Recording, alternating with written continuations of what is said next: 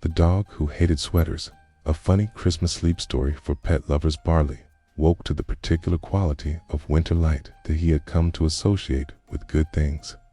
It was the soft, silvery glow that filtered through the curtains on special mornings. It's the kind of light that meant the house would soon fill with wonderful smells and extra people, and perhaps, if he was very lucky, a scrap of turkey skin would find its way to the floor.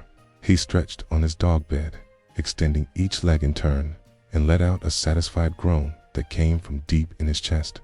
Yes, this was going to be a good day. He was a mutt of indeterminate heritage, with wiry brown fur that stuck up in odd directions, no matter how much his family brushed him, and one ear that flopped while the other stood at permanent attention. His eyes were dark and soulful, capable of expressing profound emotion, which would serve him well in the hours to come.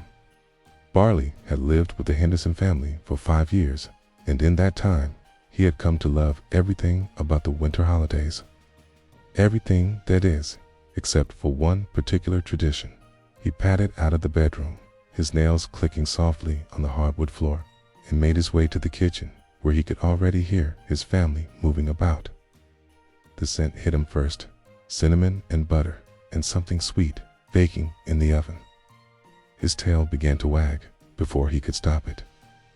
Emma, the youngest Henderson, was sitting at the kitchen table in her pajamas, swinging her legs and eating cereal. She spotted him immediately. "Barley," she squealed with a particular pitch that only 8-year-olds can achieve before coffee. "It's sweater day." And just like that, Barley's tail stopped mid-wag. His ears, both of them, drooped slightly. He had forgotten. In his excitement over the promising smells and the special daylight, he had completely forgotten about sweater day. Sarah Henderson, Emma's mother, emerged from the pantry holding something red and lumpy. Barley recognized it immediately.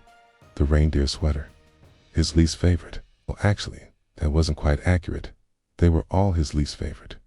But the reindeer sweater had a particular kind of itchiness that seemed to target every sensitive spot on his body.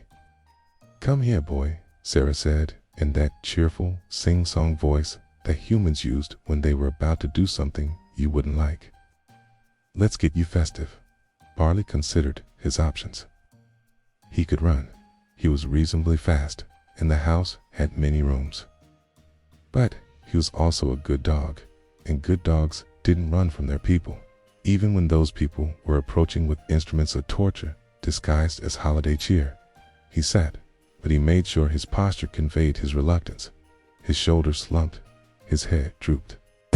He let out a long, theatrical sigh that seemed to come from his very soul. "Don't be so dramatic," Sarah laughed, crouching beside him. "You look adorable in your sweaters." This, Barley knew, was a fundamental misunderstanding of the situation. The issue was not how he looked. The issue was how he felt. And how he felt, as Sarah pulled the red knitted monstrosity over his head, was itchy. Immediately and intensely itchy. The sweater was made of some kind of yarn that seemed specifically designed to irritate. It had a reindeer face on the back, complete with a pom-pom nose that dangled just out of his reach, taunting him. The neck was too tight, pressing against his throat in a way that made him want to cough. The armholes or leg holes, rather, were positioned just slightly wrong, so that the fabric bunched under his front legs and rubbed with every movement. Sarah tugged the sweater into place, adjusting the pom-pom nose so it sat centered on his back. "Perfect," she announced. "Mark, come look at Barley." Mark Henderson appeared from the living room, already dressed for the day in jeans and a flannel shirt. He took one look at Barley and grinned, looking sharp. "Buddy." Barley gave him a look. It was a particular kind of look that dog owners everywhere would recognize the whale eye. "Scott the piss." He turned his head slightly away, but kept his eyes locked on Mark, showing the whites in an expression of profound, if patient, suffering. His eyebrows, expressive things that they were, drew together in what could only be described as despair. "He hates it," Emma observed cheerfully, completely missing the gravity of the situation. "He'll get used to it," Sarah said, giving Barley a pat on his pom-pom nose. "It's just for today. Just for today." Barley had heard this before. Last year, just for today had turned into 3 separate days, each with a different sweater, each more uncomfortable than the last. He watched as Sarah returned to her holiday preparations, pulling out mixing bowls and ingredients for what smelled like it might be cookies. Mark settled into the living room with his coffee and newspaper. Emma finished her cereal and ran off to get dressed. This was his moment. Barley waited exactly 30 seconds, making sure all humans were thoroughly distracted. Then he began the process. It was a technique he had perfected over several holidays, a carefully choreographed series of movements that he thought of as the wriggle. First, he sat and twisted his head backward, catching the edge of the sweater's neck hole with his teeth. He tugged gently, loosening it. Then, still holding the fabric in his mouth, he pulled backward while simultaneously ducking his head. This created a gap. The gap was crucial. Once he had the gap, he could work his front legs backward through the armholes. This was the tricky part, requiring a careful combination of pulling and pushing and a sort of reverse shimmy that probably looked ridiculous, but was highly effective. The sweater began to slide backward. Carly continued his backward walk, his head now free, feeling the glorious cool air on his neck. He shook himself free of the front leg holes, and the sweater bunched around his middle. From there, it was simpler. Few more backward steps, a final shake, and the reindeer sweater lay on the floor behind him. Defeated. Freedom. Sweet, blessed freedom. Barley stood still for a moment, savoring it. The absence of itching was almost intoxicating. He could feel the air moving through his fur, unobstructed. He could breathe fully without the tightness around his neck. He scratched behind his ear with his hind leg, not because he itched particularly, but simply because he could, because no sweater was in the way. He walked to his favorite spot in the living room, a patch of rug near the fireplace where the morning sun pooled in a warm rectangle. He circled 3 times, as was proper, and then flopped down with a grunt of satisfaction. This was what the holidays should feel like. It's warm, but not itchy, comfortable, free. He had exactly 23 minutes of peace. "Barley, where's your sweater?" Sarah's voice carried from the kitchen, that particular tone that mixed amusement with exasperation. Barley's ears perked up, but he didn't move. Perhaps, if he stayed very still, she would forget about the sweater. Perhaps she would realize that he was perfectly festive, just as he was, with his natural fur and his one floppy ear. Footsteps approached. Barley closed his eyes, feigning sleep. He even added a little snore for authenticity.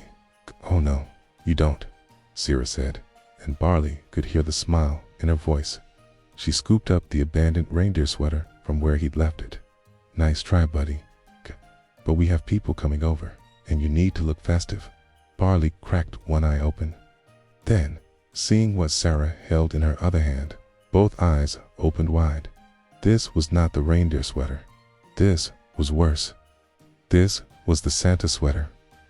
The Santa sweater was red and white, with a black belt design around the middle and a white fur trim around the neck and hem. It was made of an even thicker material than the reindeer sweater, which meant it was warmer, which meant he would get even more uncomfortable as the day progressed and the house filled with people and cooking heat.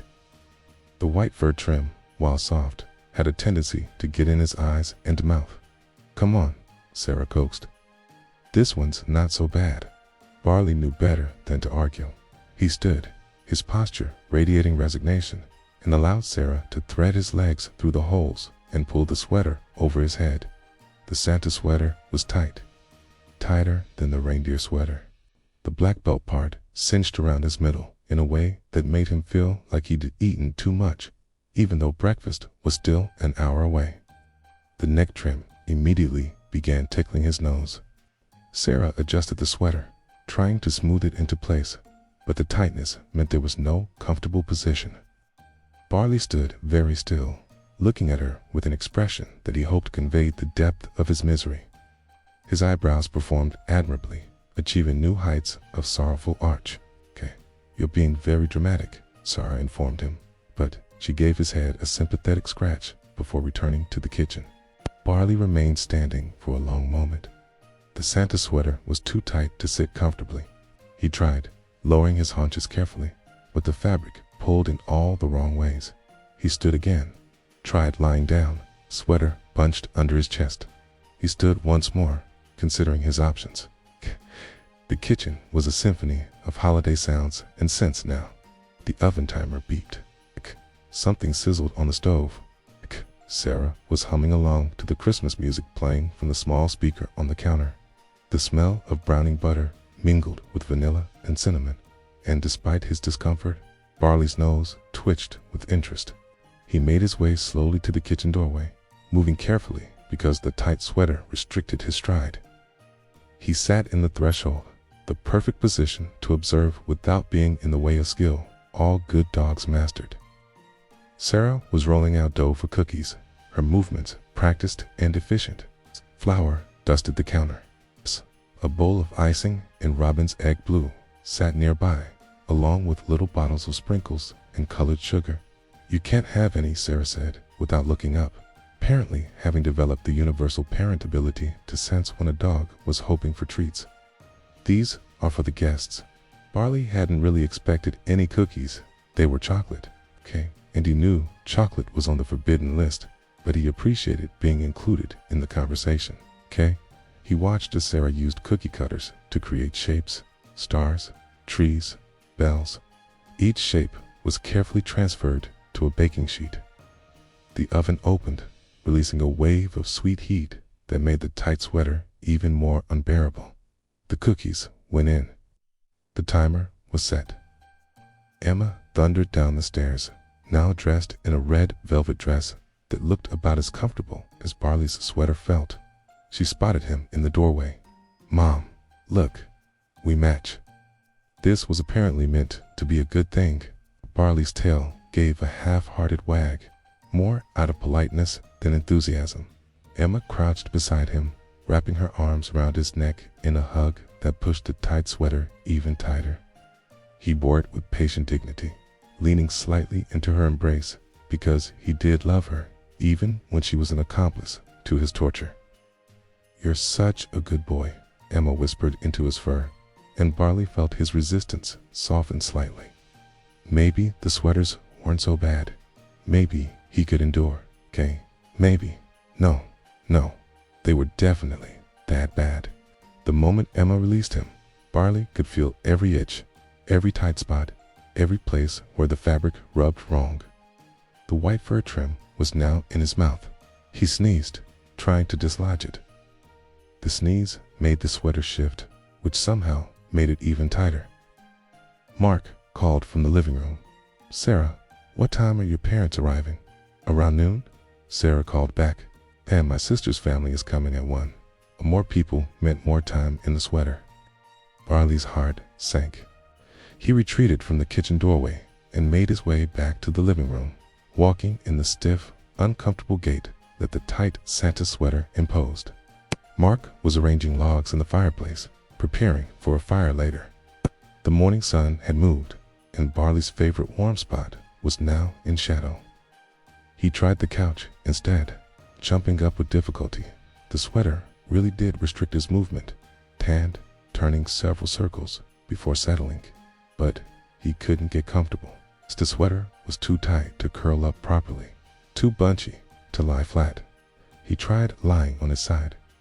The belt part dug into his ribs. He tried his back. The white fur trim fell into his eyes. A key tried his other side. No better. Quah. With a sigh that seemed to come from the very depths of his being, Barley jumped down from the couch. There was only one solution. He would have to deploy the wriggle again. He positioned himself behind the couch where he had some privacy. Santa sweater would be more challenging than the reindeer sweater was tighter, with less give in the fabric. But Barley was determined. He sat and twisted, trying to catch the neck hole with his teeth. The white fur trim made this difficult, filling his mouth with fluff. He spit it out and tried again, this time catching the actual fabric. He pulled. The sweater barely moved. He pulled harder, adding a backward walk. The tightness meant there was very little gap to work with, but Barley was patient. He continued pulling, feeling the fabric begin to give. His head inched backward through the neck hole. The white fur trim dragged across his eyes, but he pushed through, one front leg back, then the other. The sweater caught on his shoulders, stuck. Barley paused, assessing. He tried a shimmy, a rapid side-to-side shake that usually dislodged stuck fabric. The sweater moved a fraction of an inch. He shimmied again, harder, another fraction. This was going to take a while, but Barley was committed now. Freedom awaited, and it would be worth any amount of effort. He shimmied and pulled and shimmied. The sweater crept backward with agonizing slowness. Finally, his shoulders came free. From there, it was easier. The sweater bunched around his middle, then his hindquarters, then, with one final shake, fell to the floor. Barley stood still, panting slightly from the effort. The cool air on his skin felt like heaven. He could breathe deeply. He could move freely. He shook himself thoroughly, feeling his fur settle back into its natural, slightly scruffy state. This was himself. This was right. He left the Santa sweater in a defeated puddle behind the couch and returned to a spot near the fireplace. The sun had moved again, creating a new, warm rectangle on a different part of the rug. Barley claimed it, circling and settling with a deep sense of satisfaction. He rested his head on his paws and let his eyes drift closed. Perhaps, if he slept, everyone would forget about the sweaters. Perhaps this was the end of his ordeal. He had 18 minutes of peace this time. Barley, James, Henderson, where is your sweater? Sa's voice was closer to true exasperation now, though still laced with amusement. Barley didn't bother feigning sleep this time. He simply looked at her, his expression a masterpiece of innocence. "What sweater?" he seemed to say with his eyes. "I know of no sweater." Behind the couch, Mark called out helpfully. "I can see it from here, traitor," Barley thought, though his tail wagged slightly when Mark came over to give him a scratch behind the ears. Mark retrieved both the Santa sweater and the reindeer sweater from their respective abandoned positions. He held them up for Sarah's inspection. "2 escapes already," Mark said. "He's getting faster." "Third time's a charm," Sarah replied, and Barley's heart sank as he saw what she was pulling out of the closet. "Oh no, not that one. Anything but that one."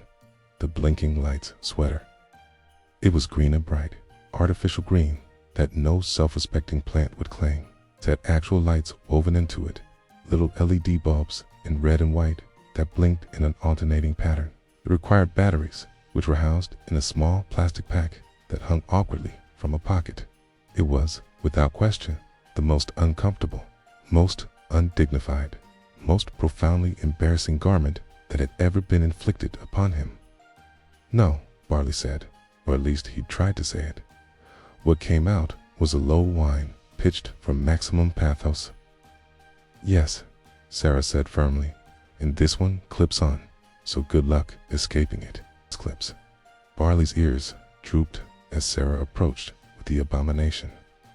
She had indeed modified this sweater, apparently wise to his escape techniques.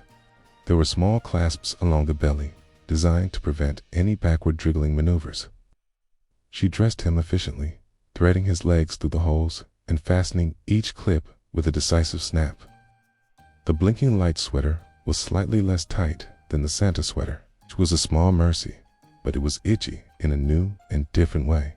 The fabric had a synthetic quality that seemed to generate static electricity, making his fur stand up in odd patches. And then there were the lights. Sarah turned them on. The sweater began to blink. Red, white, red, white, in an endless, rhythmic pattern. Barley could see them in his peripheral vision, constant and distracting. He stood very still, a dog, frozen in horror in disbelief. "Oh, Barley," Emma breathed, clasping her hands together. "You look so pretty." Pretty was not the word Barley would have chosen. He felt like a Christmas tree had exploded on his body. He turned his head carefully, trying to see the full extent of the damage, and caught sight of himself in the mirror by the front door. The effect was even worse than he'd imagined. The green sweater clashed with his brown fur. The blinking lights gave him a frantic, emergency vehicle quality. The battery pack bumped against his side with every movement. He looked at Sarah, then at Mark, then at Emma. His expression was one of profound betrayal. "How could you do this to me?" his eyes asked. "I thought we were family."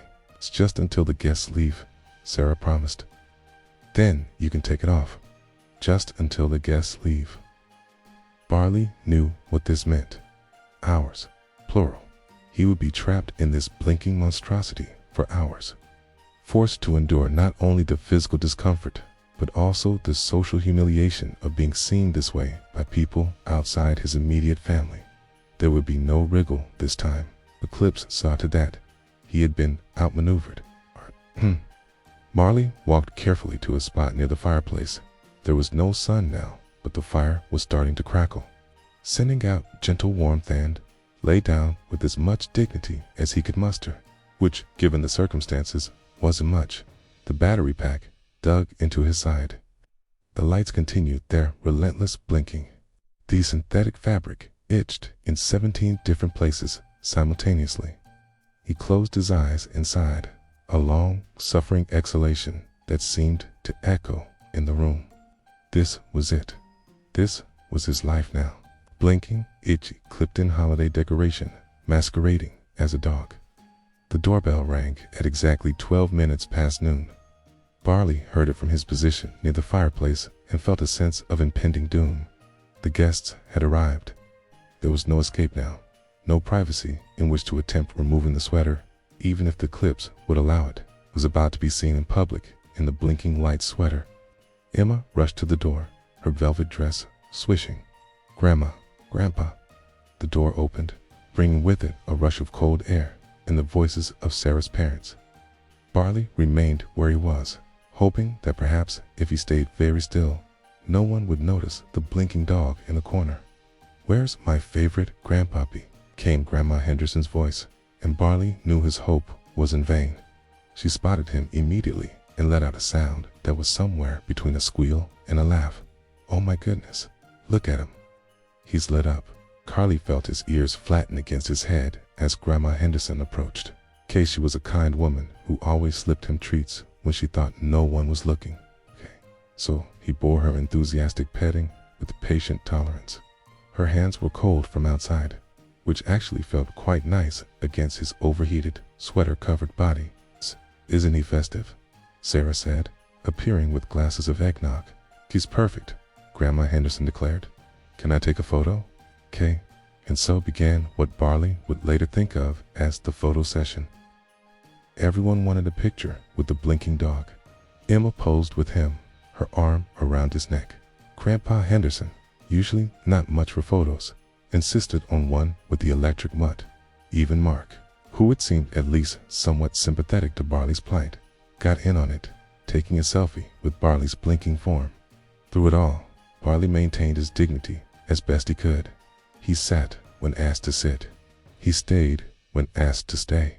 He even managed to tail wag when Emma offered him a small piece of cheese, being one of the few things that could penetrate his fog of discomfort and reach the part of him that was still, despite everything, a food-motivated dog. The house continued to fill. Sarah's sister arrived with her husband and 2 children, both of whom shrieked with delight upon seeing Barley's sweater. More neighbors stopped by with cookies and well wishes. The Pattersons from next door, the Chins from across the street. Old Mrs. Murphy with her walking stick and her tendency to speak very loudly. "What a lovely sweater," Mrs. Murphy shouted, bending down to examine Barley more closely. "Does it take batteries?" "Yes," Sarah confirmed at a much more reasonable volume. "It's there in the pocket." "Very clever," Mrs. Murphy declared. She patted Barley's head with surprising force. Good dog. Through all of this, Barley endured. The living room grew warmer as more people arrived and the fire built up. The kitchen sounds intensified, the oven opening and closing, timers beeping, the chatter of multiple conversations happening at once. The smells were magnificent. Turkey roasting, potatoes with butter and garlic, fresh bread, paiso, mini paisan cookies, and all manner of dishes that made Barley's mouth water despite his misery. He positioned himself strategically near the kitchen, where the flow of foot traffic meant there was always a chance someone might drop something edible. The blinking light sweater made him quite visible, which meant people kept stepping around him with exaggerated care, which meant they were paying attention to what was in their hands, which meant fewer dropped morsels. It was, Barley reflected, just another indignity heaped upon the pile.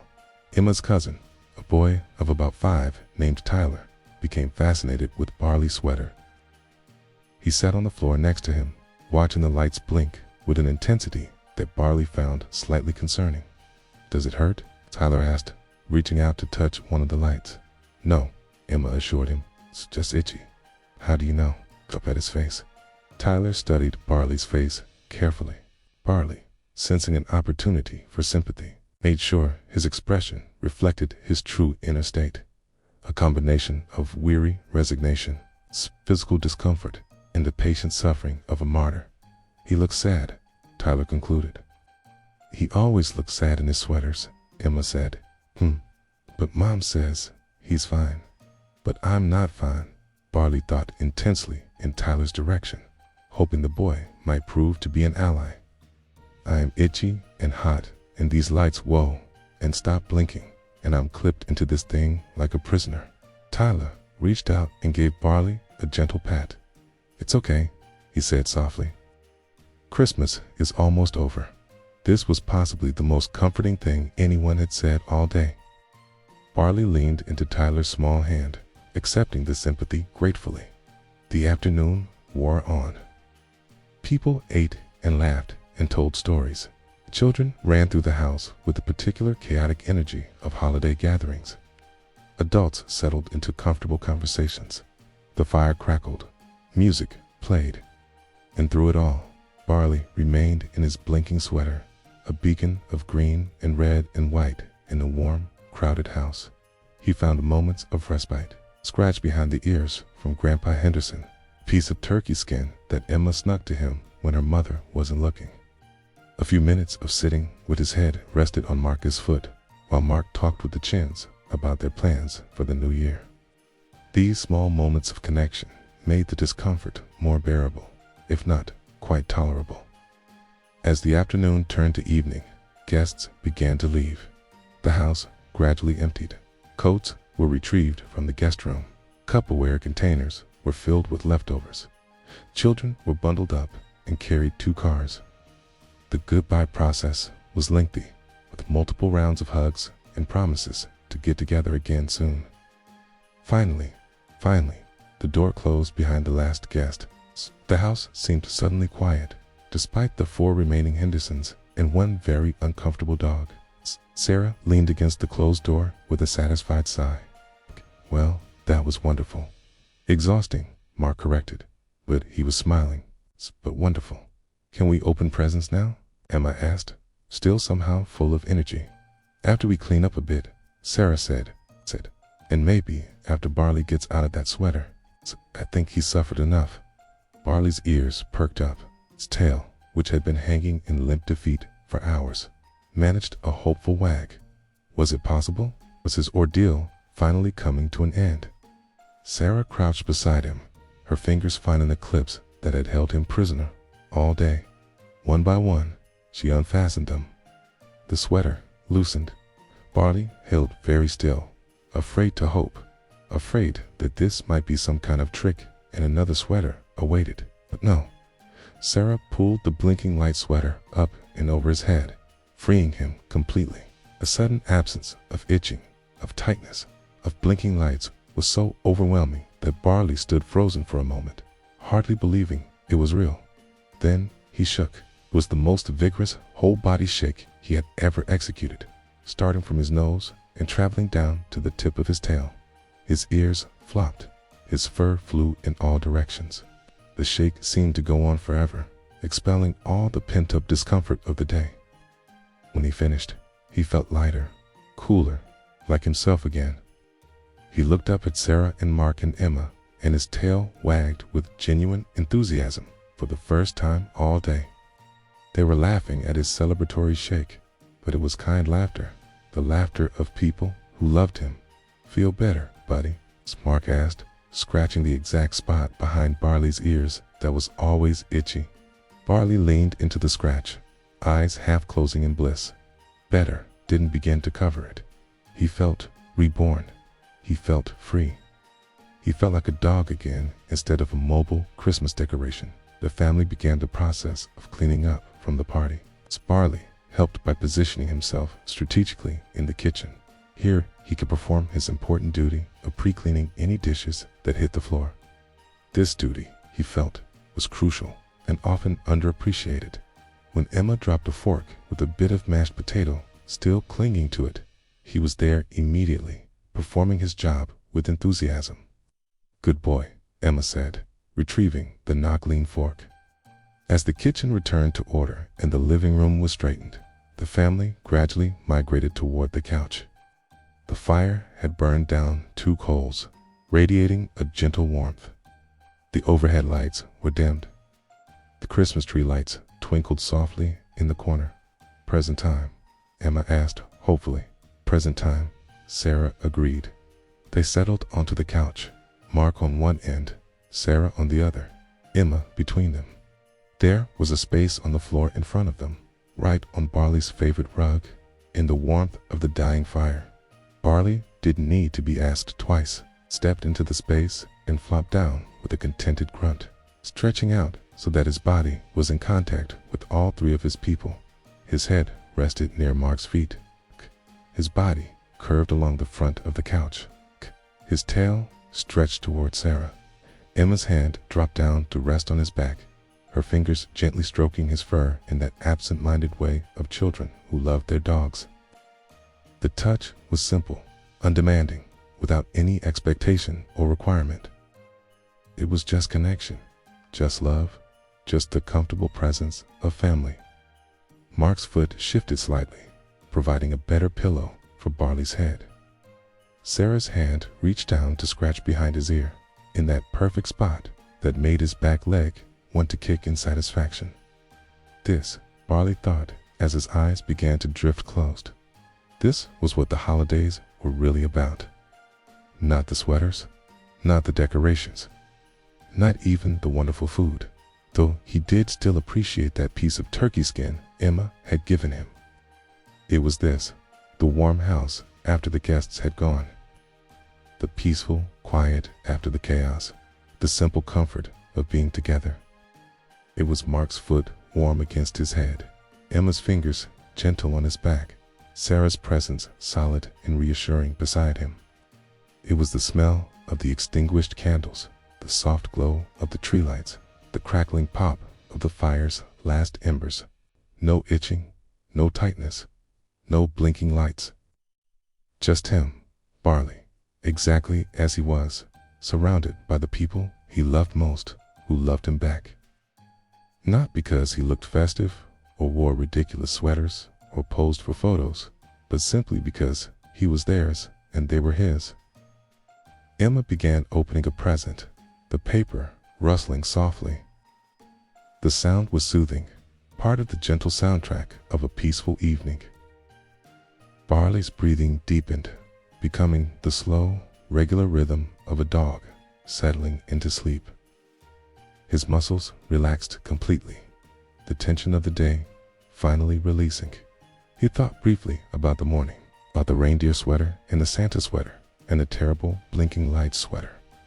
He thought about the wriggle, about his repeated escapes and recaptures, about the cycle of hope and disappointment that had marked his day. And somewhere in his dog heart, in the simple, honest way that dogs understood things, he realized something important. The sweaters had been uncomfortable, yes, undignified, Absolutely. But they had been worn out of love, however misguided. His family had wanted him to be part of the celebration, to share in the festivity, to be included. They couldn't know, really exactly how itchy the reindeer sweater was, or how tight the Santa sweater felt, or how overwhelming the blinking lights were to a dog's eyes. They had meant well, and now, with the sweaters finally off and put away, they were showing him love in a language he understood perfectly, touch and presence and peaceful togetherness. Next year, there would probably be sweaters again. Barley knew this with the certainty of a dog who had experienced multiple holiday seasons. There would probably be new sweaters, possibly even more ridiculous than this year's collection, and he would probably deploy the wriggle again, would probably give the whale eye in the long-suffering sighs, would probably spend hours in itchy discomfort while guests cooed over how festive he looked. But that was next year's problem. Tonight, there was only this: warmth, comfort, family, and peace. Mark turned on a holiday movie, the volume low. The familiar music and voices created a gentle background hum. Sarah and Emma's quiet commentary drifted over Barley's head. Someone probably immoderated a blanket over the back of the couch, and a corner of it fell onto Barley's back, adding an extra layer of coziness. Barley sighed, but this time it wasn't the dramatic, long-suffering sigh of earlier. This was the sigh of deep contentment, the kind that came from being exactly where you wanted to be, exactly as you wanted to be. His eyes closed fully. His body relaxed into complete rest. The warmth from the dying fire, the gentle touches of his family, the full belly from his successful scavenging, the blessed absence of itchy sweaters all combined into a perfect moment of peace. Kitten shifted on the couch above him, getting more comfortable as she watched the movie. Her hand never left his back, maintaining that constant, gentle contact. Barley could feel the rise and fall of her breathing, could sense the way she relaxed more deeply into the cushions. Mark's foot twitched slightly in his sleep. He was already dozing. Barley could tell the small movement was oddly comforting, a reminder that they were all here together, all safe, all home. Sarah got up quietly to turn off the kitchen lights, moving through the house with the practiced stealth of a mother who knew how to avoid disturbing, peaceful moments. When she returned, she brought with her a mug of something that smelled like cinnamon and chocolate. She settled back into her corner of the couch, and Barley felt a slight shift in weight, the way the couch cushions compressed differently with her return. The movie played on, but Barley wasn't really aware of it anymore. He had drifted into that perfect state between waking and sleeping, where the world felt soft and distant and safe. His consciousness narrowed to the simple, present sensations: warmth, touch, the sound of breathing, the feeling of being loved and loving in return. In his drifting thoughts, he saw the day replay in soft, dreamlike images: the morning light, the reindeer sweater with its terrible pom-pom nose, his triumphant first escape, the feel of freedom, the tight Santa sweater, the humiliation of the blinking lights, but also the piece of cheese from Emma, the turkey skin, Tyler's gentle pat and sympathetic words, Grandma Henderson's treats, the moment when the last clip came undone and the sweater lifted away, and this, always this, at the end of the day. This moment of being together, of being accepted exactly as he was, slightly scruffy, one ear up and one down, fur sticking out in odd directions, no decorations needed.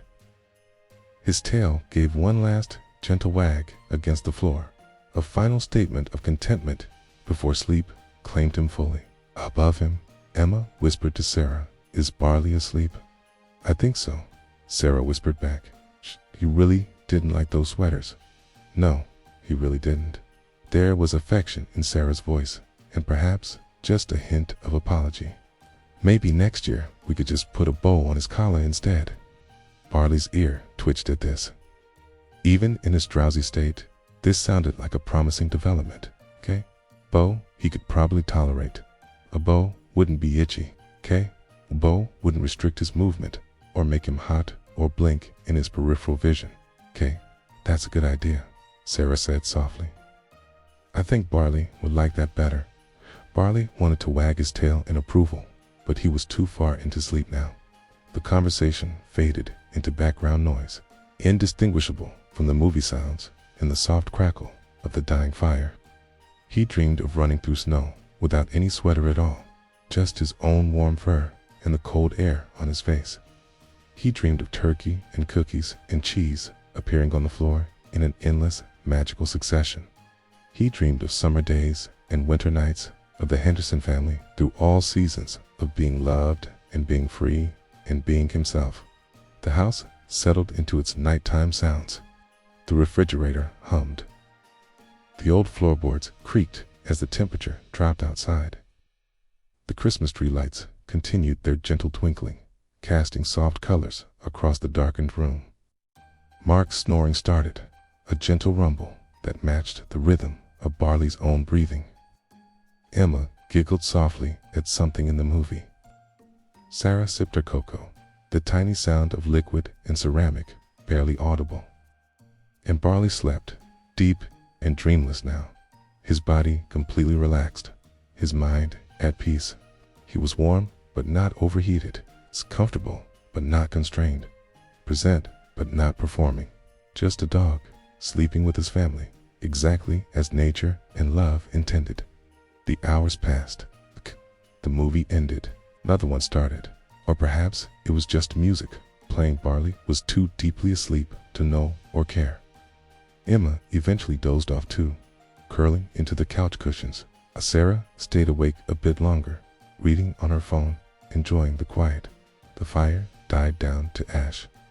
The Christmas tree lights went off on their timer. The house grew dark except for the soft glow from the streetlights outside, filtered through curtains.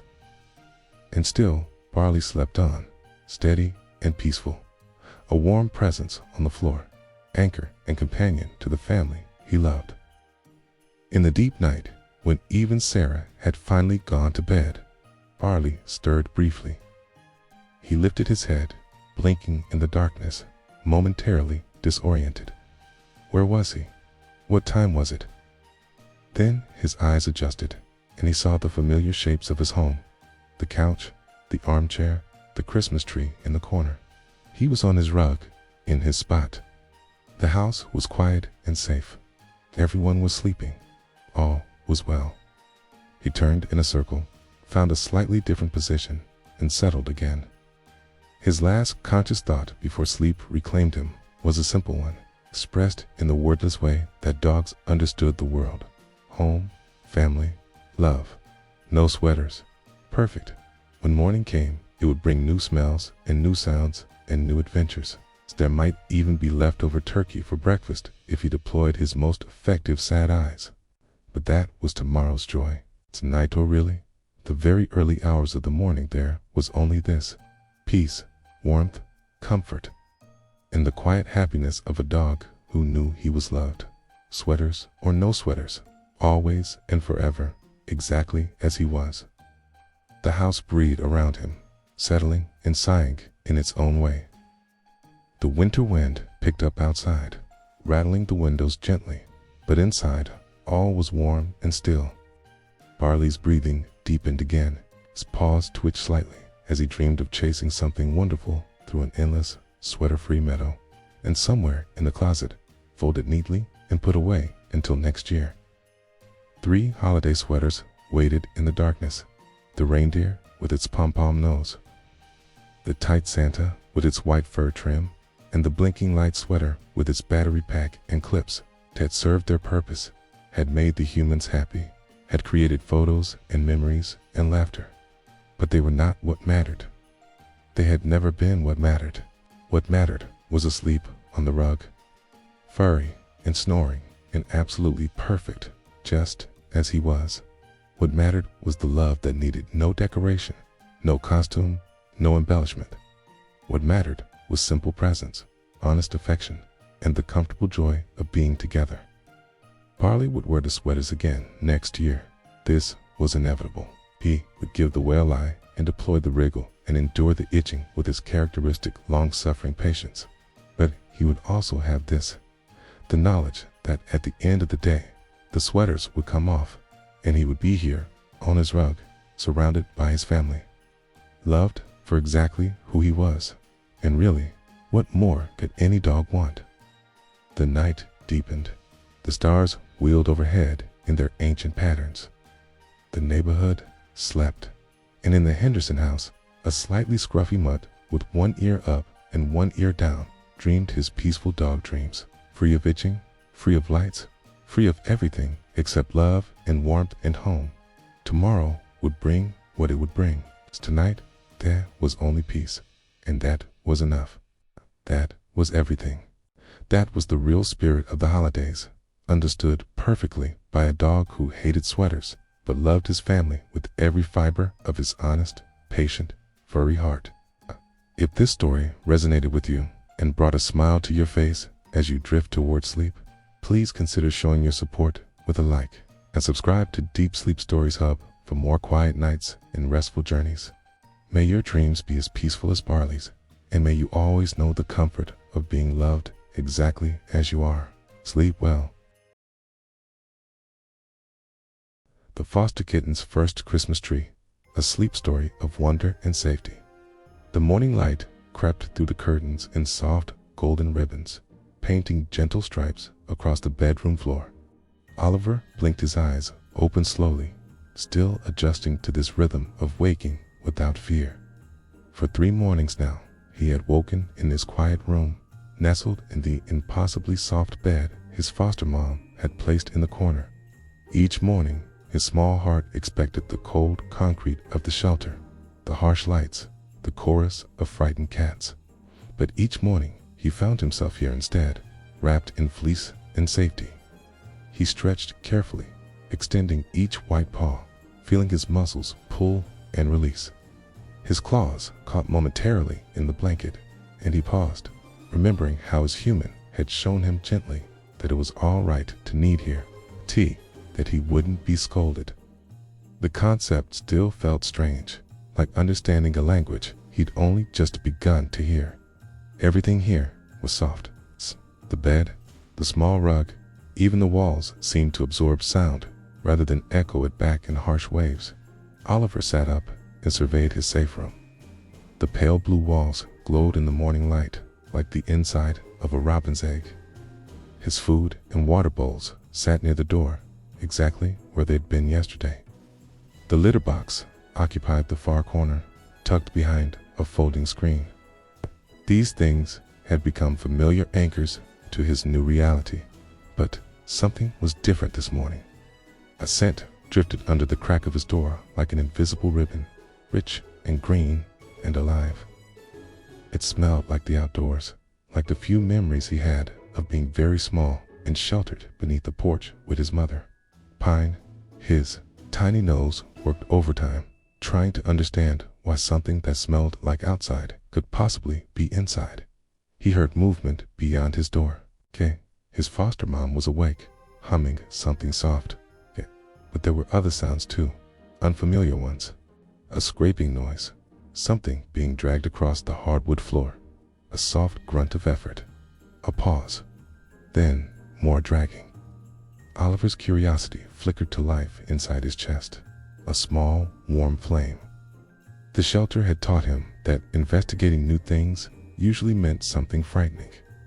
But here, in 3 days, nothing frightening had happened. His human moved slowly around him, spoke in gentle tones, never raised her voice or made sudden movements. Maybe it would be safe to look.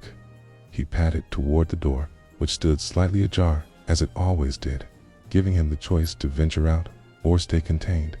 Choice, that was a new concept. He nosed the door gently, pushing it open just enough to slip his small gray and white head through the gap. The living room looked entirely different. Oliver froze, his body half in his safe room and half out, tail low and uncertain. His foster mom was crouched near the corner by the big window, but now that corner was occupied by something enormous that definitely hadn't been there yesterday. A tree. An actual tree, standing upright inside the house. Oliver's young mind struggled to process this impossibility. Trees belonged outside, in that bright world beyond the windows. Trees were tall and solid and very, very large. And now one was here, in the living room, as if it had simply decided to walk inside. His foster mom straightened up, brushing her hands together, and noticed him in the doorway. Her face transformed with that gentle smile he was learning meant welcome. She didn't rush toward him or make any sudden movements. She simply stayed where she was and spoke softly. "Good morning, Oliver. I see you've noticed our new friend. Pretty amazing, isn't it? It's a Christmas tree, sweet boy." Oliver took one small step forward, then another, his eyes never leaving the massive green presence. As he moved closer, the scent grew stronger, filling his nose completely, almost overwhelming. Sharp and clean and somehow comforting, like being wrapped in something ancient. The tree stood at least 6 times his human's height, its top nearly brushing the ceiling. Its branches spread out in layers, each level slightly smaller than the one below, creating a mountain shape. But instead of rock, these layers were made of thousands of soft green needles, each one catching the morning light. Oliver crept closer, his belly low to the ground, moving in that instinctive hunting crouch. Not that he was hunting, the tree was far too large, but the position made him feel safer, more in control.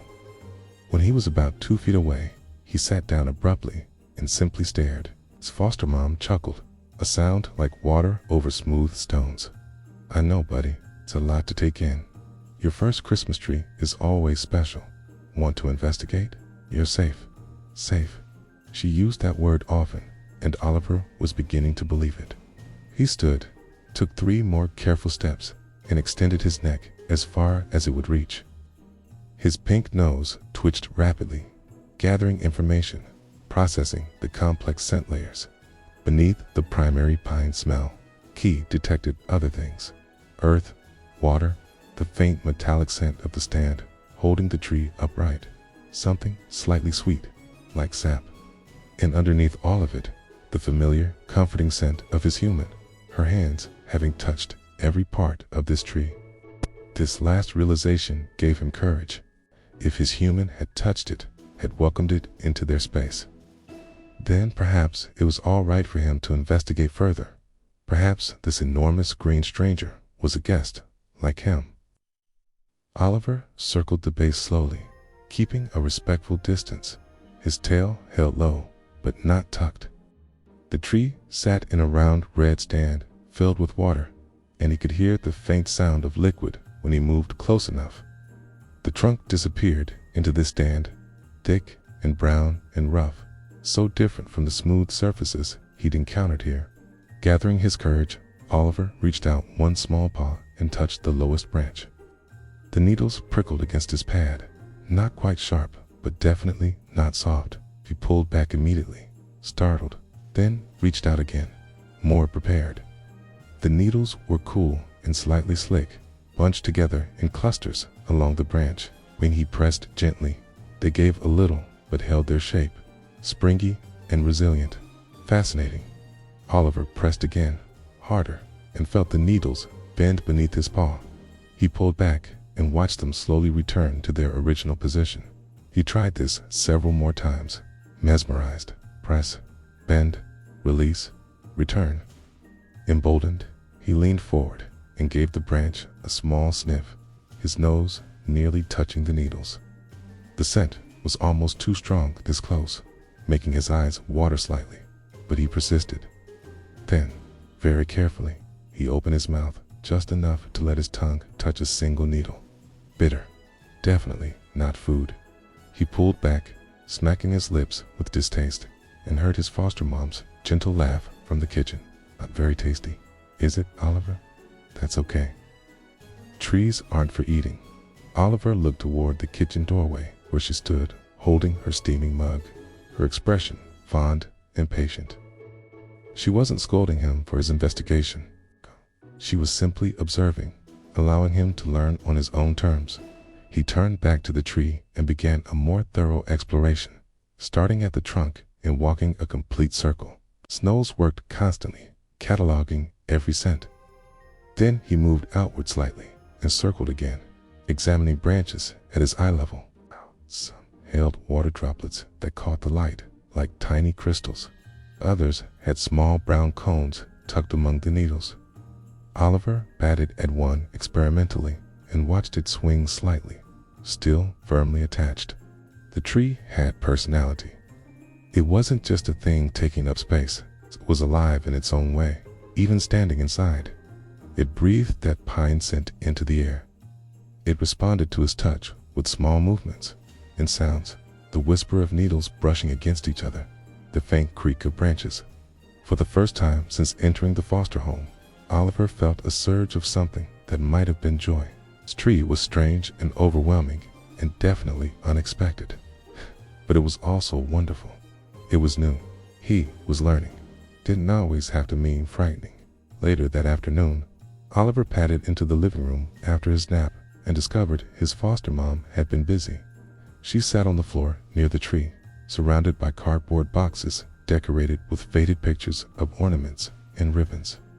She was carefully lifting something that glinted from the first box. "These are the lights," she explained, noticing him. "They're going to make the tree sparkle like stars." She stood and began the patient work of wrapping lights around the tree, starting at the bottom and working upward. Oliver watched, transfixed, as she moved slowly around the tree, weaving the strand through branches, stepping back to check her progress, adjusting until satisfied. It took nearly 20 minutes to thread 3 strands through the branches. During that time, Oliver remained perfectly still, watching. His foster mom hummed quietly as she worked, occasionally talking to him. "This part always takes patience," she said, reaching high. "But it's worth it. Magic always takes a little effort." Finally, she stepped back, surveyed her work, and walked to the wall outlet. "Ready, Oliver? Here comes the magic." She plugged in the lights. The tree exploded into brilliance. Hundreds of tiny lights, each one a perfect point of warm white radiance, suddenly illuminated every branch, every needle, every hidden space within the tree's green depths. The lights didn't burn with harsh brightness. They glowed, soft and inviting, creating pools of warmth that seemed to pulse gently, though Oliver's eyes told him they were steady and constant. The effect was mesmerizing. The entire tree seemed to come alive, seemed to breathe light into the room. Shadows danced on the walls as branches swayed slightly. The pine needles caught and reflected the glow, making each one shimmer like it was coated in morning dew. Even the rough barks seemed different now, highlighted in places, hidden in others, creating depth and mystery. Oliver sat down hard, forgetting entirely about his usual caution. His mouth fell open slightly, his eyes growing wider as he tried to take it all in. He had never seen anything remotely like this. Light that existed simply to create wonder. "Pretty spectacular, isn't it?" his foster mom said softly, sitting near him. She didn't touch him, just sat close enough that he could feel her calm presence. "I remember my first Christmas tree too. When they turned on the lights, I thought actual stars had come inside to visit." Oliver barely heard her words, though her tone soothed him. He was lost in the lights, in the way they spoke a language he was just beginning to understand. They didn't flash or change colors. They simply glowed, constant and warm, like tiny promises. Promises of safety, of beauty, of home. Without conscious thought, Oliver inched closer, then closer still, till he was sitting right at the tree's base, nestled between 2 branches, his face tilted upward. From this angle, the lights looked even more magical, like stars that had descended to rest in this indoor forest just for him. The warm glow touched his fur, made it shimmer slightly. A sound emerged from deep in his chest, so unexpected that Oliver himself startled when he heard it. A purr, the first real purr he'd made since entering this home. It started small, almost questioning, but within seconds it grew stronger, deeper, reverberating through his tiny body, like a song he'd forgotten he knew. His foster mom's hand touched his head gently, and Oliver leaned into it instead of pulling away. Her fingers scratched behind his ears with perfect pressure, and his purr doubled. "There you are," she whispered. "There's my good, brave boy. You're home, Oliver. You're finally home." The words settled into his bones. Home. He was home. And home had Christmas trees with lights that glowed like captured stars. Standing under the lit tree, purring for the first time in his new life, Oliver understood he had crossed some invisible threshold. He had arrived not just at a house, but at a place where he belonged. The next day, when Oliver emerged from his morning nap, he discovered his foster mom had added dozens of new mysterious objects dangling from the tree's branches. Oliver froze mid-step, one front paw raised as he processed this transformation. Dangling from nearly every branch were round, shiny things in colors he'd never seen before. Deep reds, silvers that caught light like water, golds that glowed, blues the color of sky. Each one hung from a small hook attached to a ribbon, and they swayed gently, spinning slowly and catching light with every movement. Oliver's hunting instincts roared to life. These weren't just objects. These were prey. These were the most tantalizing, perfectly sized prey items he had ever encountered. They moved. They caught light. They dangled at exactly the right height. He dropped into a crouch automatically, his tail lashing. His eyes locked onto a shiny red ornament hanging from a low branch, spinning slowly. That ornament, his instincts told him, was absolutely a strange bug that needed catching. Very slowly, Oliver crept forward. The plush rug muffled his footsteps, making him feel invisible, powerful. He was a mighty hunter, stalking through the forest. When he was within striking distance, Oliver paused. He wiggled his haunches, preparing. The ornament continued its lazy spin, oblivious. This was it. It's good. He gathered his courage, and very gently, with one white paw extended and claws carefully retracted, he reached out and tapped the ornament. It swung. Oliver scrambled backward 3 steps, startled by his own success. He sat down hard and watched the ornament continue its pendulum swing, back and forth, back and forth. The movement was hypnotic and completely caused by his own action. Oliver had made that happen. When the ornament finally stilled, Oliver crept forward again. This time, he was prepared for the swing. He tapped again, harder, and the ornament obliged with a wider arc. Yes, this was excellent. He tapped a 3rd time, then a 4th, establishing a rhythm. Tap and watch, tap and watch. From the kitchen, his foster mom called out, amusement in her voice.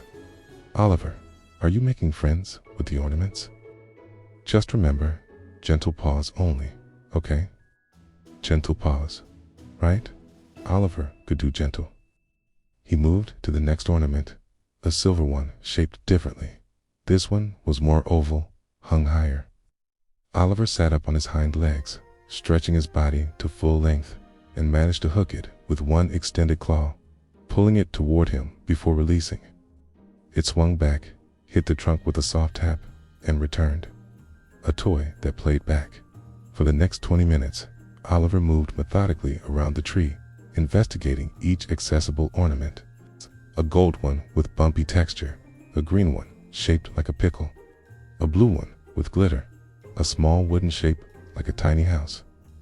Each had its own character, its own weight and swing pattern, its own way of catching light. His foster mom appeared with her phone, and Oliver heard the soft shutter sound. "You're being so gentle," she said approvingly. "That red one you keep playing with, that was on my grandmother's very first tree. It's traveled with our family for almost 70 years, waiting to make a new kitten happy." Oliver paused to look at her, then back at the red ornament.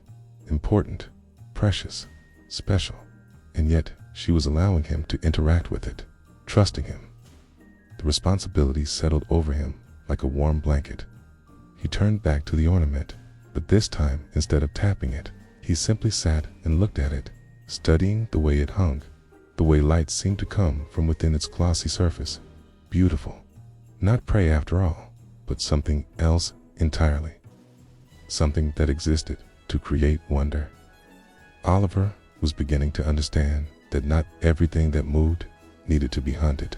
Some things moved simply to bring joy, and watching them was enough.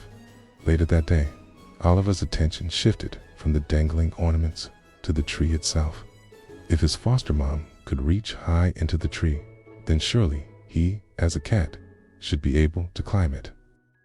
Cats climbed trees. This was fundamental knowledge.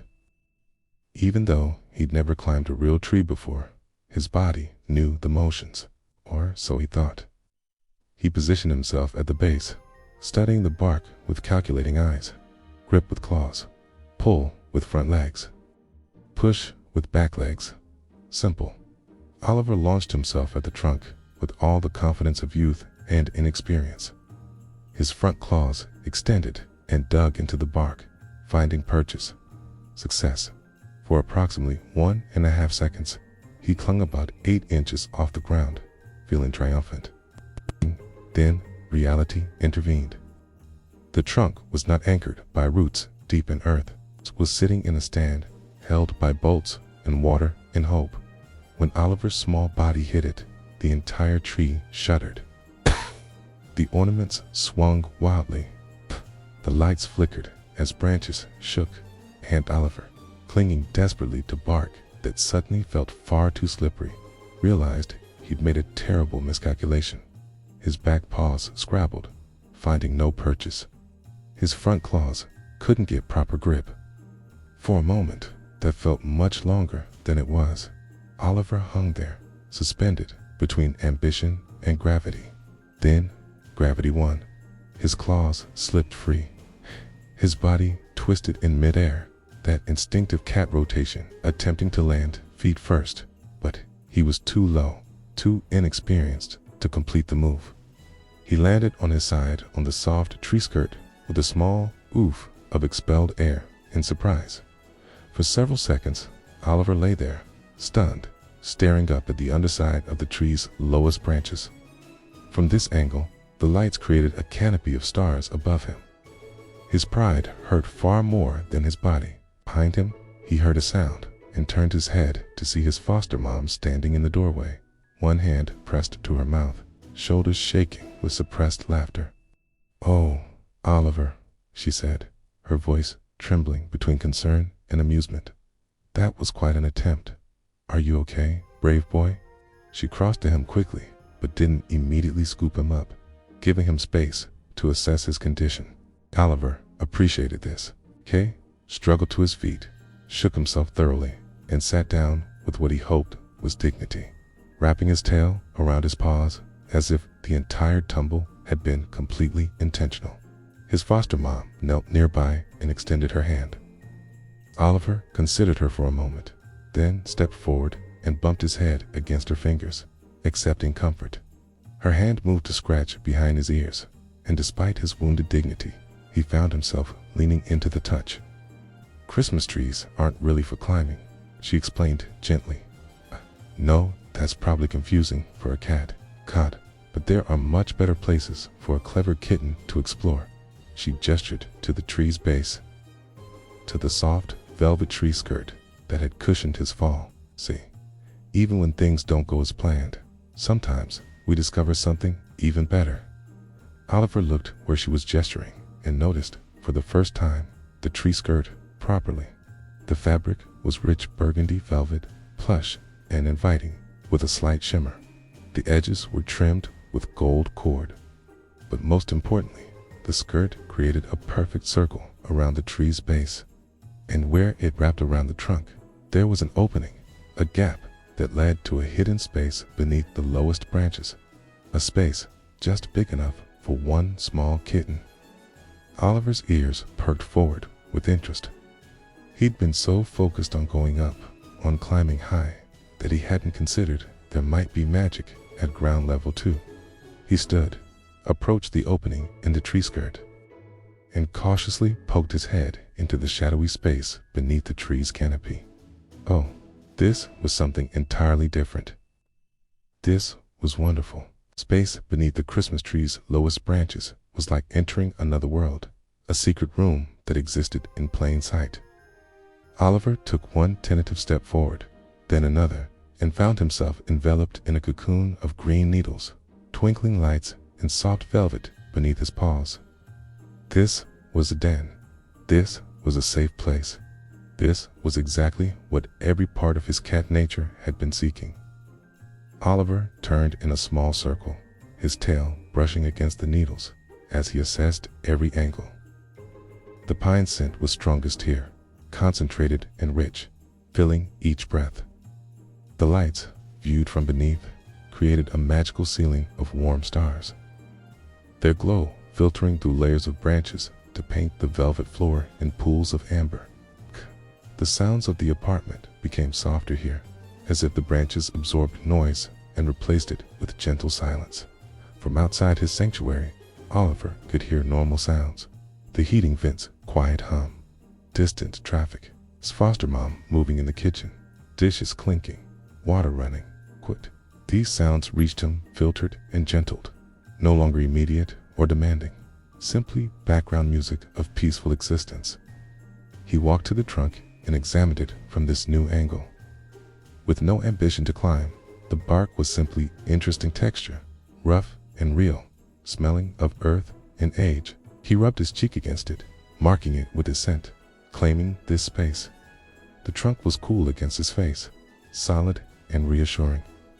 Oliver moved to the edge where branches hung lowest, creating a curtain between him and the outside world. He could see through the needles, watch his foster mom as she moved about, but he himself remained hidden, private, secure. This dual awareness, being able to observe while remaining unobserved, was deeply satisfying. He tested the velvet beneath his paws, kneading it gently, claws extending and retracting in the age-old motion kittens made when safe enough to show vulnerability. The fabric was thick and forgiving, giving beneath his touch before springing back. After thorough investigation of every corner, Oliver finally settled himself in the very center of the space, positioned so he could see out in multiple directions. He circled 3 times, instinct demanding this ritual, then lowered himself onto the velvet with a sigh of complete contentment. The velvet compressed beneath his weight, conforming to his body, cradling him. The pine scent surrounded him. The lights above created their eternal glow. And for the first time in his young life, Oliver felt completely, utterly safe. His foster mom's footsteps approached, and through the veil of branches, he saw her kneel, peering in. Her face, when she spotted him, curled in the center, transformed with such joy that Oliver's heart squeezed. "Sweet boy," she whispered, her voice thick with emotion. "You found it. You found your spot. That's perfect, Oliver. It's absolutely perfect." She didn't reach in to pull him out, didn't disturb him. She simply looked at him with warm eyes, smiled, and walked away, leaving him to his discovery. This respect for his autonomy meant more than she could know. Oliver tucked his nose under his tail, a position he'd only felt comfortable assuming once before, and let his eyes drift half-closed. From this position, the lights became soft blurs of warmth. The branches became protective shadows, and the world became exactly the size it needed to be. His purr started again, that deep, rumbling vibration. But now, it didn't surprise him. It felt natural, inevitable, like breathing. The purr resonated through his small body, through the velvet beneath him, perhaps even through the tree itself, becoming part of the space's essential magic.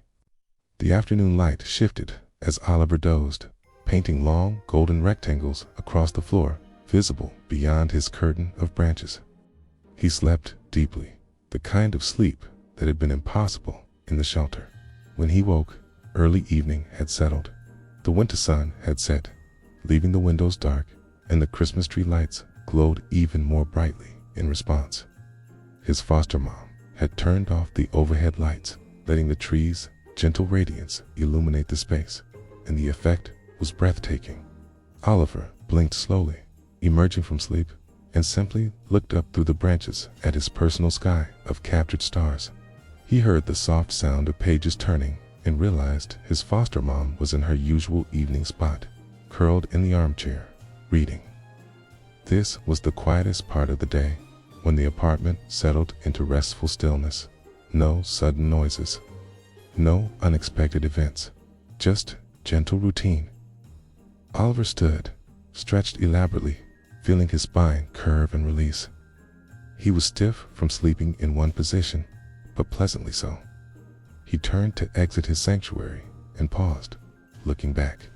It would be here when he returned, his spot, his safe place. The knowledge filled him with quiet confidence. He emerged from beneath the branches and stepped into the main living room. His foster mom looked up from her book and smiled. "There you are, sleepy boy. Did you have a good nap? You've been under there for almost 2 hours." 2 hours?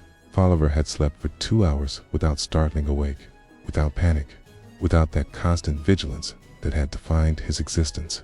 The realization was stunning. He walked to her chair and sat at her feet, looking up. She closed her book and reached down to offer her hand. Oliver bumped his head against her palm, then rubbed his whole body along her leg, marking her with his scent, claiming her as his person, just as he'd claimed the tree sanctuary as his space.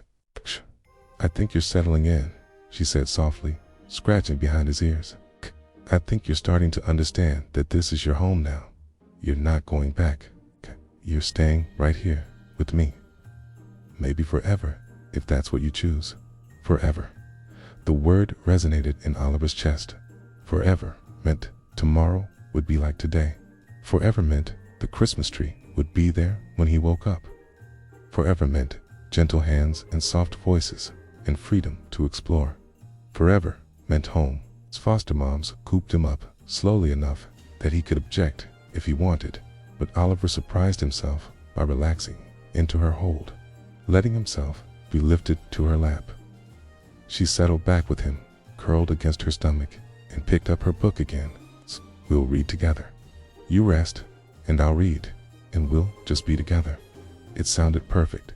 Oliver adjusted his position slightly, finding the exact right spot where her body heat warmed him most, where the rise and fall of her breathing rocked him gently, where he could see both the Christmas tree and the darkened window reflecting its lights. He tucked his paws beneath him and let his eyes half close. His foster mom read aloud softly, not because Oliver understood, but because she seemed to enjoy sharing. Her voice rose and fell with the narrative, sometimes excited, sometimes thoughtful. Oliver didn't follow the plot, but he followed the emotions, the music of her voice. It was intimate, this sharing, even if only one of them comprehended the actual tale. The Christmas tree lights continued their patient glow, illuminating the space with soft insistence. As Oliver watched them through slitted eyes, seeing them blur and sharpen as his focus drifted. Those lights had become the visual representation of safety for him, a marker that said this place was different from all places that had come before. His purr started again without conscious decision, a rumbling accompaniment to his foster mom's reading voice. She paused mid-sentence and looked down at him, her expression so tender it made Oliver's heart squeeze. "That's my good boy," she whispered. "That's my brave, beautiful Oliver. You've come so far. I'm so proud of you." Proud. Oliver didn't fully understand, but he understood that whatever he was doing was right, was good, was making his human happy. And making her happy made him happy, creating a loop of positive feeling that reinforced itself, building trust upon trust. They stayed that way until Oliver's stomach rumbled. His foster mom laughed and gently deposited him back on the floor. "Come on, hungry boy, let's get you fed." After dinner, Oliver returned to the living room, drawn once again to the magnetic pull of the Christmas tree. Evening had fully settled, and the tree seemed to glow even more brightly against the darkness. Increasingly, The reflections in the window made it appear as though there were two trees, one in the room and one in some parallel space outside, creating double the magic. He walked a slow circuit around the tree, reacquainting himself with each element. The ornaments hung still now, their wild swinging from his investigations long settled. They caught light and held it, each one a small miracle. The tree skirt beckoned, marked now with a slight depression where he'd napped. But instead of immediately returning to his sanctuary, Oliver sat in front of the tree, simply looking at it, taking in the whole magnificent presence. From this perspective, the tree was overwhelmingly beautiful. It rose from floor to ceiling like a green tower of light and wonder, each branch deliberately placed, each ornament carefully chosen, each light positioned to create maximum warmth. His foster mom came to sit beside him, her evening tea in hand. Together, they sat in comfortable silence, human and kitten, both gazing at the tree. After several minutes, she spoke softly. "My grandmother used to say that Christmas trees were bridges, a way to bring light into the darkest time of year, to remind us that spring would come again. I never fully understood until I experienced real darkness and learned what it felt like to need light desperately." She paused, sipping her tea, and Oliver waited. "You needed light too, didn't you, Oliver? You were in a dark place. The shelter did its best, but it couldn't give you what you really needed. A home, a person to love you, a safe space to discover who you are.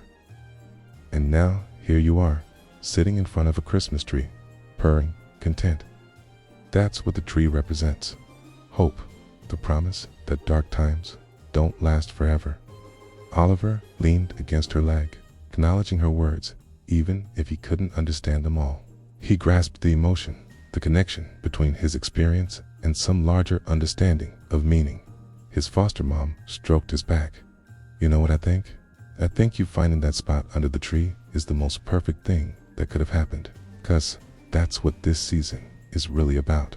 Not the presents or decorations. It's about finding where you belong. It's about coming home. Coming home." Yes, Oliver understood that now. Home wasn't just this apartment, wasn't just the physical space. Home was the Christmas tree, and the lights and the soft sanctuary beneath the branches. Home was his foster mom's voice reading in the evening. Home was freedom to investigate ornaments without fear. Home was being able to sleep for 2 hours and wake up safe. Home was all these small moments accumulating into something larger, creating a foundation of trust and security. He stood and walked to the tree, to the gap in the tree skirt that marked the entrance to his sanctuary. He paused at the threshold and looked back at his foster mom, who watched him with shining eyes and a soft smile. Then he pushed through the curtain of needles and entered his special space. The velvet welcomed him back, still holding warmth from his earlier nap. The lights above painted their familiar patterns. The trunk stood solid and reassuring. Everything was exactly as he'd left it, exactly as it should be. Oliver circled twice, chose his spot with care, and settled down into a compact curl, tail wrapped around his body, nose tucked against his paws. From outside his sanctuary, he heard his foster mom's voice, thick with emotion. "Good night, Oliver. Sleep well under your tree. I'll be right here if you need me. Always right here. Always, like forever, like home." Oliver's purr started again, that deep, rumbling song of contentment. He let his eyes close fully, surrendering to sleep without reservation, without fear, without any of the hypervigilance that had defined his existence. The Christmas tree stood guard above him, its lights glowing steadily, its branches creating shelter, its very presence promising safety. And beneath it, curled on soft velvet in his perfect hidden den, one small foster kitten slept a deep, peaceful sleep of someone who had finally, truly come home. The tree had taught him that magic was real, not the magic of sparkle and shine, but the deeper magic of transformation. It's the magic of seeing the world through new eyes, of discovering that home could be found, that safety could be trusted, that love could be accepted. The tree had been his teacher, his sanctuary, his bridge from fear to confidence. But the real magic, the truest magic, wasn't in the tree at all. The real magic was in Oliver himself, in his courage to investigate despite fear, in his willingness to trust despite past hurt, in his ability to claim a space as his own and believe he deserved it. The tree had simply held space for him while he discovered his own strength, his own capacity for joy, his own worthiness of love. As Oliver drifted deeper into sleep, his purr gradually softening into quiet breathing, the apartment settled into peaceful silence. His foster mom remained in her reading chair a while longer, occasionally glancing toward the tree, seeing the small gray and white shape curled beneath it, visible through the lower branches. Her heart was full in a way she had unexpected when she'd agreed to foster one timid kitten from the overcrowded shelter. She thought she was giving him a temporary home, a safe place to heal before finding his forever family. But watching him sleep under the Christmas tree, seeing how far he'd come in just days, she knew with absolute certainty that his forever family was already here. He was hers, and she was his, and the paperwork to make it official was just a formality. The real adoption had happened the moment he'd chosen to trust her. It's the moment he'd ventured out from the safe room to investigate the mysterious tree, the moment he'd curled up in that sanctuary and purred himself to sleep. The Christmas tree had worked its magic on both of them, it seemed. It had given Oliver a focal point for his transformation and given her a window into his healing heart. She made a mental note to take pictures of him under the tree before it had to come down in a few weeks. She wanted to remember this, their first Christmas together, the beginning of their story, the moment a frightened shelter kitten became her beloved companion. But that was for later. For now, there was only this peaceful evening, the gentle glow of lights and the soft sound of a contented cat sleeping in his sanctuary. Oliver woke once in the deep night, as cats often do, and lay still for a moment, orienting himself. The apartment was dark, except for the Christmas tree lights, which his foster mom had left on, casting their warm glow through his sanctuary. He could hear her breathing from the nearby bedroom, slow and even, the sound of peaceful sleep. Everything was quiet. Everything was safe. Oliver stretched slightly, readjusted his position on the velvet, and looked up through the branches at the lights above. They seemed even more magical in the deep night, like genuine stars that had found their way inside just to watch over one small kitten. The pine scent surrounded him like a gentle embrace. The enclosed space held him securely. This, Oliver thought in his wordless way, was what home felt like. Not just shelter from weather and danger, but this specific feeling of being exactly where you belonged, surrounded by things that brought comfort and joy, knowing that when morning came, everything good would still be here. He tucked his nose back under his tail and let his eyes drift closed once more. His purse started up briefly, a quiet rumble of contentment, before fading as sleep reclaimed him. Above him, the Christmas tree continued its patient vigil, its lights glowing steadily through the night, keeping watch over the small miracle happening beneath its branches. The miracle of a frightened kitten learning to trust. The miracle of finding home. The miracle of understanding that you were wanted, you were safe, you were loved. When morning came again, filtering through the curtains in pale winter light, Oliver emerged from his sanctuary feeling transformed. Not dramatically different. He was still the same small gray and white kitten, but different in some essential internal way. Yesterday, he'd been a foster kitten exploring a strange tree. Today, he woke up as Oliver, who had a home and a person and a perfect spot under a Christmas tree where he belonged. His foster mom was already awake, sitting on the floor near the tree with her morning coffee, still in her pajamas. When Oliver pushed through the needle curtain, she smiled at him with such warmth that his heart squeezed with recognition. That was his person, his human, his mom, even if he didn't have words for the concept. "Good morning, Oliver," she said softly. How was your first night under the tree? I checked on you around midnight, and you were sleeping so peacefully. I think you found your favorite spot in the whole apartment, haven't you? Oliver walked to her and bumped his head against her hand, his way of saying yes, of saying thank you, of saying all the things he felt but couldn't express. She scratched behind his ears exactly the way he loved, and his purr started immediately, loud and certain in the quiet morning. I've been thinking, she continued, her voice gentle. I know I'm supposed to be fostering you, helping you heal so you can find your forever home. But Oliver, I don't think I can let you go. I think your forever home is right here. Would that be okay with you? If we made this official, you became mine and I became yours permanently. Oliver didn't understand all the words, but he understood the tone, the question behind it, the hope in her voice. He responded the only way he knew how, by climbing into her lap, kneading her legs gently with his paws, and purring so loudly that she laughed with delight. I'll take that as a yes, she said, her voice thick with emotion. She wrapped her arms loosely around him, not constraining but embracing, and Oliver relaxed into her hold completely. Welcome home, Oliver. Really, truly home. Forever, forever. That word again, but now Oliver understood it fully. Forever meant this feeling wouldn't end. Forever meant the Christmas tree would come back next year. Forever meant he had a person who loved him in a place that was his. Forever meant he could stop being afraid because nothing was going to change in the ways that had hurt him before.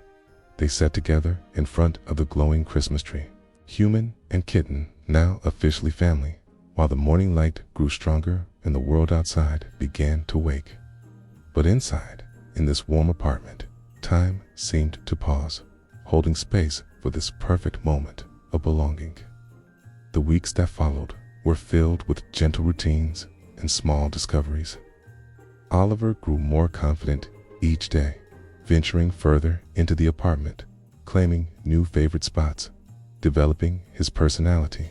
He learned that the birds outside the window were endlessly fascinating, that sunny spots were perfect for napping, that his human's lap was the best place to be during evening reading time, okay?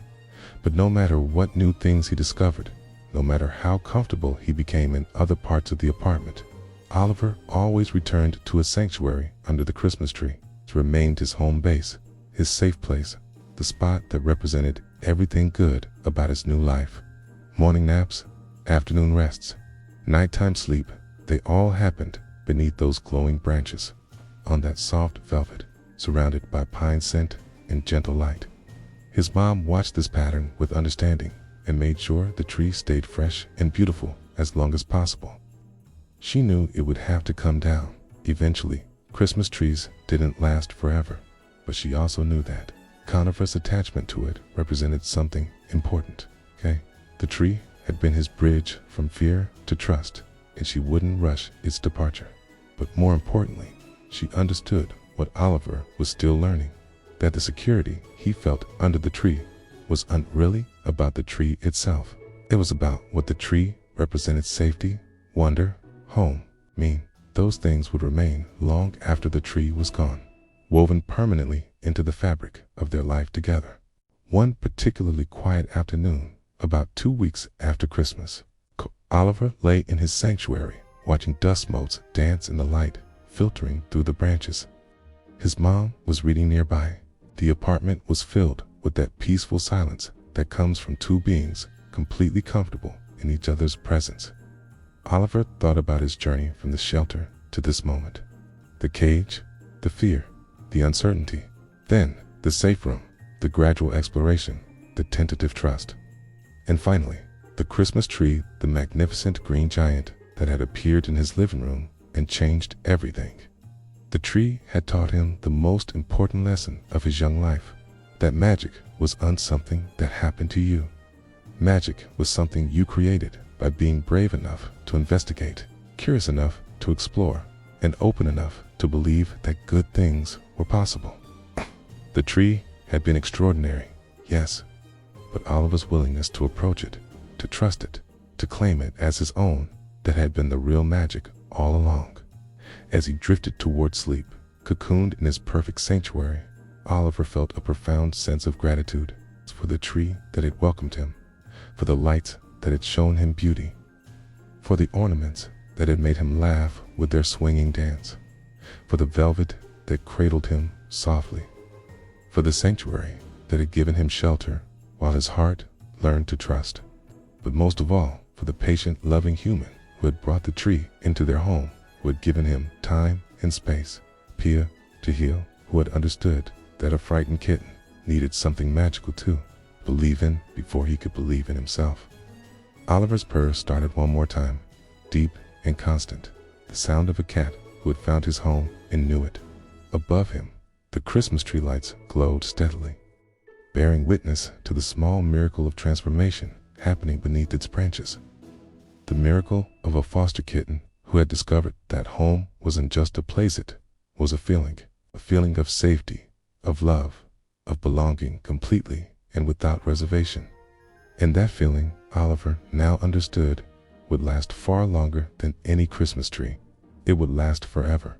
If this story of Oliver's journey touched your heart, if his discovery of home and safety helped guide you toward peaceful rest, please consider showing your support with a like, and subscribe to Deep Sleep Stories Hub for more quiet nights and restful journeys.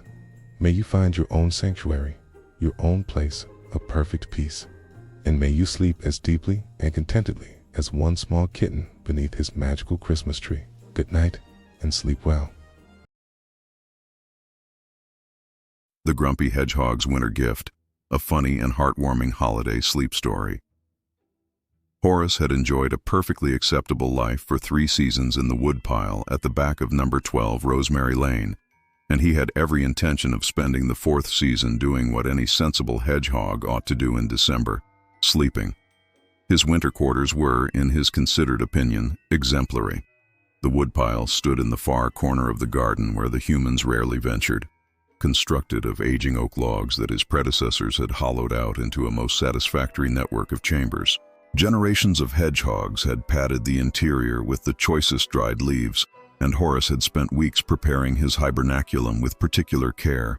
The scent of the space was profoundly correct, earthy and dark, with undertones of decaying wood and the faint mineral smell of old bricks.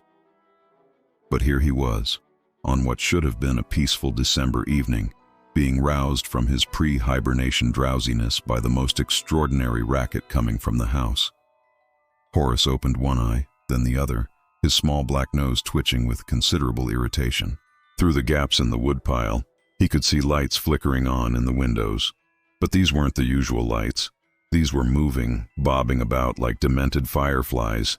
He huffed, a particularly expressive sound that seemed to emanate from his entire being. The mild weather had already been making his hibernation attempt rather fraught. Now, on top of this meteorological inconvenience, the humans had decided to engage in whatever ridiculous activity this was. The voices came next, human voices, higher pitched than usual, carrying on with shrill excitement, and then they began bringing things out into the garden. Horace gave up all pretense of sleep and emerged from the woodpile with the dignity of an elderly gentleman being forced to investigate a disturbance. The evening air was crisp, but not unpleasantly cold. The family were engaged in some form of incomprehensible activity, winding strings of those infernal bright things around everything: the trellis, the fence posts, the shrubs, even the poor rowan tree in the middle of the lawn. Horace sat back on his haunches in the shadow of his woodpile, his small dark eyes taking in the scene with an expression that would have been one of profound disapproval tinged with weary resignation. This, he thought with another huffy snuffle, was going to make foraging considerably more complicated. When Horace finally ventured forth for his evening forage some hours later, he discovered that the situation was even worse than he had anticipated. The strings of lights, which he had temporarily designated as unnecessarily bright space berries, for want of a better term, were now illuminated, and they were everywhere. Where previously the garden had been a landscape of comfortable shadows and reliable darkness, now there were these peculiar glowing orbs casting their artificial radiance over everything. They weren't the golden glow of the actual moon, which Horace found perfectly acceptable. No, these were strange, colorful lights that seemed to shift between colors in a manner that Horace found deeply unsettling. He approached the first string with considerable caution. They gave off a faint humming sound and were distinctly, artificially warm, as if someone had captured tiny fragments of summer and suspended them from wires. Horace snuffled disapprovingly and decided to give them a wide berth. His usual foraging route took him along the base of the fence where he knew the best beetle logs were located. But the humans had strung their spaceberries along the entire length, and now his comfortable path of darkness had become a gauntlet of peculiar illumination. He picked his way forward with careful dignity, pausing every few steps to emit a particularly eloquent huff. The lights transformed everything he knew. That large stone by the garden tap now sparkled with frost crystals like some ridiculous fairy tale. The dense patch of ivy glowed green, as if it had become even more plant-like than usual. And the shadows. The shadows were all wrong. Where there should have been deep, navigable darkness, there were strange, sharp lines of light and dark that confused his careful spatial memory. Horace made his way to his favorite hunting ground beneath the hedge, grumbling continuously.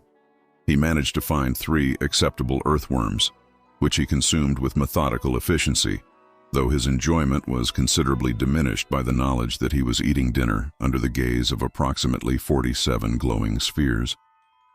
As he moved on to the compost heap, Horace noticed that the lights were reflected in every puddle, every patch of frost, every window of the house.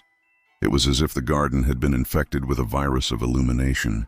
He sat for a moment and surveyed the transformed garden. What was the point of it all? They had perfectly adequate daylight during the day. Why did they need to manufacture this excessive brightness at night?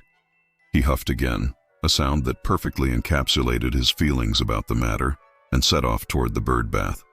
At least, he thought, the spaceberries weren't moving or making noise. How wrong he was would become apparent in approximately 48 hours. 2 evenings later, Horace emerged to discover that the humans had invited other humans to visit for the specific purpose of standing in the garden and making coordinated noises with their mouths. Horace had just reached his favorite beetle log when the back door opened and humans began streaming out. They arranged themselves in deliberate rows on the patio, and then they began. The sound was extraordinary, not in a positive sense, but extraordinary nonetheless. It was as if someone had given a dozen giant creatures the ability to produce sustained melodic vibrations and instructed them all to do so simultaneously. Horace froze, one paw still raised, his entire body rigid with alarm and affront. These were organized sounds, rising and falling in patterns, and they were loud, very loud. The vibrations carried through the cold evening air and resonated through the frozen ground, up through Horace's sensitive paws and into his very bones. He decided with absolute certainty that he did not enjoy this. Pressing himself closer to the ground, Horace attempted to continue his foraging. But just as he would settle into a particularly productive patch of soil, the humans would launch into another coordinated noise-making session. One song in particular seemed to involve a lot of shouting about joy. Horace, crouched beneath the garden bench, privately thought that if they were truly joyful, they might express it more quietly. As the evening progressed, Horace noticed something curious. The humans were all smiling. Not the predatory showing of teeth that meant danger, but genuine expressions of pleasure. The small humans especially seemed to be radiating happiness. Horace, despite his irritation, found himself pausing to watch. The humans had moved closer together as they sang, unconsciously seeking each other's warmth. The smallest human was holding the hand of another visiting child. The sound had a certain structure that was less random than he'd initially thought. The vibrations through the ground had an almost rhythmic quality, like the footfalls of many creatures walking in unison. Still, it was a tremendous nuisance for a hedgehog trying to get his dinner. The humans eventually concluded their performance and trooped back indoors, though not before the small human paused to look directly at the woodpile. Horace froze, but the child merely smiled and followed the others inside. In the blessed silence that followed, Horace completed his circuit of the garden with as much efficiency as possible. As he returned to his woodpile, He found himself thinking about the howling giants and their peculiar ritual. Humans, he concluded, were the most baffling creatures on Earth. He was asleep within moments, but somewhere in his dreams, the echo of those voices lingered, like the memory of thunder after a storm has passed. If there was one thing Horace prided himself on, it was his adherence to proper procedure. His nightly foraging followed a route refined over 3 seasons into a model of efficiency. The route began at the woodpile with a 3-minute assessment of conditions: wind direction, temperature, moisture levels. Then point 1, the beetle log, which typically provided 12 to 15 woodlice. Point 2, the ivy patch, good for hibernating insects. Point 3, the compost heap, where millipedes congregated. Point 4, the stone circle, which collected water and attracted slugs. Point 5, the shrub border, excellent for earwigs and earthworms. Point 6, the area around the bird bath, perfect for a final course. This complete circuit typically took 2 to 3 hours. Then Horace would spend 15 minutes grooming before settling in for the day. But lately, with the advent of the spaceberries and the periodic invasions of howling giants, his carefully maintained schedule had been repeatedly disrupted. The beetle log was now bathed in a lurid blue glow.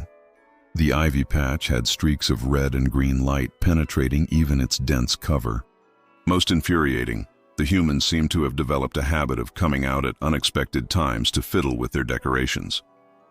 On this particular evening, Horace was attempting to complete point 3 when he heard the back door open.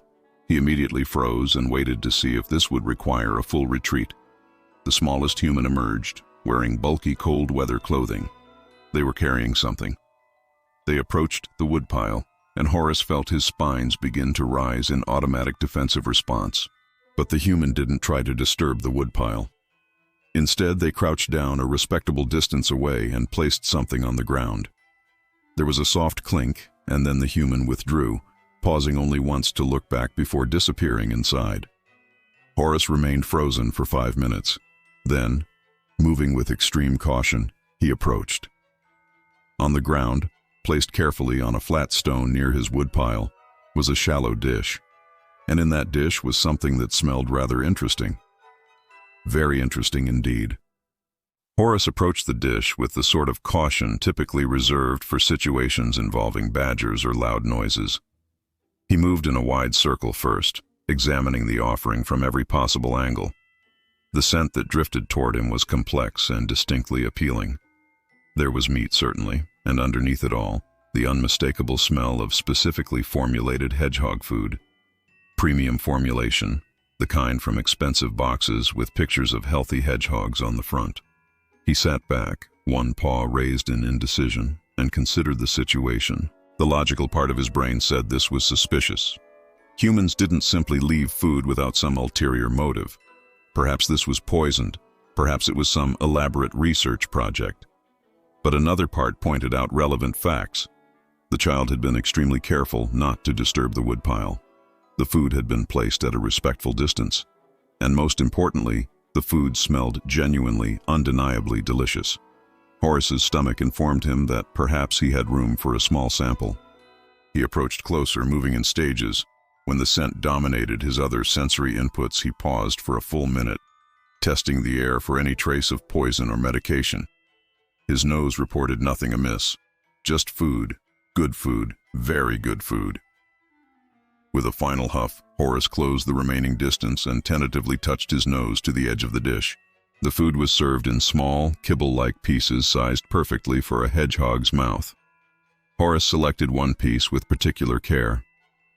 The first thing he noticed was the pleasant crunch that yielded easily to his teeth. The flavor bloomed across his tongue. Definitely meat, definitely protein-rich, with a subtle nutty undertone. More importantly, it tasted safe. Horace ate another piece, then another. Then he discovered that beside the dish of food was a second, smaller dish containing fresh water. This gave him pause. Water? Fresh, clean water in December when most sources were frozen or fouled? That suggested thought, consideration, someone who understood that hedgehogs needed hydration even in winter. Horace drank. The water was cold and clean, exactly what his body needed. He ate more of the food, discovering enough for a substantial meal. As he ate, he found himself gradually relaxing. It was, he had to admit as he finished the last pieces, remarkably thoughtful of them. When the dish was empty, Horace sat beside it for several minutes, thinking. Someone in that house had noticed him. Not just noticed him vaguely, but thought about what a hedgehog might need, acquired appropriate food and placed it with care. Horace wasn't entirely sure how he felt about being noticed. Part of his approach to life involved remaining unnoticed.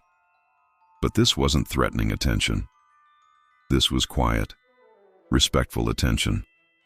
The kind that said, "I see you, I know you're there, and I want to help without interfering."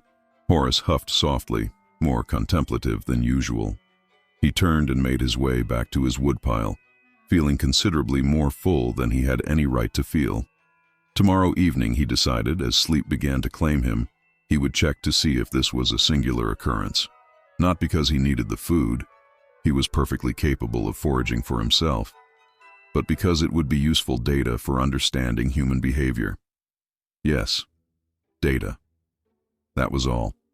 The fact that he fell asleep with something like a smile was purely coincidental. For the next several nights, the dish was there. Horace told himself that his immediate check of the dish upon emerging was simply efficient reconnaissance. The fact that he found himself experiencing anticipation was irrelevant. Certainly, it had nothing to do with the dish. It was probably just his metabolism adjusting to the mild weather. After the third night, Horace began adjusting his foraging route, checking the dish first before proceeding with his usual circuit. This was simply logical time management. On the fifth night, something changed. Horace had just finished eating when he heard the back door open. His first instinct was to flee, but something made him pause. Perhaps it was contentment. Perhaps it was curiosity. Perhaps it was that quiet part of his brain suggesting this human had shown no signs of being a threat. The small human emerged, moving with exaggerated care. They were wrapped in a puffy coat, with a bright blue hat and mittens with yellow stars covering their hands. Horace remained absolutely still. Humans generally had difficulty seeing hedgehogs at night, particularly motionless ones. But the child wasn't looking at him. They were looking at the dish. The child approached and crouched down at a safe distance. They examined the empty dish with an expression that Horace recognized as pleased, very pleased. The child's face broke into a smile. "You came again," the child whispered, so quietly Horace almost didn't hear it. "I knew you would. Mom said maybe you'd hibernated already, but I told her you couldn't have, not with this weather." Horace's ears twitched. The child was speaking about him, about his hibernation patterns. This small human had been thinking about his welfare. The child carefully picked up both dishes. "I'll bring you fresh food, and Mom says when it gets properly cold, we'll make sure there's extra in case you wake up hungry. Hedgehogs do that sometimes," she said. They paused, then added, "I hope you know we're friends. I won't ever bother you or try to touch you. I just want you to be okay." And with that, the child retreated, carrying the dishes with the same care they'd used in approaching. Horace remained frozen for several minutes, processing what he'd just witnessed. The child hadn't tried to see him or invade his privacy. They'd simply checked the dish, spoken their quiet words, and left. "Friends," the child had said. The concept was somewhat foreign to Horace's experience. Hedgehogs were solitary creatures. Friends suggested something more complex, something that involved consideration and care without expectation of immediate reciprocal benefit. Over the following nights, Horace found himself observing the family more closely. He would emerge earlier, positioning himself in shadowy vantage points where he could watch without being seen. He observed the smallest human, whom the others called Emma, as she prepared his evening meal with careful consideration every time. Sometimes she would add something to the standard kibble. Mealworms one night, scrambled egg another night. He observed the medium-sized humans supporting this routine, never interfering but watching from windows with smiles. He observed the whole family as they continued their peculiar winter preparations. The spaceberries remained, though Horace found he was gradually becoming accustomed to them. The decorations inside the house grew more elaborate. One evening, he watched as the family gathered in the room with the tree. They were singing, softer and more intimate than the carol giants. Emma was leaning against her father, and her mother had an arm around both of them. They looked warm, not just physically warm, but warm in some other way that was harder to define. He thought about the dish of food waiting for him, prepared with care by a small human who wanted to be friends with a grumpy hedgehog she'd never properly seen. And somewhere deep in his chest, beneath the 5,000 spines and the grumpy exterior, Horace felt something shift, a subtle warming, like the first hint of spring after a long winter. It was, he realized with alarm, gratitude. He was grateful to this small human who had noticed him and cared enough to help him through this confusing winter. The question that followed was more troubling. What did one do with gratitude? Particularly when one was a hedgehog and the object of one's gratitude was a human child. Horace sat in the shadow of the garden shed, thinking about this new and uncomfortable feeling, while the space berries glowed around him and the sounds of the family's quiet evening drifted through the window. He didn't have an answer yet, but for the first time in his 3 seasons at number 12, he found himself wanting to have one. The winter solstice came and went. Horace, who had initially found the space berries to be an egregious offense, discovered something unexpected. He was beginning to understand them. He was making his way past the rowan tree one evening, the one absolutely smothered in lights. Horace had been giving this tree a wide berth, considering it the epicenter of the unnecessary brightness epidemic. But on this night, which was one of the coldest so far, he paused. The sky above was that particular deep black of true winter nights. The stars were very bright, sharp points that seemed impossibly distant. And in the middle of this vast, cold darkness, the little tree glowed. From Horace's position at ground level, the lights created a canopy of warmth-suggesting colors against that hostile sky. They were, he realized, defiant. A small gesture of brightness against the overwhelming dark and cold of deep winter. Horace sat back, looking up at the tree, and had what might be called a moment of empathy. Humans were rather poorly designed for winter. They had no fur worth mentioning, certainly no spines. They couldn't hibernate. They had to remain active through the entire winter, regardless of the weather. The lights weren't an assault on darkness. They were a comfort, a reminder that spring would come again, that the sun would return, that life persisted even in the coldest months. Horace huffed, more thoughtful than grumpy, and continued on his route. The carolers returned the following week. This time, when Horace heard the back door open and multiple humans assembling, he didn't immediately retreat. Instead, he positioned himself beneath the dense cover of the holly bush, where he was well concealed but had a clear view. The humans arranged themselves as before, now wearing even more elaborate winter clothing. The singing began. Horace's first impulse was to endure what he'd categorized as auditory assault. But tonight, perhaps because of his earlier revelation, he tried to actually listen. The sounds the humans were making did have structure. They rose and fell in patterns that repeated, creating a predictability that was not entirely unpleasant. More than that, the humans were clearly enjoying themselves. One particular song caught his attention, something about a light shining in the darkness. The melody was simple and repetitive, but it was the words that struck him. They were singing about light pushing back darkness, about hope persisting through difficult times, about the promise of better days ahead. Horace realized he understood this. Every autumn, his body prepared for hibernation with the faith that spring would eventually wake him.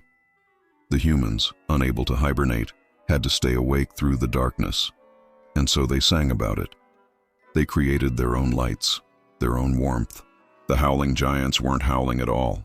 They were reassuring each other, creating community warmth, reminding themselves they weren't alone in facing the long winter nights. When the carolers finished, Emma remained behind after the other children left. She was standing near his feeding station, looking up at the stars. "I hope you like the singing, hedgehog friend," she said softly.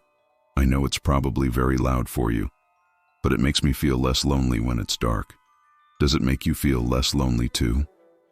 Horace, hidden in his holly bush fortress, considered the question. He had always thought of himself as fundamentally solitary, content in his aloneness. But was that the same as not being lonely? And if he wasn't lonely, why had Emma's small acts of kindness affected him so profoundly? That night, as he ate from the freshly filled dish, tonight's offering included dried mealworms mixed with the kibble. Horace noticed that his usual litany of complaints about the household had gone suspiciously quiet. The spaceberries were no longer unnecessarily bright. They were appropriately cheerful. The carols were no longer howling. They were community bonding. Even the general chaos of human holiday preparation now seemed comprehensible. The instinct to prepare, to gather, to create warmth before the worst of winter arrived. Horace finished his meal and sat for a moment in the glow of the various lights. The cold bit at his nose, a reminder that proper winter was finally arriving. Tomorrow night, or perhaps the next, he would likely enter true hibernation. But before he hibernated, he thought, he should... What? Thank her? Hedgehogs didn't thank humans. Still, the thought persisted. If there was a way to somehow acknowledge Emma's kindness, to let her know that it had mattered. But what could a hedgehog possibly do? The question followed him back to his woodpile and into his dreams. The temperature dropped sharply 3 nights later, bringing a crystalline frost that transformed the garden into something even Horace had to admit was rather beautiful. Every blade of grass was edged in white. Every spider web became intricate frozen architecture. Horace emerged with the knowledge that this would very likely be his last active night. His body was giving clear signals, the drowsiness, the slowing metabolism, the deep instinct to curl up and sleep for months. The dish was there, and tonight Emma had left something extra. Scrambled egg. He ate it all, knowing he needed every calorie for the long sleep ahead, and drank deeply from the water. He was making his way toward the beetle log when he noticed something lying on the garden path. It was bright blue, impossible to miss. A splash of vivid color against the frost-white paving stones. Horace approached cautiously and recognized it immediately. One of Emma's mittens. The blue ones with yellow stars that she wore every evening. The ones she'd been wearing just the night before.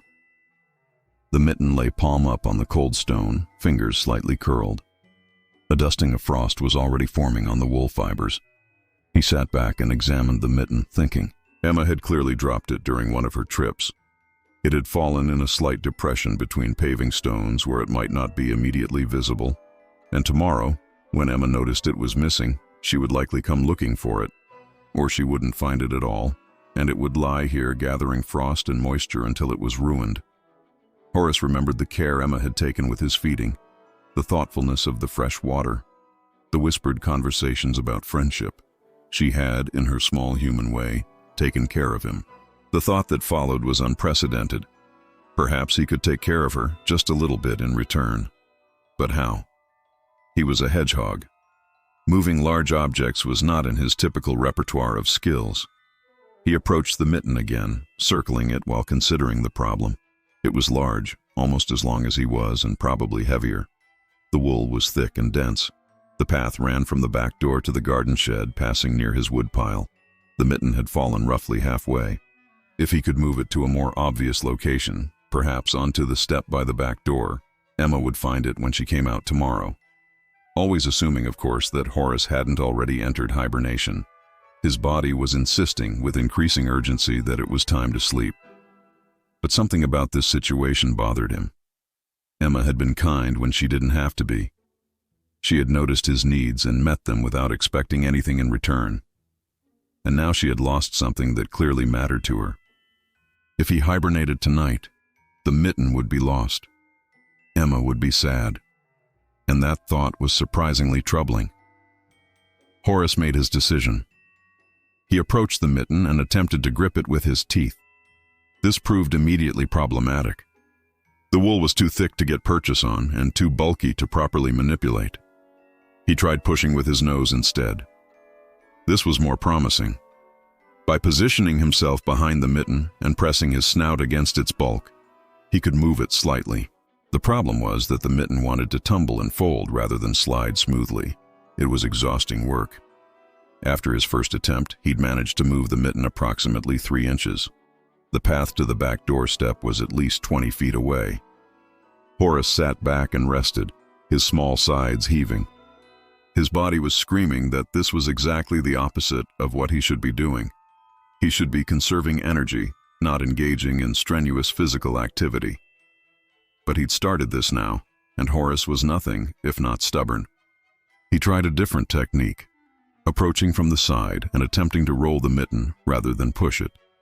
This worked better, though it required constant adjustment.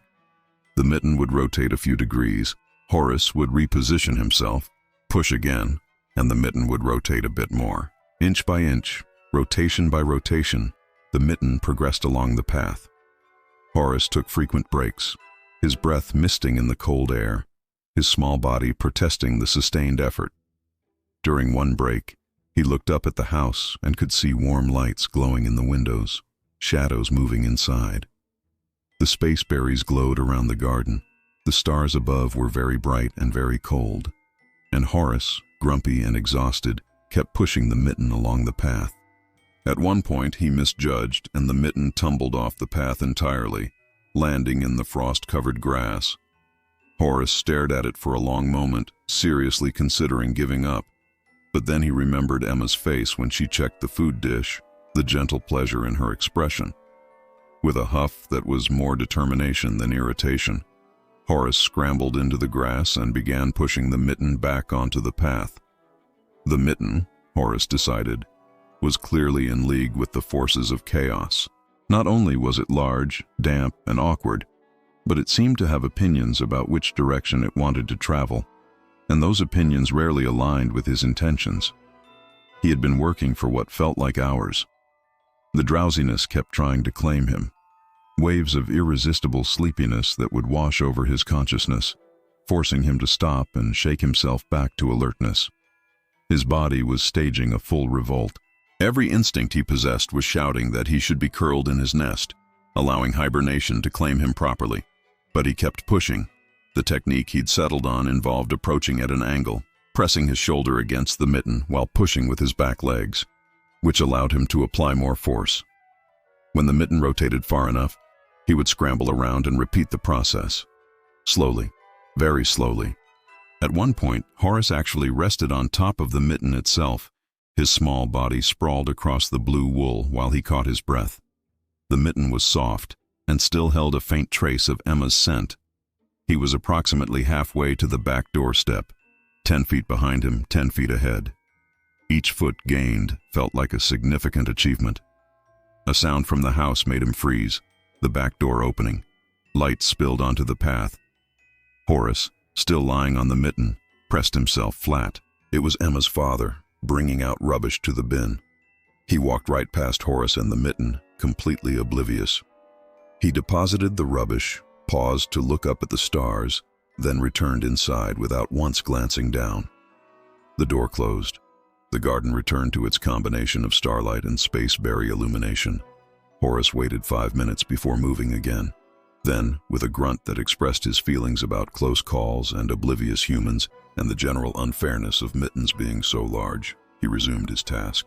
Push, reposition, push, rest, push, reposition. At one point, in what might have been delirium, Horace found himself grumbling at the mitten. Completely unreasonable, he seemed to huff as the mitten folded in half again. Perfectly ridiculous size, no consideration at all for hedgehogs attempting to relocate it. The spaceberries twinkled, offering no assistance.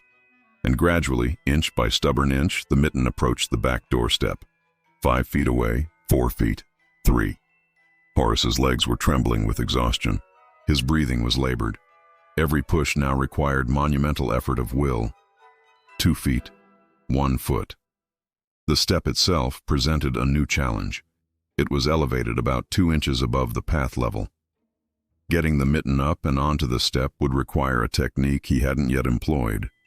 He studied the problem with rapidly dimming cognitive capacity. Then, with determination that would have seemed heroic if anyone had been watching, he positioned himself behind the mitten and began pushing upward as well as forward. The mitten slid up the vertical face approximately 1 inch before sliding back down. Horace tried again. Up 1 inch, down 1 inch. On the third attempt, He managed to get enough of the mitten's mass onto the step that gravity began working with him. The mitten tipped forward, and with a final push that utilized the very last of Horace's energy, it flopped onto the top of the step, sprawling across the doormat. Horace sat at the base of the step, looking up at his achievement. The mitten lay there, bright blue against the brown doormat, its yellow stars catching the light. It looked exactly like something that belonged to Emma and needed to be returned to her. She would find it in the morning. She would be confused, perhaps, about how it had traveled from wherever she'd dropped it to this obvious location. But she would have her mitten back, though Horace suspected he wouldn't be conscious to appreciate future evenings. His body had tolerated this delay in hibernation with as much patience as could be expected, but it would tolerate no more. He could feel the drowsiness pulling at him with irresistible force. He needed to get back to his woodpile. Now. The journey should have been simple, perhaps 30 feet, terrain he knew intimately. But in his current state, each step required deliberate effort. He found himself weaving slightly, his usually sure-footed navigation compromised.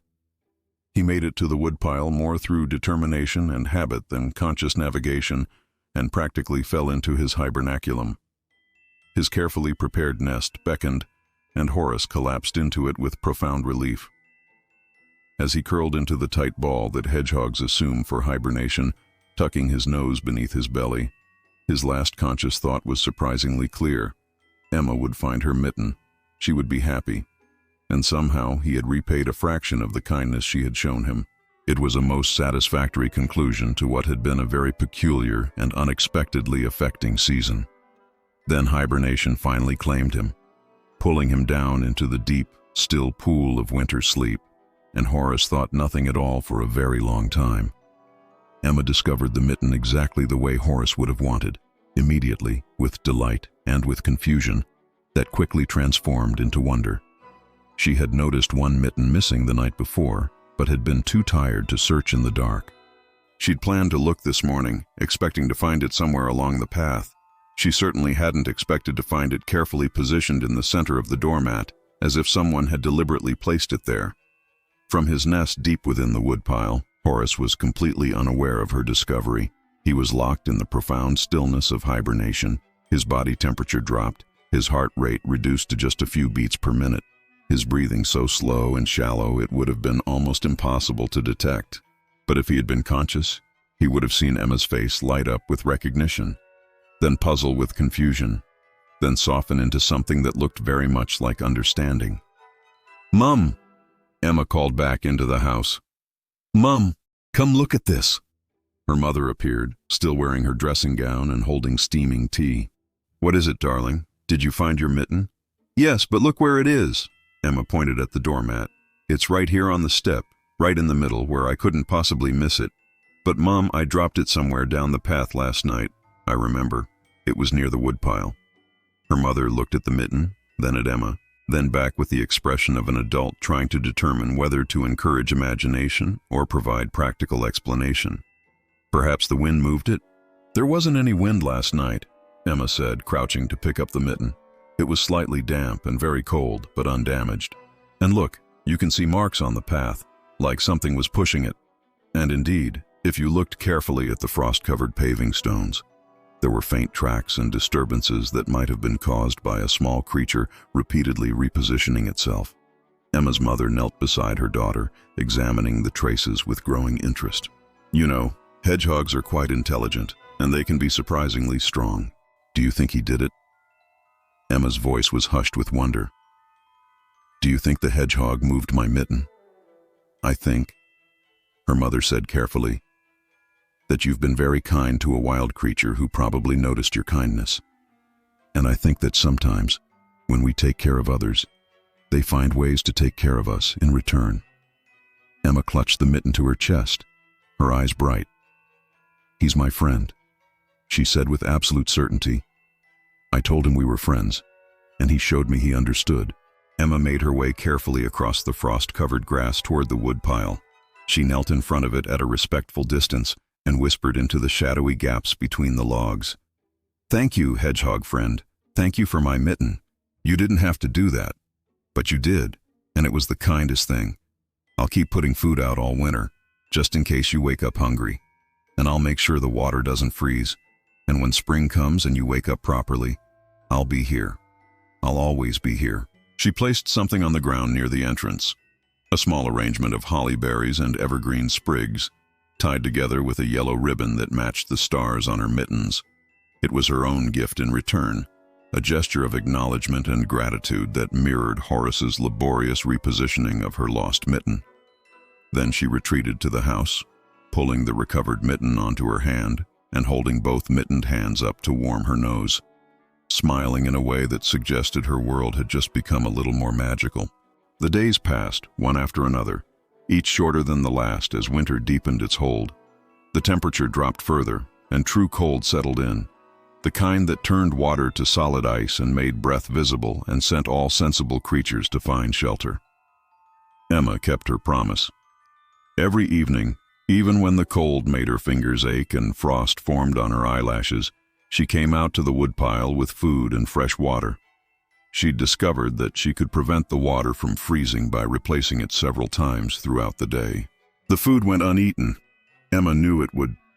She'd researched hedgehog hibernation and understood that Horace was deeply asleep and wouldn't wake until the weather warmed significantly. But she put it out anyway, because she'd made a promise and because occasionally hedgehogs did wake briefly during mild spells. She also started leaving little notes, written on weatherproof paper and weighted down with stones. "The robin has been eating the berries from your holly bush." Or, "It snowed last night. I hope you're warm enough." Or, "Only 2 more months until spring. Sleep well." Christmas came and went. The space berries blazed their brightest on Christmas Eve, and the carolers returned one final time, their voices carrying across the frozen garden while snow fell softly. If Horace had been conscious, he might have found it almost pleasant. Emma received many gifts that Christmas, but when her father asked what her favorite was, she held up the blue mittens with yellow stars and said, "These, because they're from my friend." January brought storms and bitter cold. February was hardly better. But slowly, imperceptibly, the days began to lengthen. The sun, which had been setting at 4 o'clock in December, now lingered until nearly 6. And then, in late February, during a stretch of unusually mild weather, Emma came out one morning to find that the food dish had been emptied. She knelt in front of the woodpile, her heart hammering with excitement, and peered into the shadowy entrance. She couldn't see anything, but the food was definitely gone, and there were small, distinctive footprints in the mud near the dish. "You're awake," she whispered. "You woke up. Did you find the food? Are you okay?" Inside the woodpile, Horace was indeed awake, though awake was perhaps too strong a term. He was in the groggy state that characterized mid-hibernation rousing, conscious enough to register hunger, mobile enough to eat, but far too drowsy to engage in complex thinking. He had found the dish in the dark, eaten everything, drunk deeply from the water, and immediately retreated back to his nest. The entire excursion had taken perhaps 15 minutes, and he would remember almost none of it.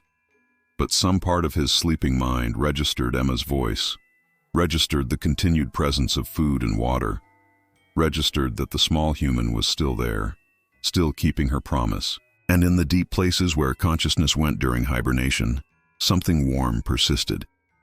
A sense of connection, of friendship, of mutual care that had somehow developed between two very different creatures. March brought crocuses pushing through cold soil. April brought the first warm rain, setting off the internal alarm clocks of hibernating hedgehogs everywhere. And in mid-April, when the garden was beginning to remember what green looked like, Horace woke up properly. It was a gradual process, not a sudden awakening. His body temperature rose slowly over several days. His heartbeat increased. His breathing deepened. He became aware of the world in stages. First, the smell of his nest, then sounds from outside, then genuine hunger.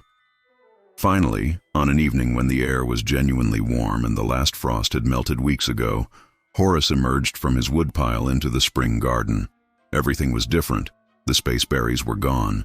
The garden was explosively green, with new growth sprouting from every surface. The air smelled of life and growth and possibility rather than cold and darkness. And there, positioned exactly where it had been throughout the entire winter, was the food dish, freshly filled, with clean water beside it. Horace approached slowly, relearning coordination that hibernation had temporarily stolen. He ate, finding the food as delicious as he remembered, his body ravenously hungry after months of fasting. He drank, feeling the water revive systems that had been dormant, and then he heard the back door open. Emma emerged, and Horace's first instinct was to flee. But something made him pause. Perhaps it was memory, the accumulated weight of all those kindnesses. Perhaps it was gratitude. Perhaps it was simply that his post-hibernation sluggishness made running seem like too much effort. Whatever the reason, he remained where he was, sitting beside the dish. Emma moved with the same careful respect she'd always shown, stopping at a distance that felt safe. She knelt down, and in the fading light, Hedgehog and human regarded each other properly for the first time. "Hello, friend," Emma said softly. "Welcome back. I've missed you." Horace looked at this small human who had fed him through the strangest winter of his life, who had spoken to him in the darkness, who had shown him that even the grumpiest, most solitary hedgehog could be touched by kindness. And then, in a gesture that would have astonished anyone who knew him, Horace did something he had never done in the presence of a human. He relaxed. His spines, which had been partially raised in automatic caution, lowered. His body, which had been tense and ready to curl into a defensive ball, settled into a more casual posture. It wasn't trust exactly. Horace was still a wild creature with appropriate wariness. But it was acknowledgement. It was recognition. It was a hedgehog's way of saying, "I see you. You have been kind. We are, perhaps, something like friends." They stayed that way for several minutes, human and hedgehog in the spring evening, connected by the small gifts they'd given each other across the darkness of winter. Then Horace, feeling that this was perhaps enough socializing for one evening, turned and made his way back toward his woodpile. But before disappearing into the entrance, he paused and looked back at Emma one more time. She was smiling, that same gentle smile he'd seen through windows all winter, and her hand, covered in the blue mitten with yellow stars, because even in spring Emma was prepared, lifted in a small wave. Horace huffed, a sound that was part greeting and part farewell, and vanished into his home. As he settled into his nest, which needed considerable renovation after months of neglect, Horace reflected on the peculiar events of the past season. He had started the winter as a solitary, grumpy hedgehog who wanted nothing more than to be left alone. He had ended it as still a somewhat grumpy hedgehog, certainly, but one who had learned something unexpected about kindness and connection.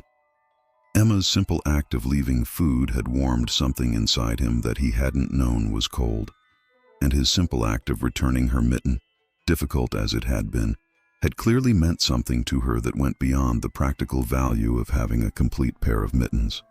Small acts, both of them, a dish of food, a repositioned mitten, not grand gestures, not elaborate displays. Just small kindnesses offered without expectation of return, but return nonetheless in the only way each could manage.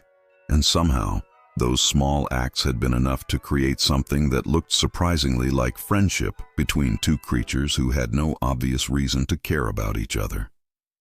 As sleep claimed him, proper sleep this time, not the torpor of hibernation, Horace found himself thinking that perhaps humans weren't entirely incomprehensible after all.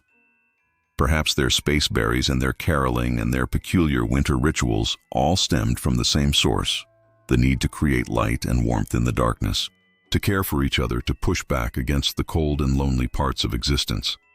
And perhaps even the smallest, prickliest creature had something to contribute to that light. Everyone, no matter how grumpy or solitary, had a gift to give. You just had to care enough to figure out what it was. Outside, the stars began to appear in the darkening sky. The garden settled into its evening rhythms, full of the sounds of insects and birds and growing things.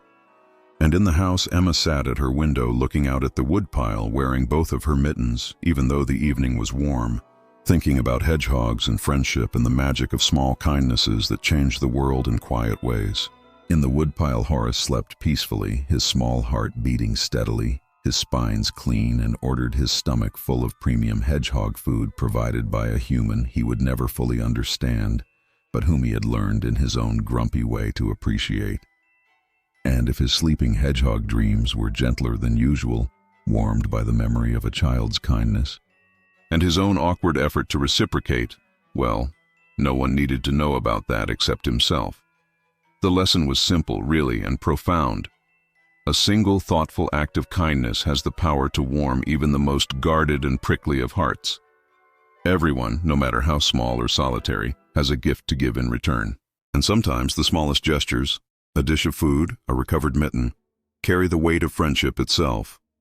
If this story has touched your heart and helped you drift toward peaceful rest, please consider showing your support with a like, and subscribe to Deep Sleep Stories Hub for more quiet nights and gentle tales. May your dreams be warm, your heart be full, and your own small kindnesses light the darkness for someone who needs them. Sleep well, dear listener. Until our next story, good night. The Unlikely Friendship in the Pet Hotel, a funny and heartwarming holiday sleep story. Ktten had lived 12 years on this earth without ever once doubting her own dignity, and she was not about to start now. Yet here she was, being carried in a basket toward the entrance of what her human had cheerfully called a lovely pet hotel, as if such an establishment could ever be considered lovely by anyone with proper standards. The basket swayed slightly with each step, and Penelope pressed herself against the soft cushion inside. Her long silver-gray fur, fluffing out in what she hoped conveyed maximum displeasure. The indignity had begun that morning when her human had produced this basket from the hall closet instead of Penelope's proper carrier. The basket, as if she were a common house cat being taken to the veterinarian.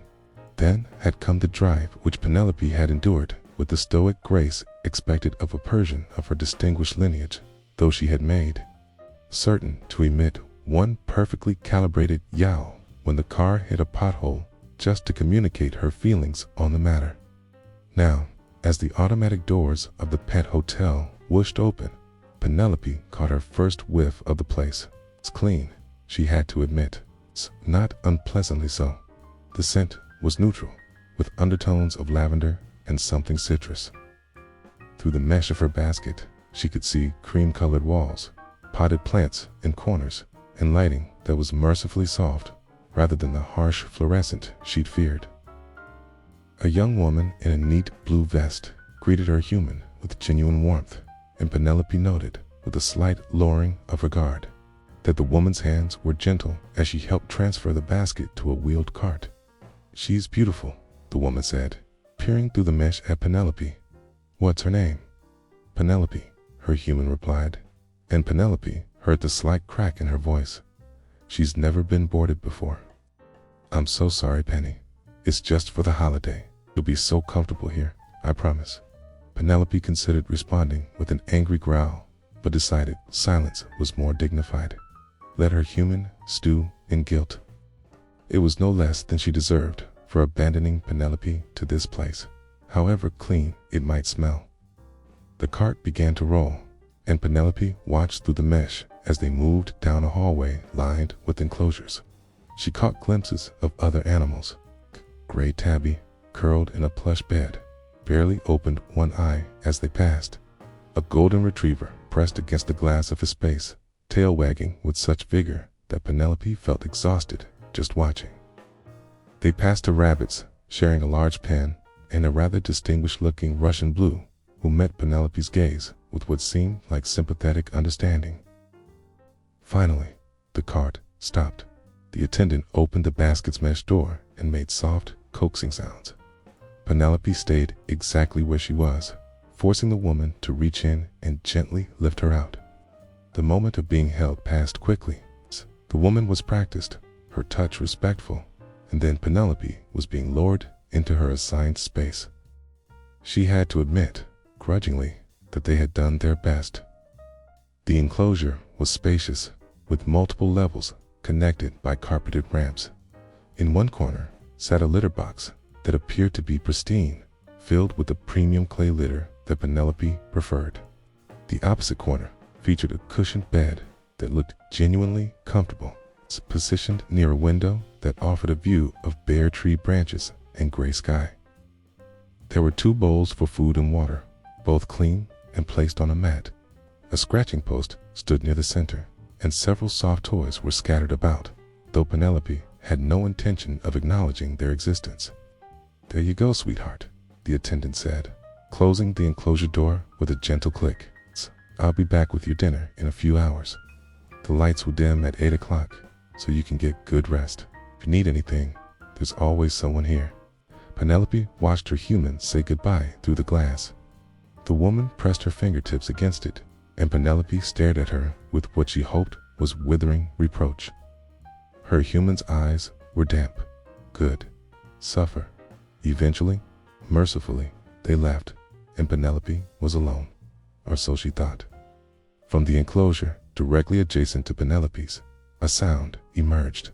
A sound that Penelope's experienced ears immediately identified as belonging to a dog. Not just any dog. A young dog. An enthusiastic dog. It's the kind of dog that had never met a situation it didn't want to befriend. "Hello?" The voice was muffled by the glass barrier between them, but its exuberance was unmistakable. "Hello? Oh, hi. You're new. I'm Pip. Who are you? Are we going to be friends?" "I think we're going to be friends." Penelope turned her head slowly, the way one might turn to observe an unpleasant mess that needed to be reported to housekeeping. Through the transparent barrier, she beheld the source of this assault on her peace. He was small, at least, that was something. A Corgi, by the looks of him, possibly young, with enormous ears that stood upright on his head and a face split by the widest, most genuine grin Penelope had ever seen on any creature. His coat was a warm reddish brown and cream, and his stubby legs seemed barely able to contain the amount of enthusiasm packed into his compact body. His tail, or rather the stub where his tail should have been, was wiggling so fast it appeared to be vibrating. "Hi," Pip said again, pressing his entire face against the glass that separated their enclosures. His breath made little fog patches on the transparent surface. "I'm Pip. I've been here 3 whole days. It's really nice. The people are so nice. Are you nice? You look nice. Your fur is so fluffy. Is IT soft? I bet IT soft." Penelope regarded him for one long, measured moment. Then, with the dignity of a dowager queen dismissing a too-eager courtier, she turned her back on him completely. She walked with deliberate slowness to the cushioned bed, arranged herself in a perfect loaf position with her paws tucked beneath her chest, and closed her eyes. "Oh," Pip's voice hadn't diminished in volume at all. "Are you tired? Are you going to sleep? That's okay. I'll wait. I'm very good at waiting, okay? I'm learning to be good at waiting. My person says I'm getting better. I'll be right here when you wake up. We're neighbors. Isn't that great?" The silence that followed lasted approximately 15 seconds before Pip apparently spotted something interesting near his food bowl and became completely absorbed in investigating it, complete with enthusiastic snuffling sounds. Penelope cracked one eye open, just enough to confirm that yes, this was real. This was actually happening, okay? And then closed it again with a sigh so deep it seemed to originate from her very soul. This was going to be a long holiday. The first full day of Penelope's incarceration began far too early. She had spent the night curled in her bed, occasionally waking to the soft sounds of the pet hotel at rest. Footsteps in the hallway, the distant sound of a dog having pleasant dreams, the hum of heating vents keeping the temperature comfortable.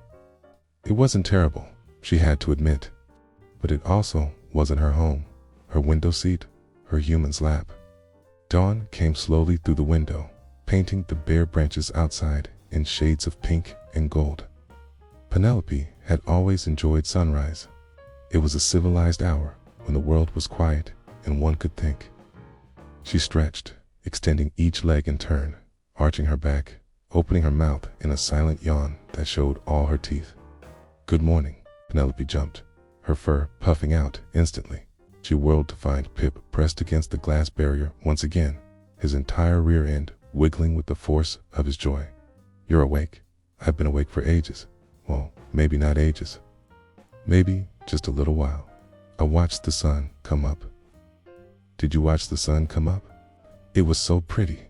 Everything here is so pretty." "You're pretty. Are we going to have breakfast soon?" "I love breakfast." Penelope fixed him with a stare that had, in the past, caused entire rooms of humans to fall silent in respect. Pip's tail continued wagging. The stare had no effect whatsoever. Throughout that first morning, Pip maintained a running commentary on everything he observed. When the attendants came with breakfast, Pip could barely contain himself. "Food? It's food time. I love food time. What are you having?" "I'm having kibble.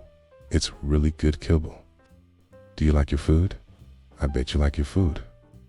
Penelope ate her meal with exaggerated slowness, taking small, dainty bites, chewing thoughtfully. She could feel Pip watching her with fascination. She paused to groom her whiskers. He gasped as if witnessing a magic trick. Around mid-morning, an attendant came to take Pip out for playtime in one of the larger exercise areas. This, Penelope thought with relief, would give her some peace. But as Pip was being led away on his leash, he looked back at her through the glass and called out, "I'll be back soon. Don't miss me too much."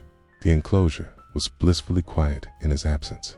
Penelope settled herself on the highest perch in her space and allowed herself to relax. The winter sunlight, filtered through clouds, felt warm on her silver fur. She dozed when Pip returned, slightly damp from having discovered a water bowl in the play area. He greeted her as if they'd been separated for years. "You're still here. Of course, you're still here. Where would you go? I'm so glad you're still here." "I saw the most amazing ball. It was red. I pounced so high." The afternoon brought Pip's greatest performance yet. He had been given several toys that morning, including a small rubber ball and a rope toy, but his favorite, by far, was a plush duck. When squeezed, it produced a sound somewhere between a squeak and a honk that made Penelope's ears flatten involuntarily. Pip spent at least 20 minutes squeaking this toy at various volumes and frequencies, apparently conducting some sort of scientific experiment on the range of noises it could produce. Then, suddenly, he seemed to have an idea. His eyes widened. He picked up the duck, trotted over to the glass barrier, and, with great ceremony, pressed it against the transparent surface right at Penelope's eye level. "Squeak, I'm sharing," Pip announced, his voice muffled since his mouth was full of duck. "This is my favorite toy, and I'm sharing it with you. You can't hold IT because of the glass, but you can see IT. Isn't IT great?" Penelope, who had been in the middle of grooming her front paw, froze. Slowly, with the precision of someone defusing a bomb, she lowered her paw. She turned her head to look at Pip, at the duck pressed hopefully against the glass, at the pure, unfiltered joy radiating from every inch of the young dog. Then, with extraordinary deliberateness, she turned her entire body around, presenting Pip with a view of her magnificent plumed tail, and began grooming her other paw. "Okay," Pip said cheerfully, apparently unbothered. "Maybe later. I'll keep it right here in case you change your mind." And he did.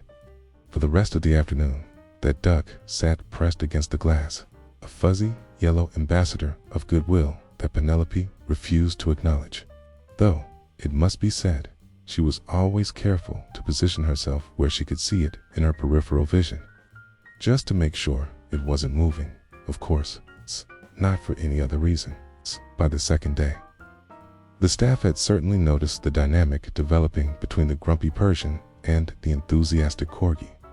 During their morning rounds, the attendants would pause by the adjoining enclosures, smiling at the scene.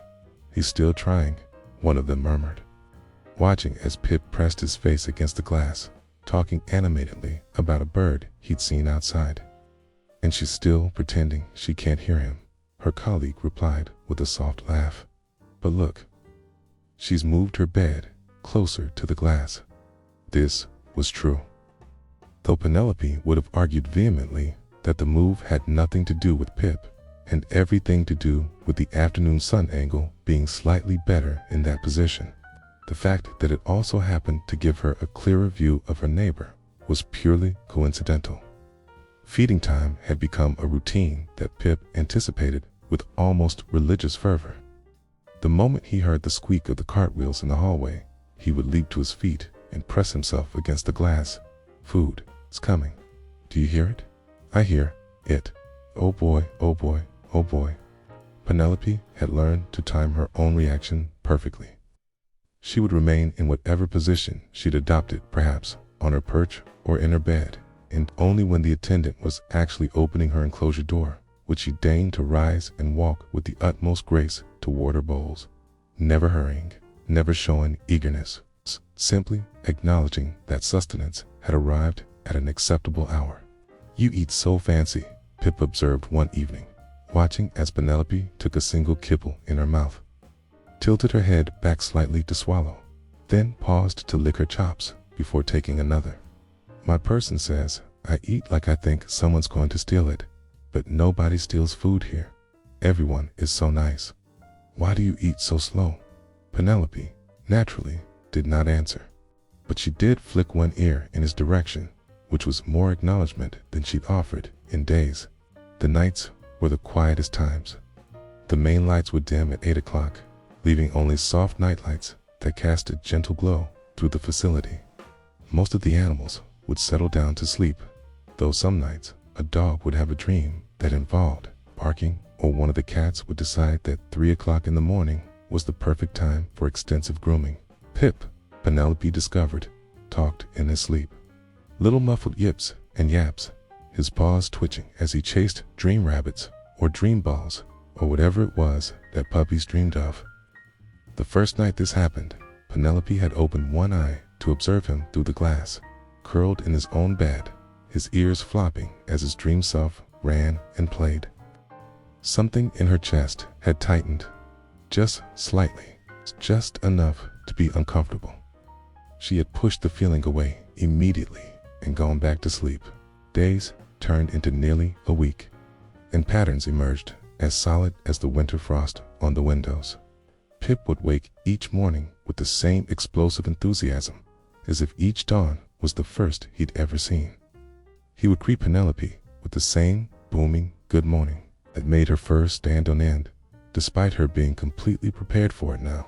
He would eat his breakfast with the same joy, play with the same dedication, can press his squeaky tuck against the glass with the same hopeful generosity, and Penelope would respond with the same studied indifference, the same deliberate turning away, the same exaggerated sighs, the same refusal to acknowledge that there was anything remotely interesting happening in the enclosure next to hers, except cat, that when Pip was taken out for his morning playtime, Penelope found herself watching the door until he returned. She told herself this was because the silence made her uneasy, not because she was concerned about where he'd gone. Except that when Pip shared his toy through the glass, Penelope no longer turned her back completely. She might look away, yes, but at an angle that still kept the duck in her peripheral vision. Except that at night, when Pip's sleep-talking began, Penelope would open her eyes and watch him for a moment before allowing herself to drift off. Outside, the weather had turned colder. Snow began to fall one afternoon, fat flakes that drifted past the window and collected on the bare branches. Pip was beside himself with excitement. Snow. It's snowing. Look at the snow. It's so white and fluffy, kind of like you, but more white. You're more gray. It's pretty gray. Have you seen snow before? I have seen snow. I love snow. Penelope watched the snow fall with the dignified appreciation of someone who had seen many winters. She did not bound around her enclosure. She did not press her nose against the glass. She simply observed, as a cat of her stature should. But she did notice, in a moment of weakness, she immediately regretted that the snow was indeed rather beautiful. The way it softened everything, made the world look clean and new and quiet. Isn't it pretty? Pip asked, his voice dropping to something almost resembling an indoor volume for the first time since Penelope had met him. My person and I used to sit by the window and watch snowfall. She'd have hot chocolate and I'd have a special treat, and we just ... watch. The wistfulness in his voice was unmistakable. Penelope's ears swiveled toward him of their own accord. This was the first time Pip had mentioned missing his home, his person, the first crack in the endless enthusiasm. "I miss her," Pip said quietly. "Do you miss your person?" Penelope did not answer, could not answer, even if she wanted to. But she did something she hadn't done since arriving at the pet hotel. She got up from her perch, walked to the glass barrier, and sat down directly across from where Pip was sitting, watching the snow. They sat like that, side by side but separated by glass, watching the winter come down from the sky in silent white pieces. Then, one morning, Penelope woke to find something had changed. The pet hotel was quieter. Several of the enclosures she could see from her perch were empty. To the window, she could see families arriving in the parking lot, bundled against the cold, coming to collect their pets for the holidays. "Okay, people are going home," Pip announced. Though his enthusiasm was tempered with an emotion Penelope recognized. Uncertainty. "That's good. I'm happy for them. A person is coming to get me the day after tomorrow." "When does your person come?" "The day after tomorrow. Christmas Eve." Penelope's human was scheduled to return on Christmas Day. This information had been relayed to her in soothing tones by the staff, but the concept of time as humans measured it was somewhat abstract to Penelope. She knew her human would return. Eventually, that was all that mattered. But the day after tomorrow, it meant Pip would be gone for ... Penelope shut down that line of thinking immediately. What did it matter when Pip left? It would simply mean the return of proper peace and quiet. No more incessant cheerfulness. No more squeaky toys pressed against glass. No more running commentary on every single thing that happened within Pip's field of vision. This was good news. Excellent news. Except that afternoon, as Pip played with his rope toy, tossing it in the air and catching it with puppy-clumsy enthusiasm, Penelope realized she had been watching him. Not pretending not to watch, actually watching. Following the arc of the toy, anticipating his pounce, even feeling a small pulse of satisfaction when he caught it perfectly. "Did you see that?" Pip asked, spinning to face her. "I caught 8, getting so good at catching." Penelope looked away quickly, but not quite fast enough. Their eyes had met for a moment, and in that moment, Penelope saw that Pip knew she'd been watching, knew she'd been paying attention all along. His tail wiggled even faster. That evening, as the sun set early in the winter sky and the lights in the pet hotel dimmed to their nighttime setting, Penelope noticed that Pip was being quieter than usual. He'd eaten his dinner without comment, played with his toys in a subdued manner. When he settled into his bed, he didn't need chatter about his day, or make observations about the weather, or share plans for his dreams. He simply curled up, his nose tucked under his paw, and was still. Penelope watched him from her own bed, in the dim light, with his eyes closed and his breathing deep and even. Pip looked impossibly small, young, a child, really, just a puppy, separated from his person, trying his best to be brave and cheerful in a strange place. Just like she was trying to be brave and dignified in a strange place. The thought arrived fully formed in Penelope's mind, and with it came an emotion she'd been holding at bay since arriving at the pet hotel. She missed her human. She missed her home. She was lonely, and so was Pip. Penelope closed her eyes, tucking her own nose under her paw, her silver fur catching the soft glow of the nightlights. Tomorrow was Christmas Eve. The day after, Pip would leave. Then, the day after that, her own human would arrive. 2 more days. She could maintain her dignity for 2 more days. Christmas Eve arrived with a hush that seemed to deepen as the day progressed. More enclosures emptied as families came to reunite with their pets. The staff moved through the facility with unhurried grace, taking extra time to speak gently to those animals who remained. In the break room, someone had brought cookies, and the scent of sugar and cinnamon drifted through the hallways. Pip was scheduled to be picked up that evening. His person had called to say she'd arrive right after dinner, around 7 o'clock. He'd been told this at breakfast time, and his reaction had been everything the staff expected. Tonight, my person is coming tonight. Oh, I'm so excited. I can't wait to see her. She's the best. Wait until I tell her about everything. I have so much to tell her. Penelope had been eating her breakfast when this announcement came. Hannah, she'd paused, just for a moment, before continuing to eat with the same deliberate slowness as always. Throughout the day, Pip's excitement built to fever pitch. He couldn't seem to sit still. Kay paced his enclosure, played with every toy, pressed his face against the door whenever he heard footsteps. And yet, several times, Penelope noticed him looking at her with an expression that seemed almost sad. "I'm going to miss this place," Pip said at one point. "Everyone here is so nice, and the food is good, and my bed is comfortable." He paused, then added more quietly, "And I'm going to miss you." Penelope, who had been grooming her face, froze. Her paw hung in the air for a moment before she lowered it slowly. She looked at Pip through the glass. "I know you think I didn't notice," Pip continued, his voice softer than she'd ever heard it. "But you started listening. You started watching. I know you didn't mean to be my friend, but I think maybe you were, anyway, a little bit."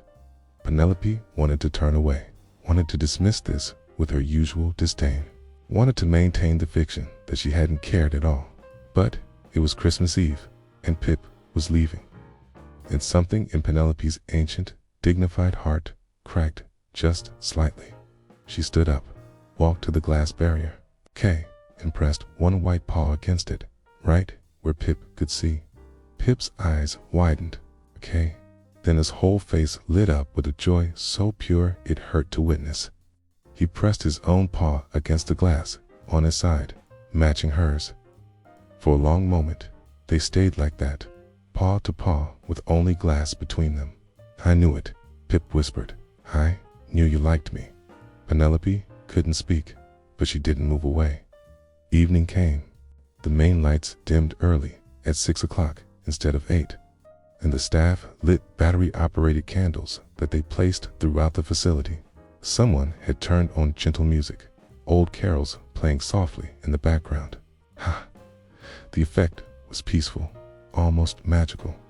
The pet hotel, usually bustling with activity, settled into a profound quiet.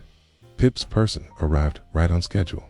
Penelope watched from her perch as the young woman hurried down the hallway, guided by a staff member. The moment Pip saw her, his joy was explosive. The attendant opened his enclosure, and Pip launched himself into his person's arms, wiggling and licking and making sounds of pure happiness that echoed through the facility. "Oh, buddy," the woman said, tears in her voice. "I missed you so much. Were you good? Did you make any friends?" Pip turned his head, still in his person's arms, and looked directly at Penelope. The woman followed his gaze. "Oh," she said softly.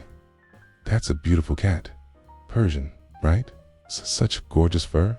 Penelope sat very still on her perch, maintaining her dignified composure. She did not rush to the glass. She did not call out.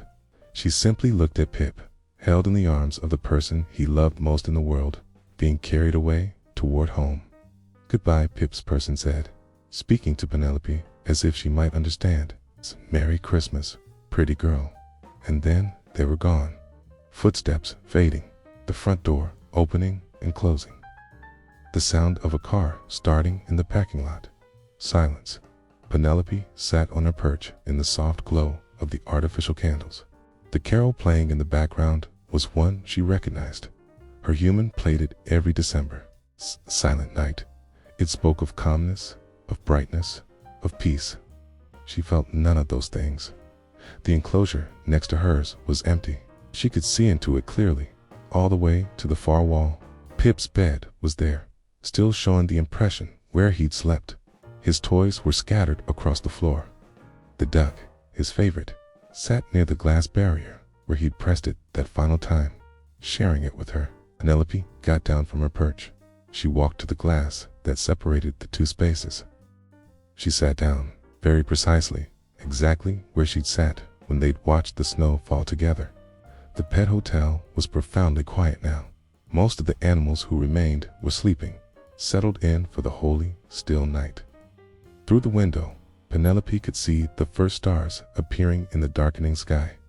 Christmas Eve, the longest night, or nearly so. She thought about Pip, his endless energy, his boundless enthusiasm, sincere, uncomplicated joy in simply existing. The way he'd tried every single day to be her friend. How he'd never stopped trying, even when she'd given him every reason to give up. And she thought about herself, how she'd resisted, how she'd turned away, how she'd protected her dignity at all costs, maintaining the walls around her heart, because that was what she'd always done, because that was safe, because that was easier than admitting that perhaps she'd been lonely. Penelope closed her eyes. In the darkness behind her eyelids, she could almost see Pip, his face pressed against the glass, his eyes bright with hope. "I was your friend," she whispered into the empty space. Her voice was barely audible, the first sound she'd made since arriving at the pet hotel.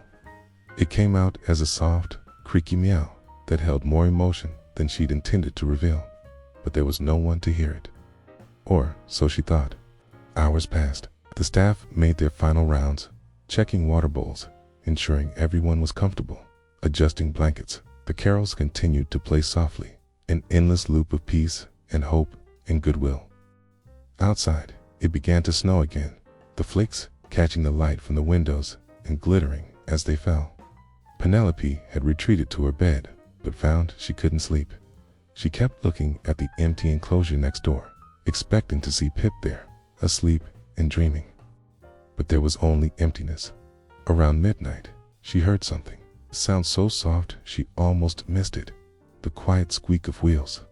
Footsteps padding softly down the hallway. Penelope opened her eyes.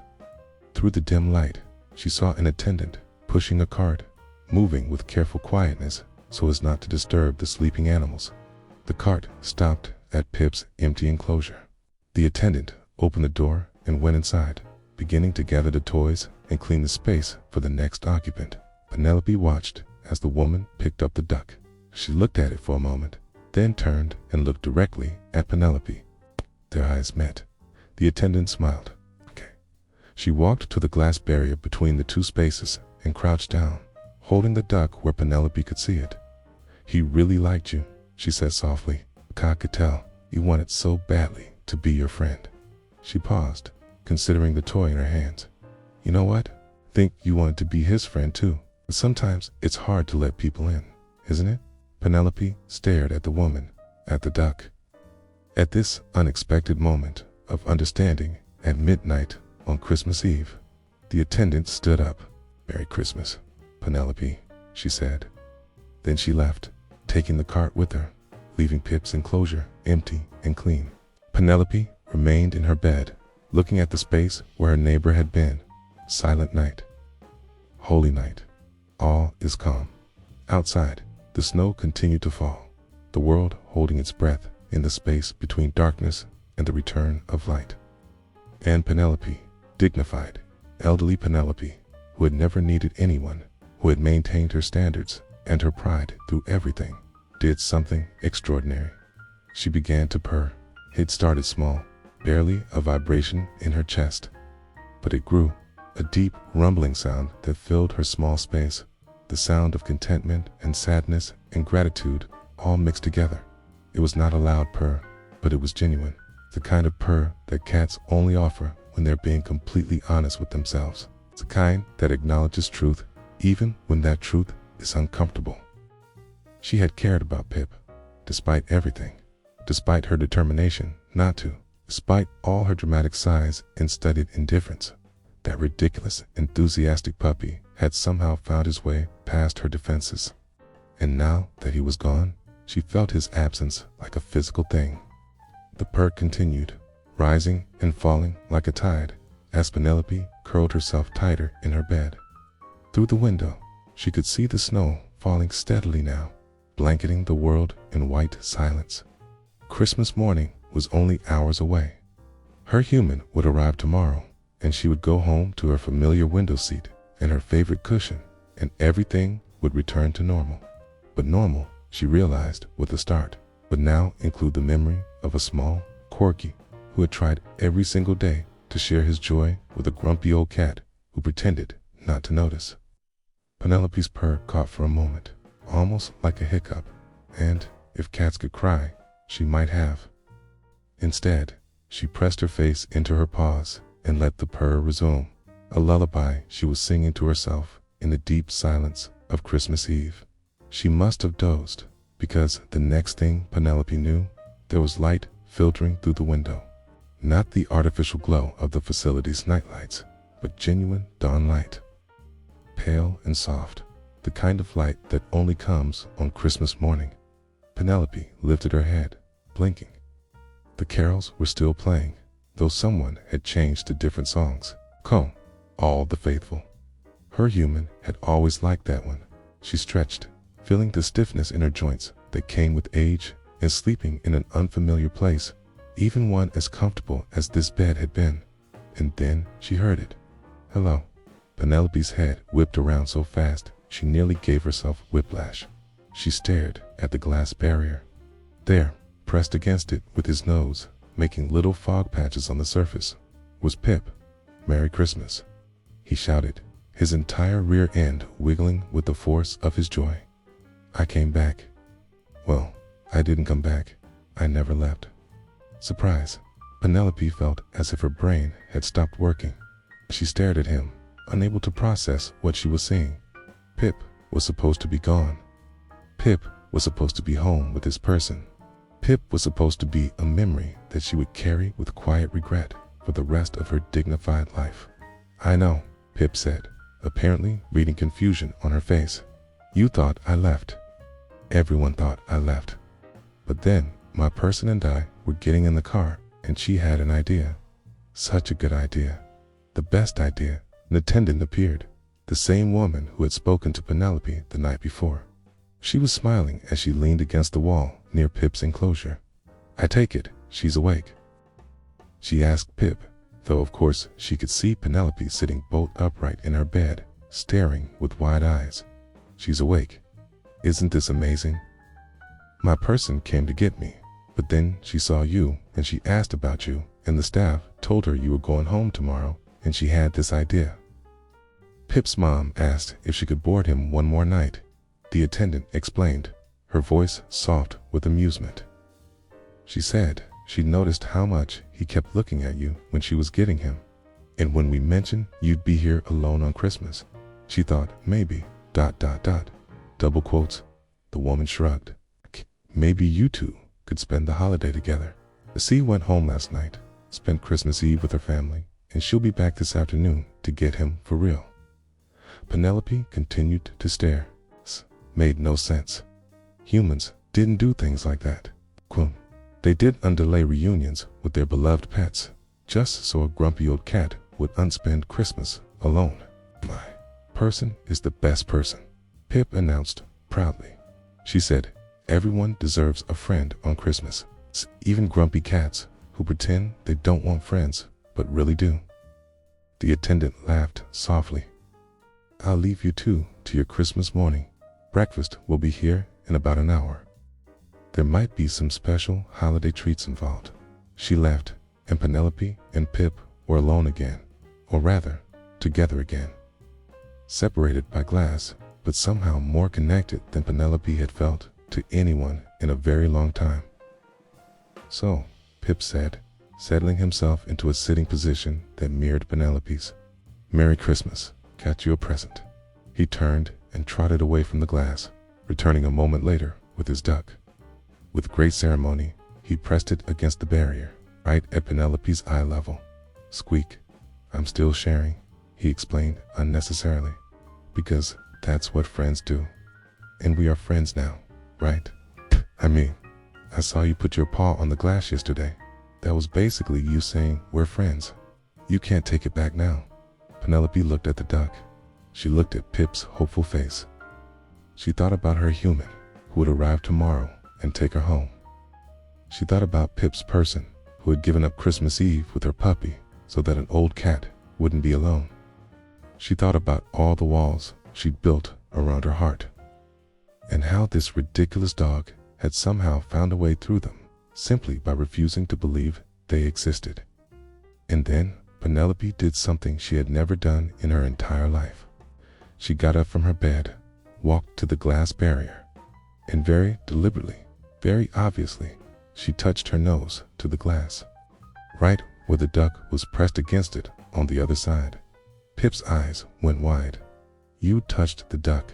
You touched it. Well, you touched the glass where the duck was, but that counts. That totally counts. We're officially friends now. This is the best Christmas ever. Hey, perhaps it was the soft light of Christmas morning, or perhaps it was the carol still playing in the background, or perhaps it was simply that she was tired of fighting against something that had already won. But Penelope felt something in her chest loosen, felt the last of her resistance fall away. She couldn't speak to him, not in words he would understand. But she could do something else. Maintaining eye contact with Pip, she began to purr, loudly. So loudly that even through the glass, she was certain he could hear it. You're purring? Pip gasped. I can hear you purring. Oh, this is ... double quotes. He seemed overwhelmed, his tail wiggling so hard, his whole body shook. This is the best sound I've ever heard. Well, second best. My person's voice is the best, but this is second best. Can you teach me how to purr? I don't think I can purr. Dogs don't purr, but maybe I can learn. Penelope's purr deepened, becoming almost a laugh. The absurdity of trying to teach a dog to purr. The impossibility of this entire situation. The unlikeliness of any of it. But here they were.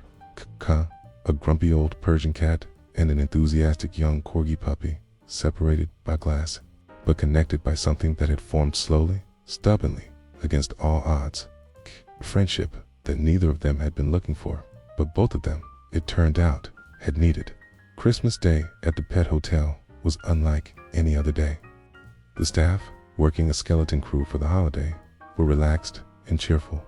They wore Santa hats and played carols and gave every animal in their care extra attention and treats. The few pets who remained seemed to absorb the peaceful joy of the day, settling into contented naps or gentle play. For Penelope and Pip, it was a day of discovery, because now that Penelope had finally officially acknowledged their friendship, she found she didn't quite know what to do with it.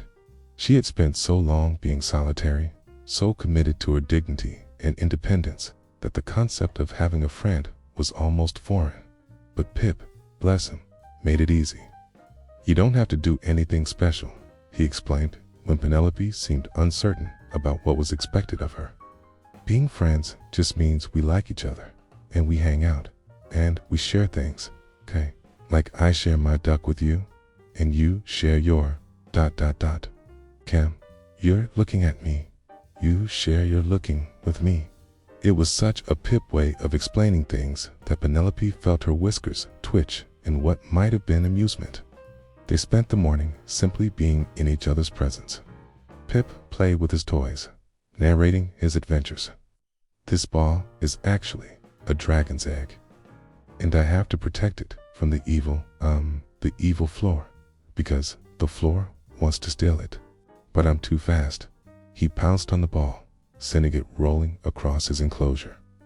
Penelope watched from her perch, her tail curled around her paws. When Pip looked at her for approval, she blinked slowly, the cat equivalent of a smile. His entire face lit up. You're watching. You're really watching.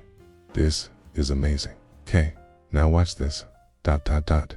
Lunch arrived with promised special treats. Pip received a festive bone-shaped cookie that smelled of peanut butter and pumpkin. Penelope was given a small portion of delicate white fish, flaked and arranged beautifully in her bowl. They ate their holiday meals while sneaking glances at each other through the glass. And when Pip announced that his cookie was the most delicious thing he'd ever eaten, Penelope had to admit that her fish was exceptional, In the afternoon, it snowed again. They sat together, as they had before, watching the flakes drift past the window. But this time, Penelope didn't sit in silence.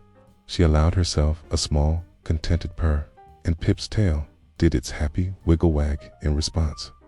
"Snow on Christmas is special," Pip said quietly. "My person told me that. Cam," she said, "it makes everything look clean and new, like the whole world gets a fresh start." A fresh start. Penelope considered this as she watched the snowfall. Perhaps that was what this was. It's a chance to let go of old patterns that no longer served her. It's a chance to admit that being alone and being independent were not the same thing. That she could be dignified and still have connections. That walls built to protect yourself could also keep out joy. "Thank you," she tried to say, but of course, it came out as a soft meow. But Pip seemed to understand anyway. "You're welcome," he replied cheerfully. For what? For trying, Penelope thought. For not giving up. For being so relentlessly, genuinely yourself that I had no choice but to eventually respond to it. For being my friend when I didn't know I needed one. Pip's person arrived at 3 o'clock, right on schedule. Penelope had known this moment was coming, had been bracing herself for it since breakfast. But still, when she heard the familiar voice in the hallway, saw the attendant bringing the woman to Pip's enclosure, her heart clenched. This time, it was different though, because this time, Penelope wasn't watching from a distance, pretending not to care. She was pressed against the glass barrier, as close as she could get to Pip, sharing these last moments with him. When the enclosure door opened and Pip bounded to his person, the reunion was just as joyful as it had been the night before. But this time, once the initial excitement had settled, Pip led his person over to the glass. "This is Penelope," he told her, as if introducing the most important individual in the world. "She's my friend. She's going home tomorrow. I hope her person knows how lucky they are." The woman crouched down, looking at Penelope with warm eyes. "Hello again, Penelope," she said softly. "Thank you for keeping Pip company. I know he can be a lot, but he's got a good heart." Penelope met the woman's gaze steadily. She wanted this human to understand something important, wanted her to know that her sacrifice, her decision to give up one night with her beloved pet so that a lonely cat would unspend Christmas alone, had mattered. So, Penelope did something she rarely did with strangers. She pressed her paw against the glass, the same gesture she used with Pip, a gesture of connection, of gratitude. The woman's eyes filled with tears. "Oh," she whispered. "Oh, you sweet girl." Pip pressed his paw against the glass on his side, matching Penelope's. For a moment, it was as if there was no barrier at all, just two friends saying goodbye. "I won't forget you," Pip promised. "Even when I'm home and playing with my toys and sleeping in my own bed, I'm going to remember you, my first friend at the pet hotel, my Christmas friend." Penelope wanted to tell him she wouldn't forget him either, okay? That she would carry him with her. This lesson in openness and joy and the courage to try even when you might fail. But all she could do was purr, loud and long and genuine. "She's purring," Pip told his person excitedly. "It's fessing why she likes us. Cats only purr when they like things." "I hear her," the woman said gently. "That's a very happy purr." They gathered Pip's things, his toys, his blanket, his leash, and then, with one final wiggle and a shouted by Penelope, "Merry Christmas. Be good. Be happy. I'll miss you." Pip was gone, really gone this time. The enclosure next door was empty once more. But this time, Penelope didn't feel the same hollow loneliness, because this time was different. This time, she had let herself care. She had let herself be a friend. And even though Pip was gone, even though they would probably never see each other again, she had been changed by knowing him. She returned to her bed, curling up in a patch of late afternoon sun. Outside, the winter day was beginning to fade toward evening. Tomorrow, her human would come. Tomorrow, she would go home. Go. But tonight, she was content. Penelope's human arrived early on the day after Christmas, bursting through the door of the pet hotel with tears already streaming down her face. The moment the attendant opened Penelope's enclosure, the woman scooped her up, burying her face in Penelope's silver fur. "I missed you so much," she murmured. So much. "I'm sorry I had to leave you here, Penny. I'm so sorry." Penelope allowed herself to be held, to be kissed on the head, to be told how beautiful and precious and perfect she was, and she purred. Not because she was expected to, but because she genuinely was happy to be reunited with her human. As they were preparing to leave, as her human was signing papers and thanking the staff, one of the attendants smiled at them. "She made a friend while she was here," the woman said. "A young Corgi puppy. They were adorable together." "Really?" Penelope's human looked down at her in surprise. "Penny made a friend? My Penny is the one who hisses at the neighbor's dog." "She did," the attendant confirmed. Took her a while to admit it, but yes, they were very sweet together. The puppy's owner even delayed picking him up so they could spend Christmas together. Penelope's human's eyes filled with fresh tears. That's so kind. I can't believe Penny, actually. She's usually so, ... double quotes, grumpy, the attendant supplied with a kind smile. I think sometimes we all need someone who sees past the grumpy to the goodness underneath. As they left the pet hotel, Penelope took one last look at the enclosure that had been hers for nearly a week, and at the enclosure next door, where a small puppy had taught an old cat that it was never too late to let someone in. The car ride home was familiar and comforting. Her human talked the entire time, telling Penelope about the holiday, about the family she'd visited, about how every single day she'd thought about her and missed her and couldn't wait to get home. When they finally arrived at their house, when Penelope was released from her carrier and allowed to walk through rooms that smelled like home, she felt a deep satisfaction settle into her bones. This was where she belonged. This was her domain. She went immediately to her favorite window seat, the one that overlooked the front yard and caught the best sun. She arranged herself in it, tucking her paws beneath her chest, and looked out at the world.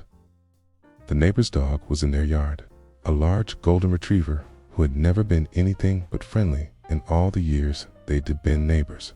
Usually, when he saw Penelope in the window, she would fix him with a cold stare until he looked away. It was tradition. It was the natural order of things. But today, when the golden retriever spotted her and his tail began to wag, Penelope did something different.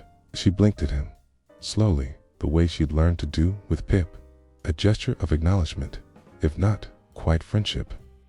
The golden retriever's tail wagged harder. Penelope's human, who was watching from the kitchen, nearly dropped her coffee mug. "Penny," she said in disbelief, Did you just be nice to Roger?" Penelope didn't respond, just settled more deeply into her window seat, allowing herself a small, private purr, because she had learned something during her time at the pet hotel. Something that a relentlessly cheerful Corgi puppy had taught her through sheer determination and goodness of heart. Connection didn't make you weak. Opening yourself up to friendship didn't diminish your dignity. And being loved didn't mean losing yourself. It meant finding parts of yourself you didn't know existed. Outside, snow began to fall again, soft and gentle, blanketing the world in quiet white. Penelope watched it drift down, thinking about a small puppy who had never stopped trying, who had shared his favorite toy through glass, who had shown her what it meant to approach life with joy and openness and hope. She would probably never see Pip again. Their lives had intersected for one brief, unlikely moment, and then diverged once more. But that moment had been enough to remind her that life was richer when you let others in, that the walls we build to protect ourselves can also become prisons, that it's never, ever too late to open your heart, even just a little. Even when you're a grumpy, elderly Persian cat who has spent 12 years perfecting the art of dignified solitude.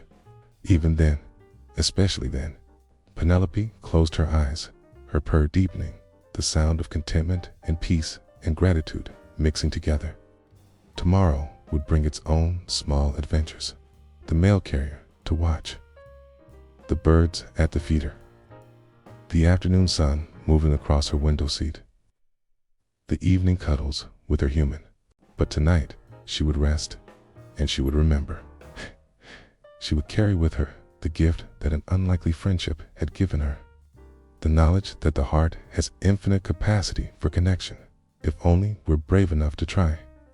The snow continued to fall outside, each flake unique and beautiful and temporary, just like the moments that make up a life, just like the brief, shining friendship between a grumpy cat and a joyful puppy who refused to believe that glass could keep them apart. And somewhere across town, in a warm house with a crackling fireplace, a small Corgi puppy was telling his person all about his friend Penelope, the most beautiful, dignified, wonderful cat in the whole world, who had finally, on Christmas Day, touched her nose to his squeaky duck through the glass.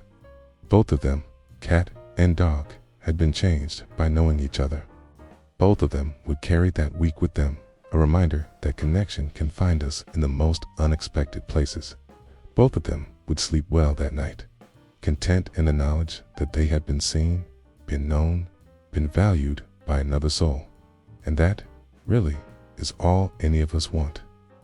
To be witnessed, to be appreciated, to have someone try, really try, to reach us, even when we make it difficult, to be someone's friend, even if only for a little while, especially if only for a little while, because sometimes the briefest connections leave the deepest marks. If this story resonated with you, if it brought a smile to your face or a warmth to your heart as you drifted towards sleep, please consider showing your support with a like and subscribe to Deep Sleep Stories Hub for more quiet nights and restful journeys, for more tales of connection and growth in the small, beautiful moments that make up a life. May your dreams be peaceful, and may you wake knowing that it's never too late to open your heart to unexpected friendship. Sleep well. The Parrot Who Learned to Carol, a magical and funny Christmas sleep story in a modest house at the end of Maple Street, where the sidewalk curved gently toward the woods and the mailbox leaned just slightly to the left. There lived a parrot named Kiwi. He was not a particularly large parrot, nor was he adorned with the most spectacular plumage, though his feathers held a pleasant combination of green and yellow that caught the afternoon light in an agreeable way. What made Kiwi remarkable, what made him the undisputed center of attention in the Harper household, was his extraordinary gift for mimicry. Kiwi's cage stood in a living room, positioned near the large bay window that looked out onto the quiet street. From this vantage point, he could observe nearly everything that happened in the heart of the home. The worn sofa where Mr. Harper read his evening paper sat to his left. The dining table perpetually scattered with the debris of family life school papers. Half-finished craft projects, coffee mugs occupied the space to his right, and directly across from him hung the old mirror that had belonged to Mrs. Harper's grandmother, silvered surface reflecting the room back at itself in soft, slightly distorted dimensions. From his perch, Kiwi conducted his daily observations with the focus of a scholar and the mischievousness of a child. He watched everything. He listened to everything. And then, with great enthusiasm and absolutely no regard for appropriate timing, he reproduced everything. The Harper family had grown accustomed to his antics over the 3 years since Emma, the youngest, had begged for a pet that could talk. They had learned to expect the unexpected. They no longer jumped when the doorbell chimed from Kiwi's direction, even though no one stood on the porch. They had stopped rushing to check on dinner when the microwave beep echoed through the house at random moments. Mr. Harper had even ceased reaching for his phone when its ringtone sounded from the living room, only to find the actual device silent in his pocket and Kiwi regarding him with unmistakable smugness. The family cat, an elderly tabby named Pepper, had long ago decided that Kiwi was beneath her dignity. She would sit on the back of the sofa, tail twitching with aristocratic disdain, while Kiwi produced perfect replicas of her meow. He would meow at her directly, his head cocked to one side, his dark eye gleaming with what could only be described as trollish delight. Pepper would simply blink slowly, rise with deliberate grace, and relocate to another room. Silence more cutting than any hiss could have been. Mrs. Harper often said that living with Kiwi was like living with a small, feathered comedian who had memorized every sound in their lives and chose to perform them at the most bewildering moments. She said this with affection, usually while scratching the soft feathers at the back of his neck, which made him close his eyes and produce a sound like a rusty door hinge's version of a purr.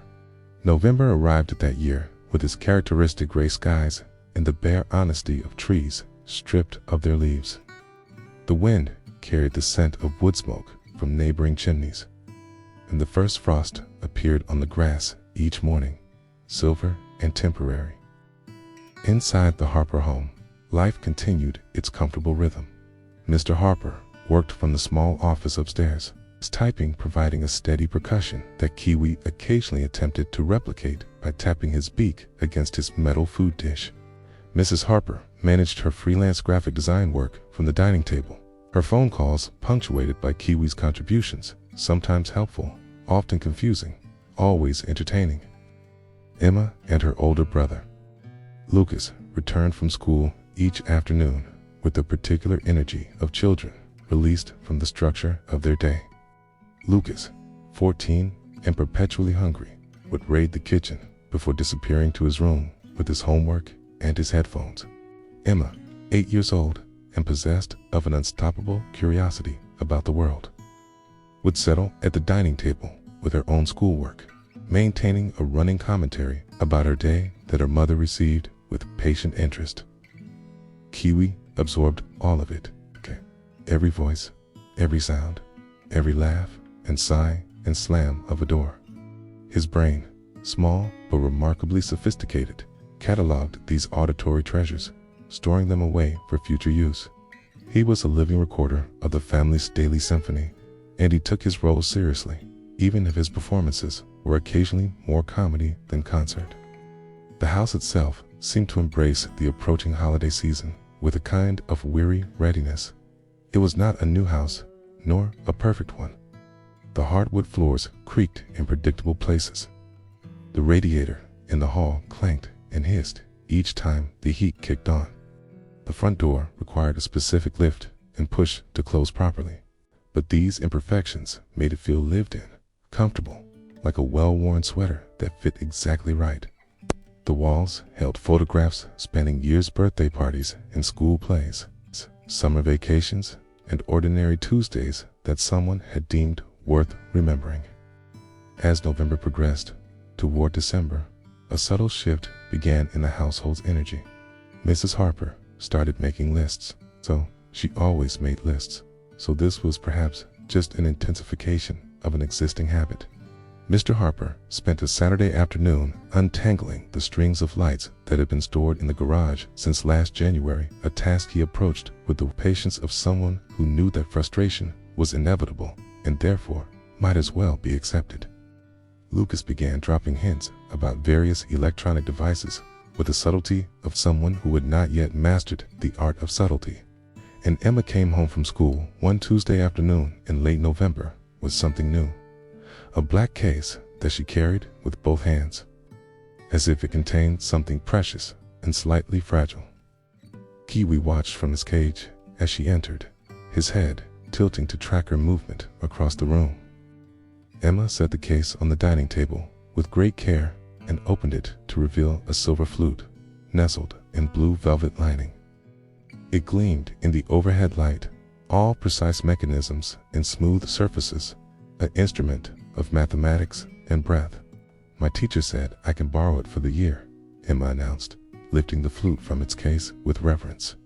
"We're going to learn Silent Night for the winter concert." Mrs. Harper looked up from her laptop with interest. "That's a beautiful carol. How exciting." Emma fit the pieces of the flute together, her small fingers careful with the connections. She raised it to her lips, positioned her hands the way her teacher had shown her, and blew. The sound that emerged was less a musical note than a surprised squeak, as if the flute itself was startled to be awakened. Emma tried again. Another squeak, this one slightly more extended, like a question being asked by a very small mouse. From his cage, Kiwi leaned forward on his perch, his entire body angled toward this new sound. His eyes, already bright with intelligence, seemed to sharpen further. Here was something novel. Here was a sound he had never encountered before, being produced in his own territory, in his own domain of auditory experiences. Emma practiced for 15 minutes that first afternoon, producing a series of squeaks and half-formed notes that gradually began to resemble something intentional. Kiwi watched the entire time in uncharacteristic silence, his usual commentary absent, replaced by a focus so intense it was almost visible. When Emma finally packed the flute away and went to start her homework, Kiwi remained quiet for a long moment.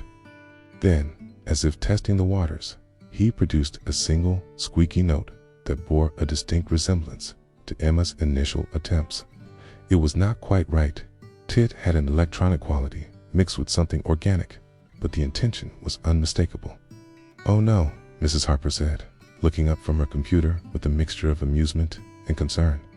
"He's interested. Is that a problem?" Emma asked. "We'll see," her mother replied, smiling. "We'll see." The next day, Emma practiced again, and the day after that, a routine began to establish itself with the natural ease of water finding its level. Emma would return from school, complete a quick snack at the kitchen counter, and then settle at the dining table with her flute. She would practice for 20 minutes to half an hour, working through the exercises her teacher had assigned, always ending with her attempts at Silent Night. The melody was simple, as carols often are. Its beauty lay in its simplicity, in the gentle progression of notes that somehow conveyed both peace and longing. Emma's rendition in those early days was halting and squeaky, filled with wrong notes and uncertain breath support. But each day it improved incrementally. The way all skills improve slowly enough that the improvement is invisible in the moment, obvious only when looking back across the span of days. Kiwi listened to every practice session. He had abandoned his usual position at the front of his cage and now spent Emma's practice time on his highest perch, as close to her as the bars allowed. He would grip the perch with his strong feet, sometimes hanging forward at an angle that looked precarious, but which he maintained effortlessly, his entire being focused on the sound of the flute. The family began to notice that Kiwi's random performances throughout the day had acquired a new element. He would still meow at Pepper with his usual enthusiasm. He would still produce the doorbell chime at moments guaranteed to confuse. He would still beep like the microwave while dinner was being prepared, causing momentary panic about something burning. But now, interspersed with his classical repertoire, came new sounds, squeaky, off-key whistles that bore a distant relationship to the notes Emma was producing. The first time he did this, the entire family stopped what they were doing. It was a Saturday morning, and Emma had not yet practiced that day, so the family was scattered through the house in that comfortable weekend way. Mr. Harper reading the news on his tablet at the dining table, Mrs. Harper folding laundry on the sofa, Lucas in the kitchen making toast, Emma coloring at the coffee table. Into this peaceful scene, Kiwi suddenly produced a series of whistled notes. They were not quite the right notes. They were not in the right order. Rhythm was completely wrong, speeding up and slowing down, seemingly at random. But the intent was clear. He was attempting Silent Night. Did he? Just Lucas began appearing in the doorway with his toast. "I think he did," Mr. Harper confirmed, lowering his tablet. Emma scrambled to her feet and rushed to Kiwi's cage. "Kiwi, you learning my song?" Kiwi bobbed his head up and down, a gesture he employed when he was excited or pleased with himself. Then, as if to prove it was not a fluke, he did it again. The notes were just as wrong, just as poorly ordered, but unmistakably derivative of Silent Night. "That's amazing," Emma breathed. "That's going to get stuck in our heads," Lucas observed, but he was smiling. From that day forward, Kiwi incorporated his carol attempts into his daily performances. He would whistle fragments of it at odd moments while the family ate breakfast during commercial breaks of whatever show they were watching. In the quiet lull before bedtime, his versions were creative, to put it generously. He would start with something resembling the melody, then veer off into territory that had never appeared on any sheet music, then circle back to a note that was almost correct before finishing with a sound like a rusty bicycle wheel. The family found it endearing and funny. Mrs. Harper recorded one of his attempts and sent it to her sister, who responded with a string of crying laughing emojis. Mr. Harper started humming the carol himself while working, infected by its constant presence in the household. Lucas began rating Kiwi's performances, holding up imaginary scorecards and announcing numbers in a pompous voice. "I give that rendition a 3.5, with points deducted for the inclusion of what appeared to be a car alarm in the middle section." Emma, for her part, found Kiwi's attempts motivating. "See, Kiwi," she would say during her practice sessions. "This is how it goes," and she would play the phrase correctly, or as correctly as she could manage at her skill level, and Kiwi would watch her with his intent, unblinking focus. December arrived, and with it came the full transformation of the household into its holiday mode.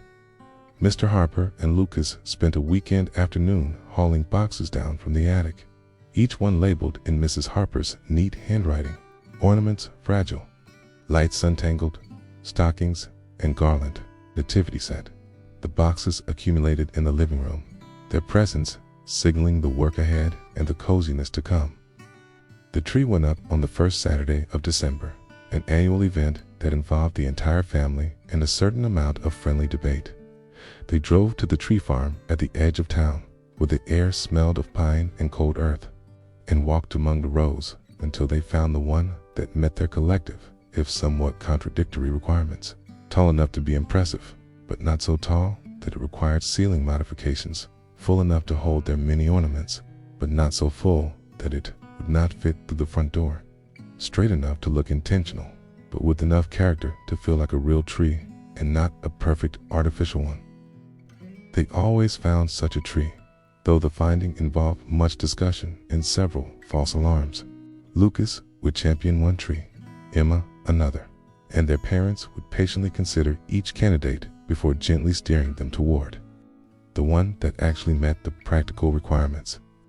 The tree was tied to the roof of the car, brought home in triumph, and installed in the stand that Mr. Harper had learned to wedge securely through years of trial and error. The decorating happened over several evenings, not all at once. This was partly practical light, was a large tree, and they had many ornaments, and partly intentional. Mrs. Harper believed that rushing through the decorating diminished the experience, turned it into a task to be completed rather than a ritual to be savored. So they took their time. Each ornament came with a memory. The slightly battered angel that Emma had made in kindergarten, its halo askew and its smile drawn on with what had probably been a permanent marker. The delicate glass ball that had been a wedding gift to Mrs. Harper's parents, Tara, which was handled with extreme caution and hung on a high, secure branch. The ridiculous pickle ornament that Lucas had received from a friend and which had become, through some mysterious alchemy, a crucial part of their holiday tradition. The paper MCH reindeer with 3 legs, having lost a fourth to an incident no one could quite remember, but everyone could vaguely recall, involving Pepper in her younger, more energetic days. Kiwi watched all of this activity with great interest. His cage had been temporarily relocated to give more room for the tree. Moved closer to the window, where he could observe both the interior decorating and the occasional neighbor passing by outside. He contributed his own soundtrack to the decorating process, a meow when Pepper wandered through, the doorbell chime when Mrs. Harper went to the kitchen for more water for the tree stand, random fragments of his carol attempt whenever the mood struck him. "He's like our own Christmas radio," Emma said, laughing as Kiwi produced a particularly creative version of Silent Night that included what sounded like a hiccup in the middle. "A radio we can't turn off," Lucas added, but without malice. The house began to smell like the holidays. Mrs. Harper had placed a small dish of cinnamon sticks and cloves on the radiator cover, and the heat drew out their spice. The tree contributed its own green forest scent, clean and sharp. One evening, they made sugar cookies, and the warm smell of vanilla and butter filled every room, even seeping upstairs to where Mr. Harper was finishing some work. He appeared in the kitchen doorway, following his nose like a cartoon character, and Mrs. Harper laughed and handed him a warm cookie without comment. Emma's practice sessions continued through all of this. Her skill with the flute improved steadily. The squeaks became less frequent. The notes became more confident. The breath support became more controlled. Silent Night began to emerge from the instrument, sounding like itself, recognizable, not just in outline, but in execution. Her music teacher had sent a note home praising Emma's dedication, and Emma had carried that note around for an entire day, showing it to everyone, including Pepper, who had received the information with her characteristic indifference. Kiwi's versions, however, remained comically imperfect. He would start strong, get 3 or 4 notes in something approaching the correct order, and then wander off into musical chaos. He mixed in his other sounds, a doorbell here, a meow there, once an entire rendition that included what was unmistakably the sound of the refrigerator ice maker. The family found this hilarious, and Kiwi, sensitive to audience reaction, seemed to lean into the comedy of it. He would finish his chaotic versions with a self-satisfied head bob, as if to say, "I meant to do that." One evening in mid-December, fat snowflakes began to fall outside, and the house settled into its nighttime quiet. Emma sat at the dining table, practicing while Mrs. Harper wrapped presents at the other end. The tree lights cast their multicolored glow across the room. The heat clicked on, the radiator beginning its familiar rhythm of clanks and hisses. Emma played Silent Night through from beginning to end, her best performance yet, the notes clear and the rhythm steady. When she finished, there was a moment of silence. Then Kiwi, from his cage by the window, produced a sound. It was not his usual chaotic attempt. It was not a meow or a doorbell or a microwave beep. It was a single, pure whistle, the first note of Silent Night, held for exactly the right length, pitch perfect. Emma lowered her flute and looked at him. Kiwi looked back, his head tilted slightly. "Did you hear that?" Emma whispered. "I did," Mrs. Harper said quietly. They waited, hoping he would continue, but Kiwi simply ruffled his feathers, settled himself more comfortably on his perch, and closed his eyes. The moment passed, absorbed back into the evening's gentle rhythm, but its promise lingered. The days moved forward with their characteristic mix of anticipation and routine. School continued. Emma had a math test. Lucas had a presentation on the Civil War. There were permission slips to be signed and homework to be checked. But underneath the ordinary current ran the building energy of the approaching holiday. Cards arrived in the mail, their envelopes bright against the usual bills and advertisements. The family drove through neighborhoods at dusk to look at light displays, sipping hot chocolate from a thermos and offering commentary on the various levels of decorative enthusiasm on display. Snow fell more frequently, transforming the neighborhood into something quieter, softer. The sounds of the world outside became muffled, as if wrapped in cotton. The scrape of shovels on driveways in the morning, the whisper of tires on the white street, spry, a sharp call of a cardinal in the bare branches of the maple tree.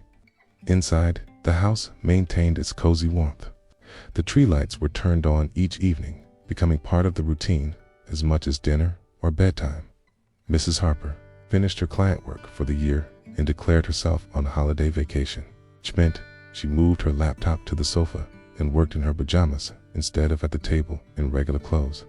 Mr. Harper took a few days off before the actual holiday, puttering around the house with various projects he had been meaning to, disorganizing the hall closet, fixing the loose towel bar in the bathroom, rearranging his bookshelf according to some system known only to himself. Emma's winter concert approached. She practiced Silent Night with increased focus, knowing she would soon perform it in front of an audience of parents and teachers and fellow students. Her nervousness showed in little ways. She played with her hair more. She asked more questions about whether she was doing it correctly. She wanted reassurance that she would not embarrass herself. "You're going to be wonderful," Mrs. Harper told her. "You've worked so hard, and it shows. Your playing is beautiful." "But what if I mess up?" Kima asked, her face worried. "Then you keep going," her mother said gently. "That's what musicians do. They keep going, and usually no one even notices the mistake." Emma practiced the day of the concert, then twice more for good measure. Kiwi listened to each performance, his focus never wavering. His own attempts had continued, still comically off-key, still mixing in inappropriate sounds. That morning, he had produced a version that included 2 meows and what might have been his interpretation of the washing machine cycle ending beep. Lucas had suggested they submit it to a comedy podcast. The concert was that evening at the school gymnasium, which had been decorated with paper, snowflakes, and strings of white lights. The folding chairs squeaked as parents and siblings settled in. The band and orchestra students sat in nervous rows, clutching their instruments. Emma sat in the flute section, her face serious with concentration. The concert included many songs, some traditional, some contemporary, all performed with the earnest effort of young musicians finding their way. When Silent Night began, the gymnasium fell into a particular kind of silence. It's the silence of a carol that everyone knows, that carries weight and memory and meaning. The students played well, their combined instruments creating something greater than their individual parts. And Emma's flute voice wove through it all, clear and true. The Harper family clapped enthusiastically when it was over, Mrs. Harper possibly wiping her eyes, though she would later deny it. Emma beamed from her chair, her earlier nervousness transformed into the particular satisfaction of a job well done. They returned home that night to find Kiwi awake and alert, despite the late hour, as if he had been waiting for them. Emma went to his cage immediately to report on her success. "I did it, Kiwi," she said softly. "I played it all the way through without messing up." Kiwi bobbed his head, then produced a series of notes that were still wrong, but which somehow felt celebratory. Emma laughed and reached through the bars to scratch his head, which he accepted with dignified pleasure. Christmas Eve arrived with fresh snow and a particular quality of light that only occurs on the shortest days of the year. The house was ready, its preparations complete. The presents were wrapped and arranged beneath the tree. The stockings hung from the mantel with care, or at least with reasonable care, given that they were hung by humans rather than professional stocking hangers. The special Christmas dishes had been brought down from the high cabinet where they lived for 11 months of the year. Everything was in place. The day itself unfolded with deliberate slowness. There were no errands to run, no obligations to fulfill. The family moved through the hours with a relaxed pace of people who had nowhere else to be. Lucas slept late, emerging near midday with the rumpled hair and squinting eyes of a teenager waking before he was fully ready. Emma played with the dollhouse her grandmother had sent early, rearranging its tiny furniture with great seriousness. Mr. and Mrs. Harper sat at the dining table with their coffee, doing the crossword puzzle together, their familiar debate about whether a 5-letter word for ancient Roman garment was stola or tunic, carrying the comfortable rhythm of a long marriage. Kiwi performed his greatest hits throughout the day. He meowed at Pepper when she came downstairs for her midday snack. He chimed the doorbell when no one was anywhere near the door. He beeped like the microwave when Mr. Harper was making lunch. And he attempted Silent Night multiple times, each version as creatively incorrect as ever. "Maybe he's just not a musical parrot," Lucas suggested during lunch, after Kiwi had produced a version that seemed to include elements of a car horn. "Or maybe he's a very experimental musician, Mrs. Harper countered. Maybe he's doing avant-garde jazz interpretations. Is that what we're calling it? Mr. Harper asked, smiling. Dinner that evening was special, but not elaborate. Mrs. Harper's famous lasagna, a green salad, garlic bread, a simplicity that felt appropriate for the evening. They ate at the dining table, the good plates and cloth napkins, making even familiar food feel more ceremonial. Candles flickered in the center of the table. The tree lights glowed from the living room. Outside, snow began to fall again, the flakes visible against the darkness, drifting down in that particular silence that snow creates. After dinner, they moved to the living room for their Christmas Eve tradition. Each person got to open one present, selected with great deliberation from among the many beneath the tree. Lucas received a new book he had been wanting and promptly disappeared into it. Emma opened a craft kit for making friendship bracelets and immediately dumped its contents onto the coffee table to examine each component. Mrs. Harper received a gardening book from Mr. Harper, who received a new coffee mug from Mrs. Harper, both gifts perfectly suited and received with genuine pleasure. The evening settled into quietness. Mr. Harper built a fire in the fireplace, which they did not use often, but which seemed essential on Christmas Eve. The wood crackled and popped, sending up showers of sparks. The smell of wood smoke mingled with the tree's green scent and the lingering aroma of dinner. Emma worked on her first friendship bracelet, her tongue between her teeth in concentration. Lucas read his book, occasionally sharing an interesting passage. Mrs. Harper and Mr. Harper sat together on the sofa, her feet tucked under his leg, both of them simply present in the moment. Kiwi had been quiet for the past hour, settled on his perch, his eyes half closed in what might have been sleep or might have been that meditative state birds sometimes enter. Pepper had claimed the armchair, curled into a perfect circle, her purr a low, steady rumble. The fire burned down to coals. The candles were blown out. The house fell into that particular stillness that comes late on Christmas Eve, when anticipation has peaked and settled into something peaceful. Outside, the snow continued its silent fall, accumulating on branches and rooftops, transforming the world into something hushed and clean. And then, into that silence, came a sound. It started so softly that at first, the family was not certain they were hearing it. But gradually, unmistakably, it grew clearer. A whistle, pure and true, carrying the melody they had all come to know so well. Silent night, holy night, the notes were perfect. Not almost perfect, not close enough factually perfect.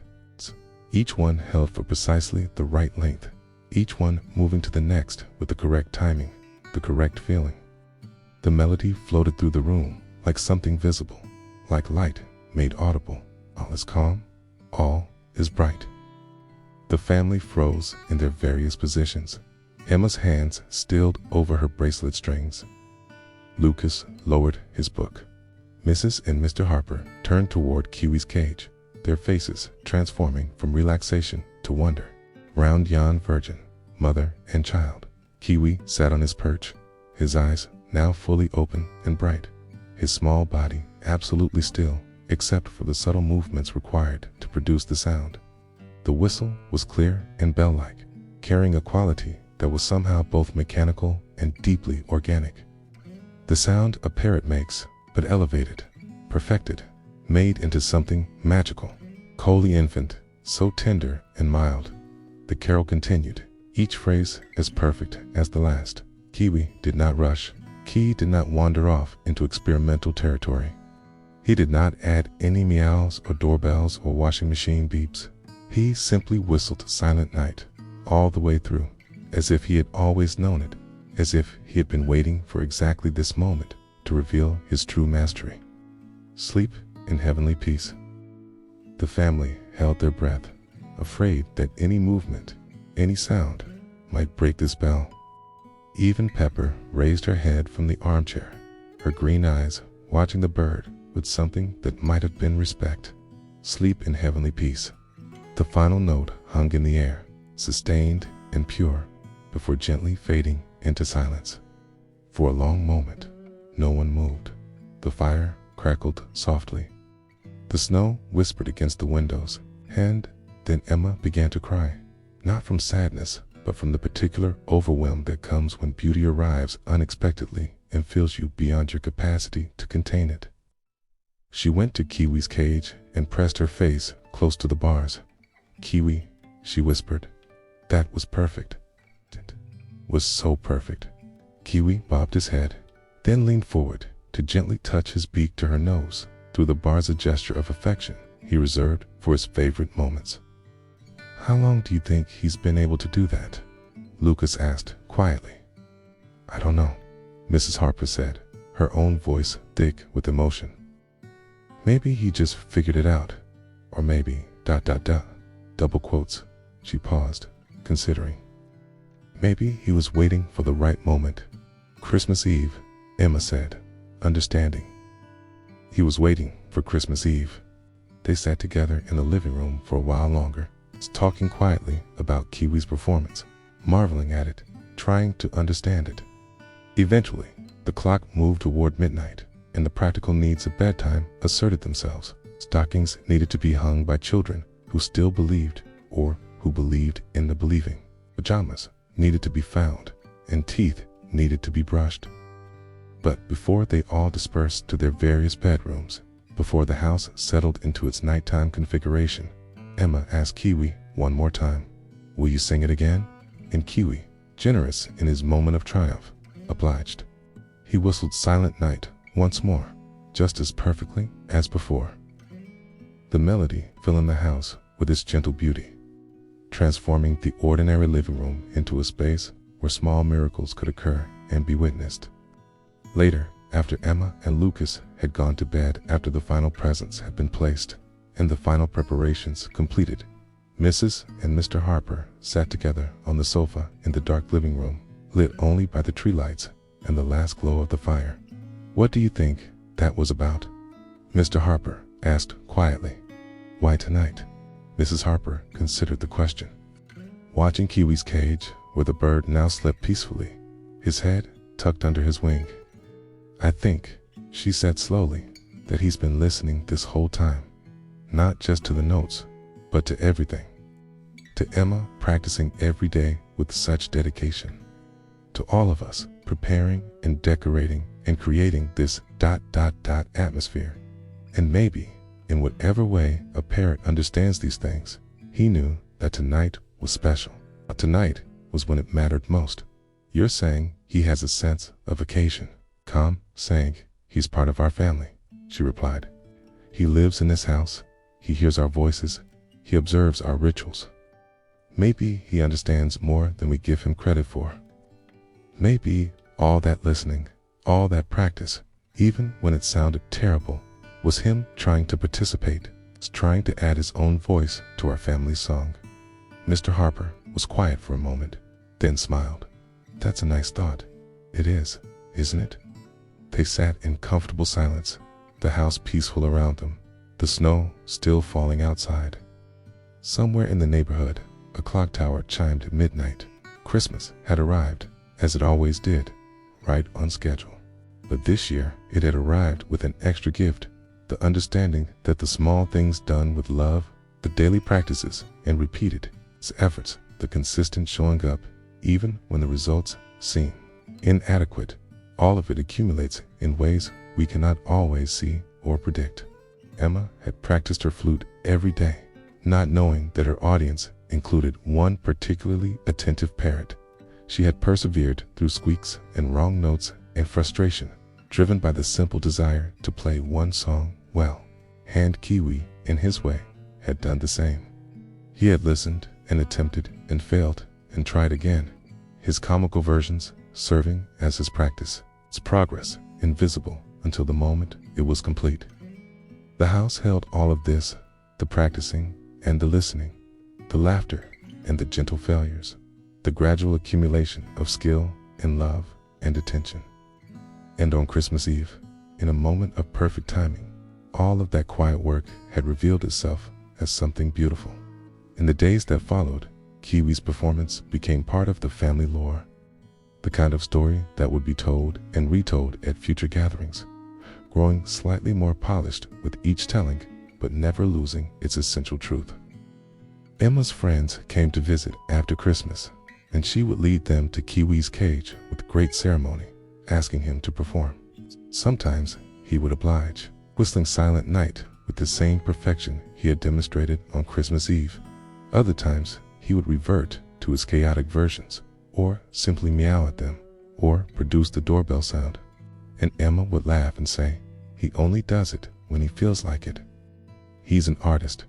The winter concert at school became legendary as well, but for Emma, her proudest performance would always be the one she never gave on stage, the hundreds of practice sessions in her living room, watched by a small green parrot, was learning alongside her, storing each note, each phrase, each expression of dedication until he could offer it back, transformed into something magical. Mrs. Harper found herself thinking about Kiwi's gift more than she expected to. She would be working at her computer, or folding laundry, or preparing dinner, and the thought would drift through her mind. What we create with our daily lives, the atmosphere we build through our small, consistent actions, seeps into everyone and everything around us. The music Emma played had filled their home for weeks, becoming as much a part of the environment as the smell of coffee in the morning, or the sound of the radiator as familiar clank. Kay and Kiwi, living in that environment, had absorbed it until it became part of him too. There was something profound in that, she thought. Something about how we are all constantly teaching and learning from each other, often without realizing it. How our habits and practices and the things we choose to fill our time with create the texture of our shared lives. How beauty, repeated patiently and without expectation of immediate results, eventually takes root and blooms in unexpected places. She mentioned this thought to Mr. Harper one evening as they prepared dinner together. Emma practicing upstairs, Kiwi quiet in his cage, Lucas doing homework at the dining table. "You're getting philosophical about a parrot," Mr. Harper said, but his tone was gentle, amused. "Maybe," she admitted. "But it meant something, didn't it?" That moment on Christmas Eve, it wasn't just cute or funny, it was ... meaningful, he finished for her. Yes, it was. They worked in companionable silence for a moment, the rhythm of their movements synchronized by years of shared meal preparation. From upstairs came the clear notes of Emma's flute, more confident now, moving beyond Silent Night, 2 other pieces her teacher had assigned. "She's gotten so much better," Mrs. Harper observed. "She has, because she practiced. Every single day, even when it was hard, even when it sounded terrible." And Kiwi heard all of it, Mrs. Harper said. The terrible parts and the better parts and everything in between. He didn't just learn the final product. He went on the whole journey with her. Mr. Harper paused in his chopping to look at her. That's why the performance meant so much. Exactly. It wasn't just a parrot doing a trick. Okay? It was ... evidence. Evidence that the work matters. That the daily showing up, the patient repetition, the love we put into the small moments, it all matters. Even when we think no one is watching, or listening, or paying attention. From his cage. As if he had been waiting for his cue in their conversation. Kiwi suddenly whistled the first phrase of Silent Night. Not the whole carol this time, just the opening clear, perfect, and then done. A reminder of his capability, offered freely, and then released. Mr. Harper smiled. Show off, but the smile remained on his face, warm and soft, as he returned to preparing the vegetables. Upstairs, Emma played on, the notes of a new melody drifting down through the house. Outside, the January afternoon darkened toward evening, the winter sun setting early, casting long blue shadows across the snow. The house held them all, the family and the cat and the parrot, each in their place, each part of the whole. The radiator clanked, the refrigerator hummed, the floors creaked under familiar feet, all the sounds of a life being lived together in the accumulation of ordinary days that occasionally, unexpectedly, crystallized into moments of grace. Kiwi settled on his perch, his eyes bright and watchful. He had his repertoire of sounds, his collection of imitations, his ability to surprise and delight.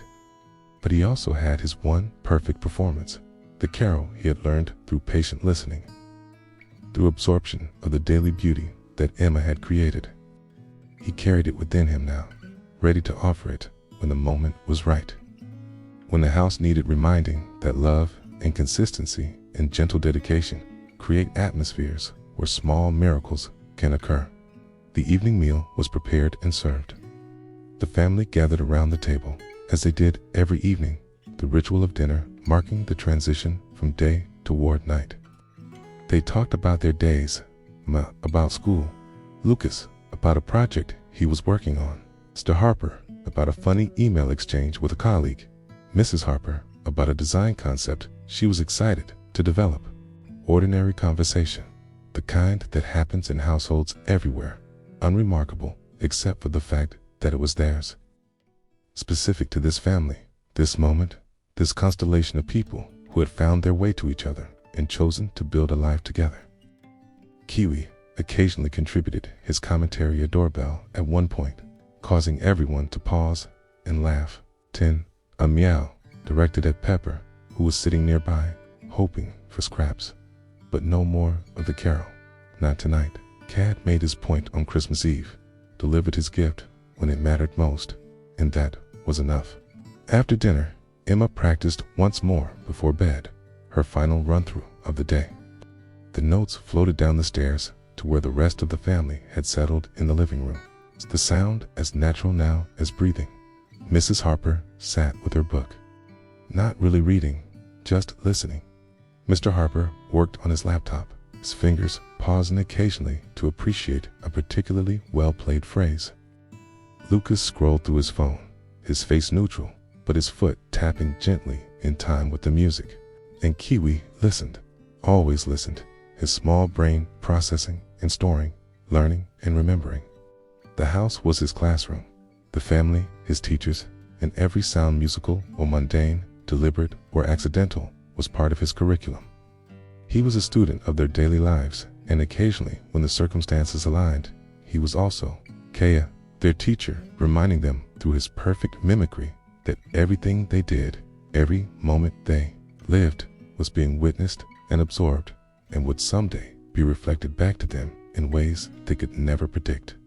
The weeks moved forward, January giving way to February, winter settling in for its long middle stretch.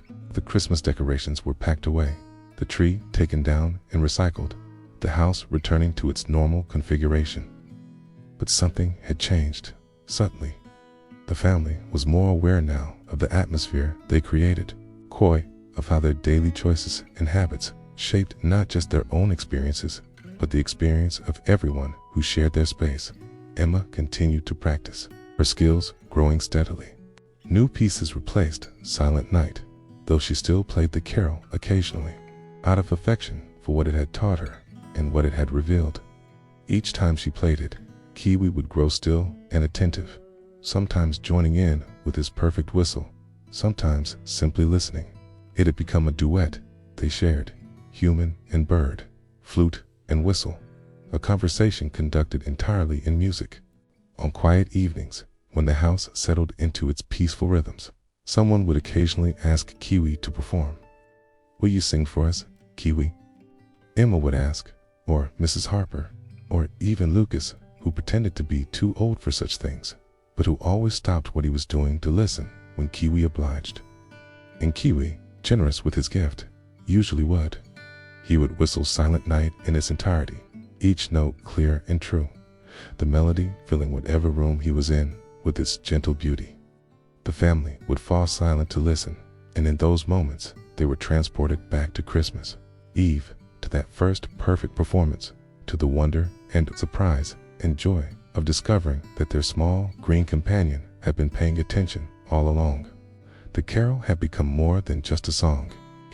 It had become a symbol of something larger, of the power of patient dedication, of the beauty that emerges from consistent practice, of how the things we do with love echo outward in ways we cannot always measure or see. It reminded them that their home was not just a physical space, but an emotional and spiritual one, shaped by their choices, filled with their voices, imbued with their care. Pepper, for her part, remained unimpressed by Kiwi's musical talents. She continued to treat him with her characteristic disdain, though perhaps her disdain had softened slightly, to become more performative than genuinely hostile. Once, Emma swore she saw Pepper sitting near Kiwi's cage during one of his performances. Her tail wrapped neatly around her paws, her eyes half closed in what might have been appreciation or might have been simple feline indifference. When questioned, Pepper offered no comment, simply stood and walked away with her usual dignity, leaving the interpretation of her actions up to her human observers. The house continued its life, the seasons cycling through their familiar patterns. But the family carried with them the gift Kiwi had given, the understanding that the quiet, daily work of living with love and intention creates something beautiful, even if that beauty only reveals itself occasionally, in moments of grace that arrive unexpected and perfect, like snow falling on Christmas Eve, like a parrot whistling a carol, like the steady accumulation of notes practiced faithfully until they transform into music. And so the days continued, each one ordinary, each one unrepeatable, each one contributing to the atmosphere of love and attention that made their house a home. Emma practiced her instruments, the flute joined eventually by a tentative exploration of piano. Lucas grew and changed, his interests shifting, his voice deepening, but his affection for the family's strange green comedian remaining constant. Mr. and Mrs. Harper navigated the challenges and joys of their work and their marriage and their children, finding in the daily rhythms a satisfaction that was quiet but profound. And Kiwi watched and listened and occasionally performed his bright eyes, missing nothing, his clever brain processing everything, his perfect mimicry and mirror held up to show them what they were creating together. Life filled with small beauties, patient repetitions, gentle failures, and eventual successes, all of it accumulating into something that was in its own way, a kind of carol, a song of daily living, sung imperfectly most of the time, but occasionally, when the circumstances aligned and the heart was ready, sung with a perfection that took the breath away. The story of the parrot who learned to carol became part of the family's mythology, told at gatherings and shared with friends, but its truest meaning remained private, held in the quiet moments when one of them would remember Christmas Eve and feel again the wonder of that perfect whistle, that unexpected gift, that reminder that love and consistency create beauty in places we might never think to look. In a modest house at the end of Maple Street, where the sidewalk curved gently toward the woods and a mailbox leaned just slightly to the left, a family lived their ordinary, extraordinary life. And in that house, in a cage by the window, a small green parrot sat on his perch, occasionally whistling a carol he had learned through patient listening, reminding everyone who heard him that the things we do with love, no matter how small they seem, fill the spaces around us with a quiet beauty that can surprise us when we least expect it. The atmosphere we create becomes a part of everyone in it, and sometimes, just sometimes, that atmosphere crystallizes into moments of magic, clear, pure, and perfect, as a carol whistled on Christmas Eve. As a child, learning to make music as a family, building a life together, one ordinary day at a time. If this story resonated with you, if it accompanied you gently toward rest, please consider showing your support with a like, and subscribe to Deep Sleep Stories Hub for more quiet nights and restful journeys. May your sleep be deep, your dreams be gentle, and may you wake tomorrow knowing that the small beauties you create today are noticed, cherished, and will someday surprise you with their reflection in the most unexpected places. The Hamster's Great Escape, a funny and epic holiday sleep story in a cozy home on a quiet street, where the December snow drifted softly past frosted windows and the scent of pine and cinnamon filled the air. there lived a small but exceedingly brave hamster named Captain Ferdinand. To the family who cared for him, he was simply Verity, a golden-furred ball of energy who ran on his wheel at night and stuffed his cheeks with sunflower seeds during the day. But Captain Ferdinand knew better. He knew that he was, in fact, the commander of a magnificent fortress, a multi-level territory of platforms and tunnels that he defended with unwavering vigilance. His cage sat upon a sturdy table in the corner of the living room, positioned with a strategic view of the entire domain. From his highest platform, Captain Ferdinand could survey the vast landscape of carpet and furniture, the towering mountains of sofas and chairs, the mysterious shadows beneath tables. He had mapped every inch of his fortress over countless nights, knew every tunnel by heart, every level by touch. His whiskers, those sensitive instruments of navigation, could detect the slightest vibration in the air. Ted, remarkably acute, even by hamster standards, could distinguish between the scent of his water bottle and the subtle aroma of his food dish with extraordinary precision. On this particular evening, as the winter sun set early and painted the living room in shades of amber and gold, something different filled the air. Captain Ferdinand sat up on his hind legs atop his favorite platform, his small pink nose twitching with increased intensity.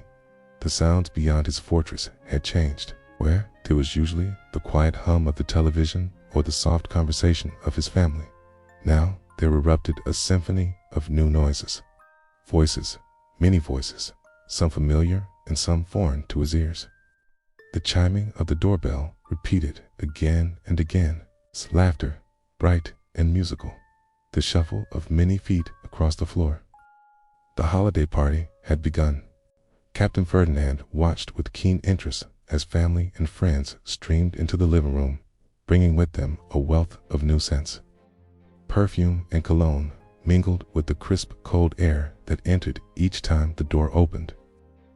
The rich, savory aroma of appetizers being carried from the kitchen. And then something else, something that made his entire small body freeze with attention. His whiskers quivering, his dark eyes widening with wonder. It was a scent unlike anything he had encountered in his entire existence. Sweet, yes, but not the simple sweetness of his treats or the fruit he was sometimes given.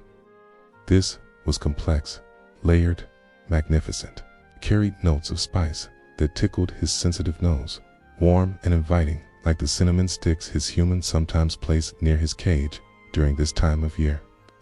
There was ginger, sharp and alive, molasses, deep and rich, nutmeg and clove dancing together in perfect harmony. And underneath it all, the warm, comforting aroma of something baked, something golden and wonderful. Captain Ferdinand had no name for what he was smelling. He knew only that it called to him with an irresistible pull, a magnetic force that seemed to reach right into his small hamster soul and whisper of adventure, of discovery, of rewards beyond imagining.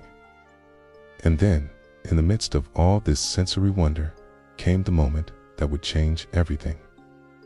A young voice called out, bright with excitement, "Can I see Verity, please?" Footsteps approached his fortress, and Captain Ferdinand recognized the child, one of the smallest humans who sometimes visited. Small hands, usually so careful, reached toward the cage door. There was a fumbling sound, a metallic click. The child was called away by a parent before the door even opened, distracted by something else exciting happening across the room. But the door, Captain Ferdinand realized with a sudden thrill that made his tiny heart race. The door had been unlatched. He approached it slowly, cautiously, the way any good commander would approach an unexpected opportunity. His whiskers investigated first, probing the small gap where the door had shifted slightly ajar. Then his nose, breathing in the unobstructed air from beyond his fortress. Finally, with the smallest application of pressure from his pink paw, the door swung open.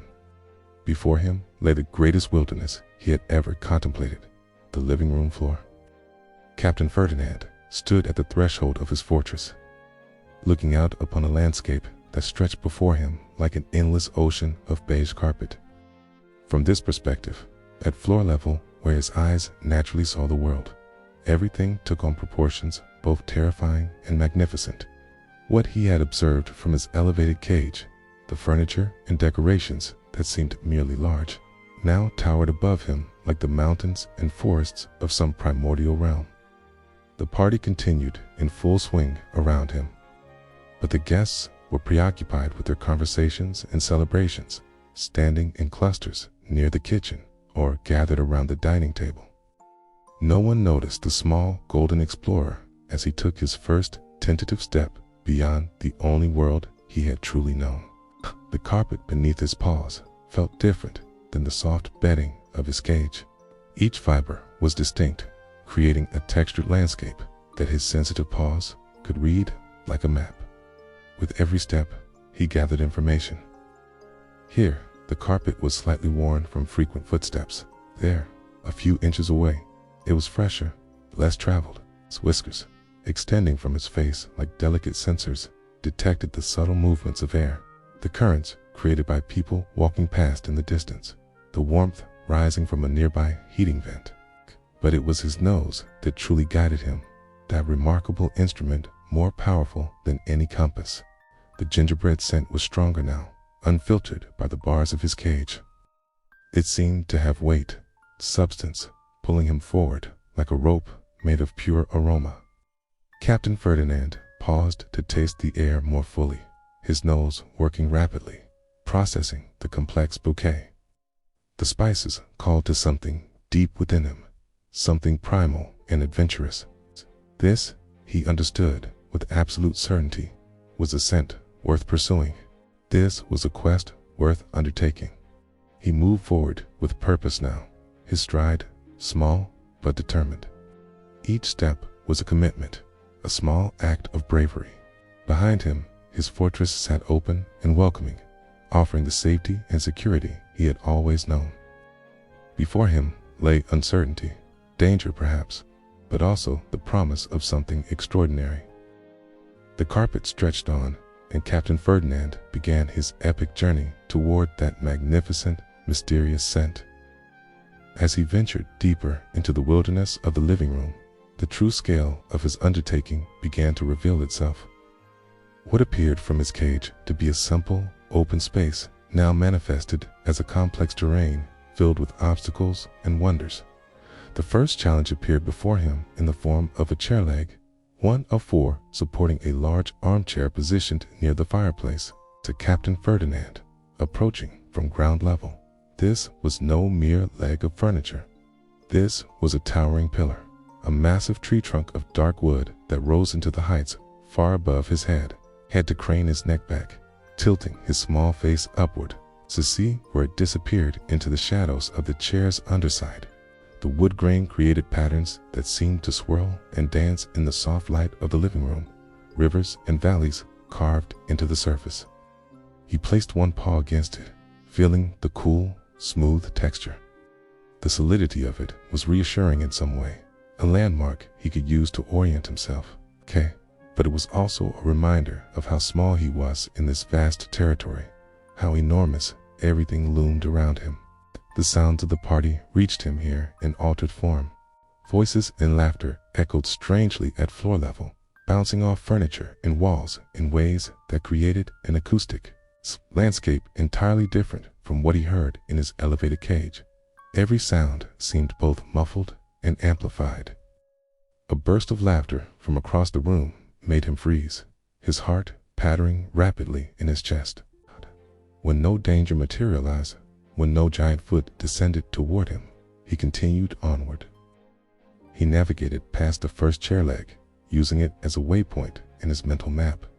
His whiskers brushed against the carpet fibers on one side and the smooth wood on the other, feeding him constant information about his position. This was how hamsters moved through the world, he realized with a strange pride. Not with the arrogant confidence of larger creatures who could see far ahead, but with this careful, tactile exploration, building understanding through touch and scent rather than distant sight. More chair legs appeared as he progressed. Each one required navigation, careful consideration of the path around or between them. The space beneath the furniture created tunnels of shadow, and while Captain Ferdinand's eyes were not particularly adept at seeing in bright light, they had adapted beautifully for these dim conditions. The shadows held no terror for him, only more territory to explore. A table leg came next, significantly larger than the chair legs, its base wider and more substantial. This was a support beam of truly epic proportions. Hey, and Captain Ferdinand found himself circling it partially, tracing its circumference as he decided on the best route forward. The gingerbread scent guided him, always forward, always toward the far side of the room where, though he could not yet see it, his destination waited. As he emerged from the forest of furniture legs, Captain Ferdinand encountered terrain of an entirely different nature. Scattered across the carpet before him lay what could only be described as mountains, a range of peaks and valleys in brilliant, festive colors. These were the remnants of gift trapping, crumpled balls, and sheets of paper that had been carelessly discarded in the excitement of opening presents. To human eyes, they were merely trash waiting to be collected, paper to be stuffed into garbage bags at evening's end. But to Captain Ferdinand, approaching them at his tiny scale, they were mountains demanding to be conquered. The first hill rose before him in shimmering red foil, surface catching the light from the Christmas tree across the room and throwing it back in 1,000 tiny sparkles. He approached cautiously, placing his front paws on the lower slope. The paper crinkled beneath his weight, creating a sound that seemed enormously loud to his sensitive ears. It crackled and rustled, announcing his presence to the entire world, or so it seemed to his small, brave heart. But Captain Ferdinand was not one to turn back from a challenge. He had come this far, after all, driven by courage and the irresistible call of that wonderful scent. He began to climb. The ascent was treacherous in ways he had not anticipated. The paper shifted beneath him with every step, unstable and unreliable. His claws sought purchase, but found the smooth foil surface difficult to grip. He slipped once, twice, scrambling with his back legs to maintain his position. The crinkling sound intensified with his efforts, a percussion symphony played on paper instruments. When he finally reached the summit of the red foil mountain, Captain Ferdinand paused to catch his breath, his small sides heaving with exertion. From this height, perhaps 6 inches above the carpet, he had a new perspective on his journey. He could see farther now, could observe the layout of the furniture forest he had navigated and the path still ahead. And there, in the distance, sitting upon a low table near the far wall, he saw it for the first time, the gingerbread house. Even from this distance, even with his relatively poor, distant vision, he could see that it was magnificent.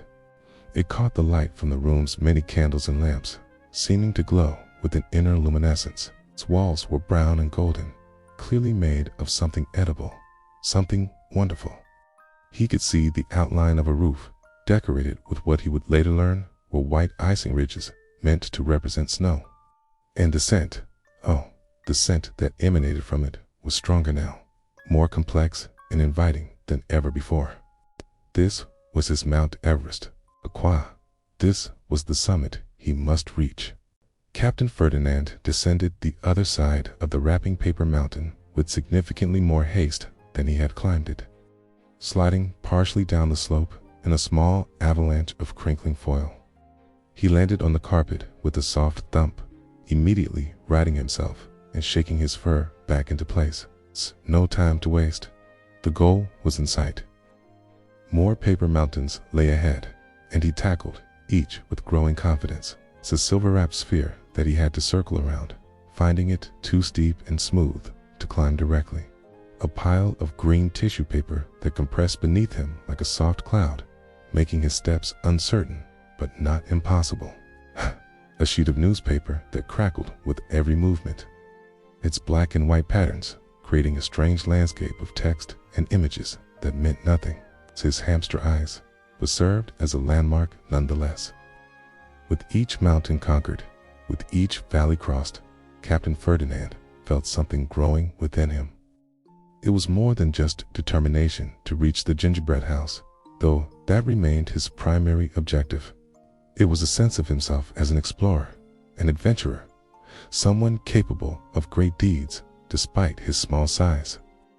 Every challenge overcome added to this feeling, building within him a confidence he had never known while safe within his fortress.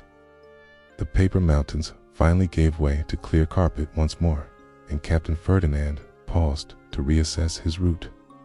The gingerbread house was closer now, tantalizingly close. He could see more details of its construction, could distinguish individual candies adhered to its surface. The scent was so strong, it made his mouth water, made his whiskers quiver with anticipation.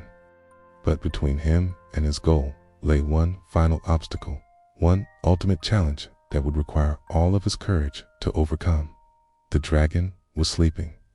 Captain Ferdinand froze when he first spotted it, small body going absolutely still in the way that prey animals do when faced with a predator. There, sprawled across a patch of carpet directly in his path, lay the family cat. To say the cat was large would be a catastrophic understatement of proportion. From Captain Ferdinand's ground-level perspective, the creature was absolutely enormous, a mountain of fur that rose and fell with slow, measured breaths. The cat lay on its side, stretched out in the comfortable position of an animal completely at ease, completely secure in its domain. The cat's fur was a soft, tabby pattern, stripes of gray and black creating a landscape of their own across its body. In the warm light of the living room, those stripes seemed to shift and flow with each breath, creating an almost hypnotic pattern. Captain Ferdinand could see individual hairs, could observe how they lay in different directions, creating swirls and whirls across the cat's side and legs. But it was the face that commanded his attention most fully. The cat's head rested on its paws, eyes closed in peaceful slumber. But the features were undeniably those of a predator. The nose, pink and soft, was nonetheless many times larger than Ferdinand's entire head.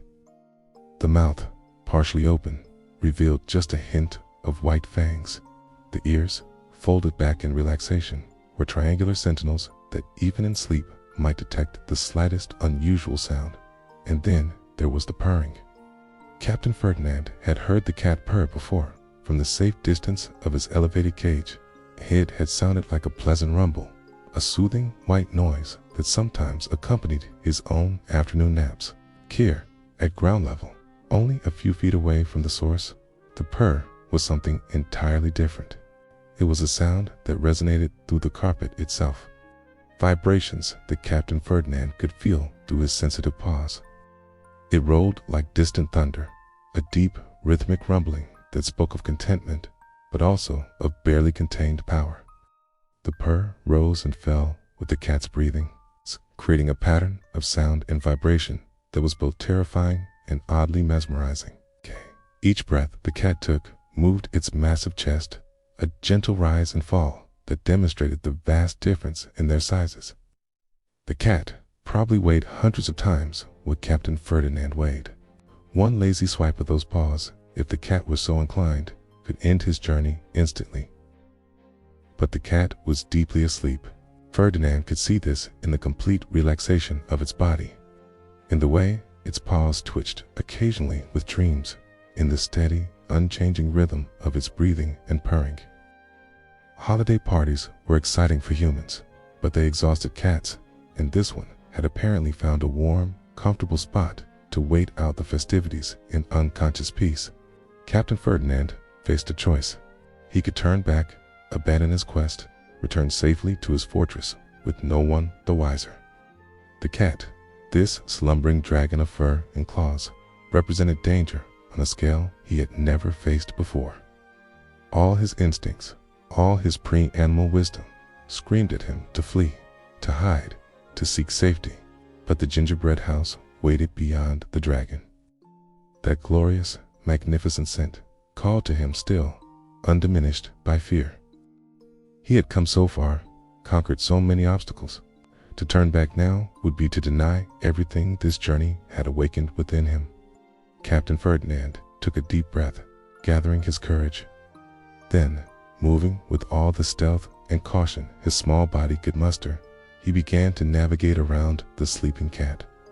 Every movement was calculated with precision. Captain Ferdinand had learned much during his journey across the carpet wilderness, and he applied all of that knowledge now. He tested each placement of his paws before committing his full weight, ensuring the carpet wouldn't rustle or shift beneath him. His whiskers remained perfectly still, not wanting to create even the slightest vibration in the air that might disturb the sleeping dragon. He chose a path that would take him around the cat at the maximum possible distance, while still maintaining his course toward the gingerbread house, passing perhaps 2 feet from the cat's head, close enough that he could smell the feline scent, could observe every detail of his sleeping face with uncomfortable clarity. The cat's whiskers, he noticed, were enormous, thick bristles that extended far from its face, even in sleep. They twitched occasionally, responding to whatever dreams played out behind those closed eyelids. Each twitch sent a spike of fear through Ferdinand's small body, made him freeze and wait, heart hammering, until the movement ceased and he could continue. The purring filled the world now, not just a sound, but a physical presence that surrounded him completely. He could feel it resonating in his tiny bones, rattling through his chest. It was like walking beside a great machine, an engine of contentment that spoke to the cat's secure comfort, but also to its inherent power. Step by tiny step, Captain Ferdinand crept past the dragon. He kept his eyes fixed on the cat's face, watching for any sign of waking, any indication that his presence had been detected. The cat's nose wrinkled once, whiskers twitching more vigorously, and Ferdinand thought his heart might simply stop from fear. But after a moment, the cat settled again, its breathing returning to that slow, steady rhythm. Halfway past now, the critical zone. If the cat woke now, Ferdinand would be directly in its line of sight, with no cover, no escape route that wouldn't require crossing even closer to those potentially deadly paws. A particularly loud burst of laughter erupted from the party guests gathered in the dining room. The sound made Ferdinand flinch, made him crouch low against the carpet, making himself as small as possible. The cat's ear flicked, responding to the noise, but its eyes remained closed. The purring never faltered, that steady rumble of deep sleep. Ferdinand waited, counted 3 heartbeats, then continued his passage. 3/4 passed. He was moving away from the head now, alongside the cat's body, where its legs stretched out in a relaxed extension. These limbs, even in repose, spoke of the cat's capabilities. The paws were huge, each pad a dark shadow against the gray fur.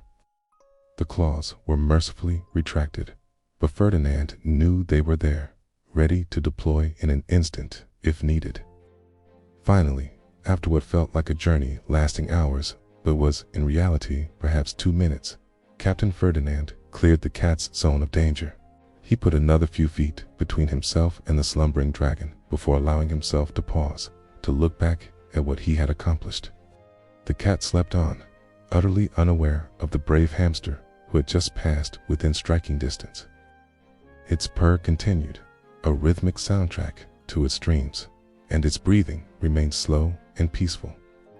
Captain Ferdinand had faced his greatest fear and triumphed. The dragon had been passed. With renewed energy and confidence surging through his small frame, he turned his attention to his ultimate destination. The gingerbread house was close now, so close he could see individual details of its construction.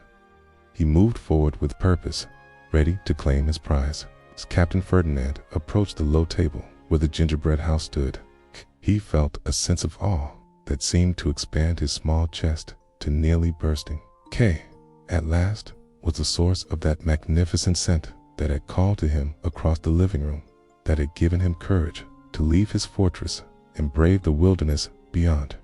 The table itself was another mountain to be conquered, though of a different sort than the paper peaks he had crossed earlier. Its surface stood perhaps 18 inches above the carpet. From Ferdinand's perspective, might as well have been 18 miles. But the family had, in their decorating, inadvertently created a path for a determined hamster. A thick holiday tablecloth draped over the table's edge, its fabric hanging down in loose folds that nearly touched the floor. To Ferdinand, these folds became a climbing rope, a route to the summit. He approached the cloth and reached up with his front paws, finding purchase in the woven fabric. His claws gripped the threads, and he began to climb. The ascent was slow but steady. Ferdinand had spent countless hours in his fortress, climbing the various levels and platforms. And those practice sessions served him well now. He pulled himself upward, paw over paw, his back legs scrabbling for footholds in the fabric's texture. The cloth swayed slightly with his movements, creating a gentle, rocking motion that required balance and determination to overcome. Halfway up, he paused to rest, clinging to the tablecloth and looking back the way he had come. From this height, he could see his entire journey laid out below. The carpet stretched away like a vast plain. The mountains of wrapping paper seemed smaller now, less intimidating from this elevated perspective. The cat still slept in the distance, a harmless-looking mound of fur from here, though Ferdinand knew better than to underestimate it even now. And there, so far away it seemed impossible he had crossed such a distance, sat his fortress. The cage door still hung open, waiting for his return. Part of him felt a tug of longing for that safety, that familiar security. But the stronger part, the part that had awakened during this epic quest, urged him onward and upward. He resumed his climb. Paw over paw, steady progress despite the burning in his small muscles, despite the challenge of the swaying fabric. Finally, after what felt like an eternity of effort, he pulled himself over the table's edge and onto its surface. Captain Ferdinand stood on the tabletop, sides heaving with exertion, and beheld his destination in all its glory. The gingerbread house was extraordinary. From his cage across the room, he had only glimpsed its outline, understood it as something special, but lacked the detail to truly appreciate its magnificence. Now, standing before it, he could take in every wonderful aspect of its construction. The house stood perhaps 8 inches tall, a palace from Ferdinand's perspective. Its walls were made of thick gingerbread, their surface a rich, deep brown that spoke of molasses and spices. The texture was not smooth, but rather slightly rough, with tiny air pockets and irregularities that gave it character. White icing had been piped along the edges where walls met, creating architectural details that resembled snow-covered trim. The roof slanted upward in the traditional style, covered in what appeared to be overlapping shingles made of thin gingerbread cookies. More white icing dripped from the roof's edges like icicles, frozen in sweet permanence. Atop the peak sat a small chimney constructed from the same gingerbread as the walls, with a tiny swirl of white icing emerging from its top to simulate smoke. But it was the decorations that truly captured Ferdinand's attention and filled him with wonder. The entire house was adorned with candies of every description, each one carefully placed to create a fairy tale appearance. There were round peppermints that served as stones along a walkway leading to the front door. Gumdrops in rainbow colors dotted the walls like colorful windows. Candy canes had been broken into small segments and arranged to create a fence around the house as perimeter. And along the roofline, within easy reach, if Ferdinand could just climb a bit higher, hung an array of small gumdrops, each one glistening in the soft light, each one radiating the concentrated scent of sugar and fruit flavoring. The scent of the entire creation was overwhelming in the best possible way. The gingerbread itself, with its complex blend of spices, formed the foundation of the aroma. Ginger, of course, sharp and warm. Cinnamon, sweet and comforting. Atemi and cloves, adding their own subtle notes to the symphony. The molasses provided a deep, rich undertone that spoke of something ancient and wonderful. Layered atop the gingerbread scent came the sugar, pure and sweet, from the icing and candies was the kind of sweetness that made Ferdinand's nose twitch with anticipation, that caused his small mouth to water involuntarily. This was not the simple sweetness of the pellets in his food bowl, or even the fruit treats he was occasionally given. This was concentrated joy in olfactory form, a scent so pure and desirable that it seemed impossible anything could taste as good as this smelled. Captain Ferdinand circled the house slowly, taking in every angle, every detail. He observed how the late afternoon light streaming through the windows caught the icing and made it sparkle, how the candies cast tiny colored shadows on the white tablecloth beneath them. He noted the care that had gone into the construction, the obvious love and attention to detail. This was no mere food item. This was art. This was architecture on a scale he could appreciate and understand. This was a monument to creativity and sweetness, to tradition and celebration. And Captain Ferdinand, brave explorer, intrepid adventurer, humble hamster who had journeyed across a living room floor as if it were a continent, was going to taste it. The approach to the gingerbread house required careful planning. While Ferdinand had successfully climbed to the table surface, the house itself still towered above him. He needed to reach the lower decorations, the accessible candies that he could claim as his prize for this epic quest. He identified his target, a particularly plump gumdrop attached to the gingerbread wall about 3 inches above the tablecloth. It was red, the color of summer strawberries or winter holly, and it seemed to glow with an inner light that called to him. This, he decided, would be his trophy. The path upward presented itself in the form of the candy cane fence. These segments, pressed into soft icing at the house's base, created a series of small handholds. Ferdinand approached the fence and tested one of the candy canes with his paw, ensuring it was stable enough to support his weight. The icing held firm, and the candy cane didn't budge. He began his final ascent. Using the candy canes as steps, he climbed toward his target gumdrop. Each placement of his paws was deliberate, tested before he committed. The tease was slightly sticky, which actually helped, providing additional traction. The candy canes were smooth but grippable, their peppermint scent adding yet another layer to the complex aromatic environment. Up he went, inch by tiny inch. The gumdrop grew closer. He could see its surface now, slightly crystallized with sugar, glistening like a jewel. The scent of strawberry flavoring reached him, sweet and artificial, and utterly irresistible. One final stretch, reaching up with his front paws while balancing on a candy cane with his back legs. His small body extended to its fullest reach. His paws touched the gumdrop, felt its soft, firm texture, the sugar crystals rough against his sensitive toe pads. And then, with a little wiggling and pulling, the gumdrop came free from its icing adhesive. Captain Ferdinand nearly lost his balance with the sudden release, scrambling for a moment before stabilizing himself on the candy cane perch. The gumdrop was in his paws now, its weight substantial but manageable. He brought it close to his face, his nose working overtime to process its scent, and then, finally, took his first bite. The taste exploded across his tongue with such intensity that Ferdinand felt his eyes widen in surprise and delight.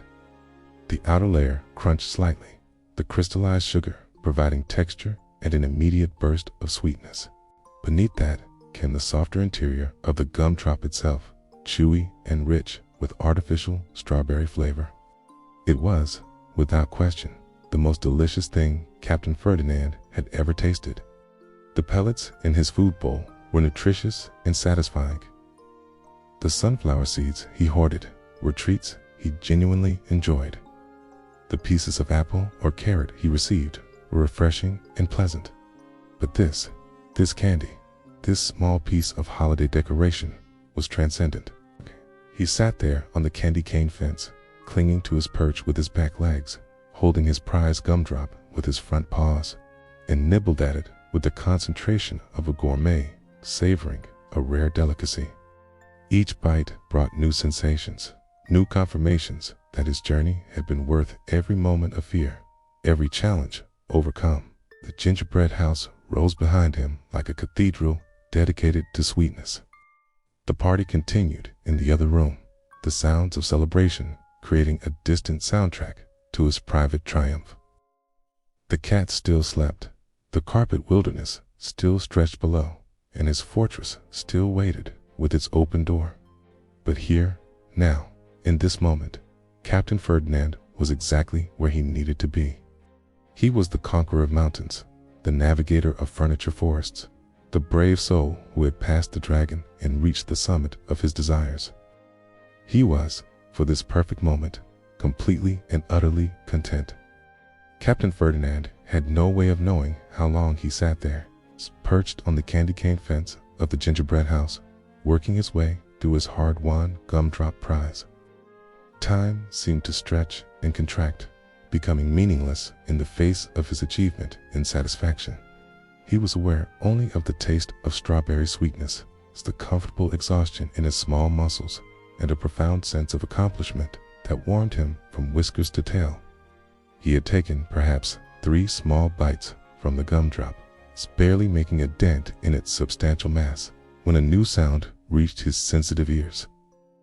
This was different from the party noises he had grown accustomed to during his journey. This was closer, more immediate. Footsteps approaching the table.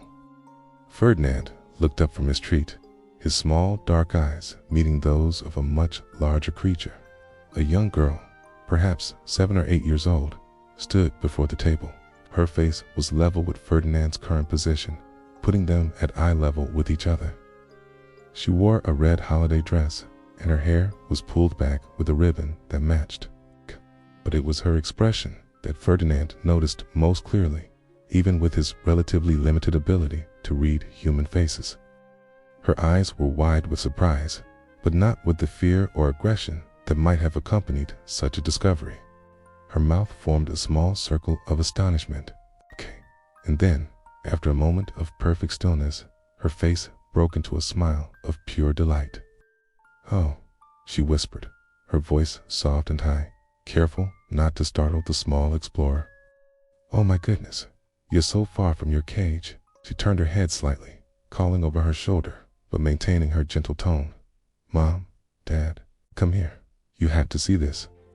More footsteps approached, slower and heavier than the child's. An adult's face appeared next to the girl's, and then another. Ferdinand recognized his primary caretaker, the human who filled his food bowl and cleaned his fortress and sometimes held him gently while watching television in the evening. "Well, look at that," the adult said, and there was something in the voice that Ferdinand had heard before, something warm and affectionate. "Ferdy's had quite an adventure, hasn't he?" "He climbed all the way up here," the girl said, her voice filled with admiration. "And he found the gingerbread house. Blah. He's eating one of the gumdrops." More family members gathered around the table now, drawn by the commotion. The party guests, too, began to notice, and a small crowd formed around the table where Captain Ferdinand sat, still clutching his partially eaten gumdrop, his whiskers dusted with sugar crystals. "How did he even get out?" someone asked. Came a small voice, and Ferdinand recognized it as belonging to the child who had approached his cage earlier.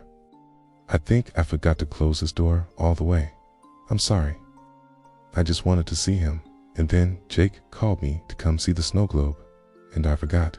"It's all right, sweetie," Ferdinand's caretaker said gently. "No harm done. Look at him. He's having the time of his life." And it was true. Ferdinand sat there on his candy cane perch, surrounded by giant faces, and felt no fear. Perhaps it was the exhaustion from his journey, or perhaps it was the satisfaction of having reached his goal. But in this moment, discovery felt right, natural, the culmination of his quest rather than its ruin. "We should get him back to his cage," someone suggested, "before he eats too much candy. That much sugar can't be good for a hamster." Ferdinand's caretaker reached out with both hands, cupping them beneath Ferdinand's perch. The approach was slow, telegraphed, giving him every opportunity to understand what was happening. When the hands came close enough, Ferdinand made no effort to flee. Instead, he simply stepped onto the warm palms, still holding his gumdrop treasure. "There we go, little adventurer," the caretaker said softly, lifting Ferdinand away from the gingerbread house. "Let's get you home safely." As he was carried across the living room, Ferdinand had a new perspective on his journey. From this height, cradled in human hands, he could see the entire route he had traversed. The path seemed shorter from this vantage point, less imposing. But he knew the truth of what he had accomplished. K's distance was relative. Challenge was personal. To his human family, it had been merely a living room. To Captain Ferdinand, it had been an expedition worthy of legend. They passed the sleeping cat, which had finally begun to stir, awakened by the increased commotion. Its yellow eyes opened slowly, fixing on Ferdinand for just a moment. If the dragon felt any regret at having slept through the passage of such worthy prey, it showed no sign. It merely yawned, displaying those impressive fangs, then stretched and padded away toward a quieter corner. The wrapping paper mountains had been disturbed by passing feet, their peaks flattened, their slopes altered. But Ferdinand remembered them as they had been, remembered the challenge of their ascent and the triumph of their conquest. The furniture forest stood unchanged, those great pillars of wood still towering toward the ceiling. But Ferdinand had navigated them, had mapped their positions, had made the unknown known, and then they arrived at his fortress. The cage door still hung open, waiting. His caretaker lowered Ferdinand gently toward the entrance, and he stepped from the warm hands onto the familiar platform of his home. "You can keep that," the caretaker said, watching as Ferdinand carefully carried his gumdrop piece to his favorite corner. "You earned it, little guy." The door was checked, then properly latched, this time securing Ferdinand safely inside his domain. But even as the latch clicked into place, Ferdinand felt no sense of imprisonment. The bars of his cage were not a prison. They were the walls of his fortress, his chosen territory, his home. The humans gradually dispersed, returning to their party, though many cast fond glances toward the cage as they passed. The little girl in the red dress stayed the longest, her face pressed close to the bars, watching Ferdinand with obvious affection. "You're very brave," she whispered to him. That was the best adventure ever. Then she too left, drawn back to the festivities by the promise of hot chocolate and cookies. Captain Ferdinand settled into his favorite sleeping spot, a small hidey house filled with soft bedding that he had arranged just so. He had moved his gumdrop piece here, positioning it carefully where he could see it, where he could reach it when he wanted another small taste of his victory. His muscles ached pleasantly, the kind of tiredness that came from genuine effort, from challenges met and overcome. His paws were slightly sore from climbing, his whiskers tired from their constant vigilant twitching. But these discomforts were badges of honor, physical reminders of what he had accomplished. The party sounds continued around him, but they seemed different now. For his journey, they had been foreign and overwhelming. Now they were simply the soundtrack to his realm, the ambient noise of the territory he surveyed from his fortress. He was part of this household, part of this celebration, in a way he had never quite understood before. As the evening deepened and the winter darkness pressed against the windows, Captain Ferdinand found his eyelids growing heavy. The excitement of his adventure, the satisfaction of his achievement, sweet taste of strawberry still lingering on his tongue, all combined to create a profound sense of contentment that pulled him gently toward sleep.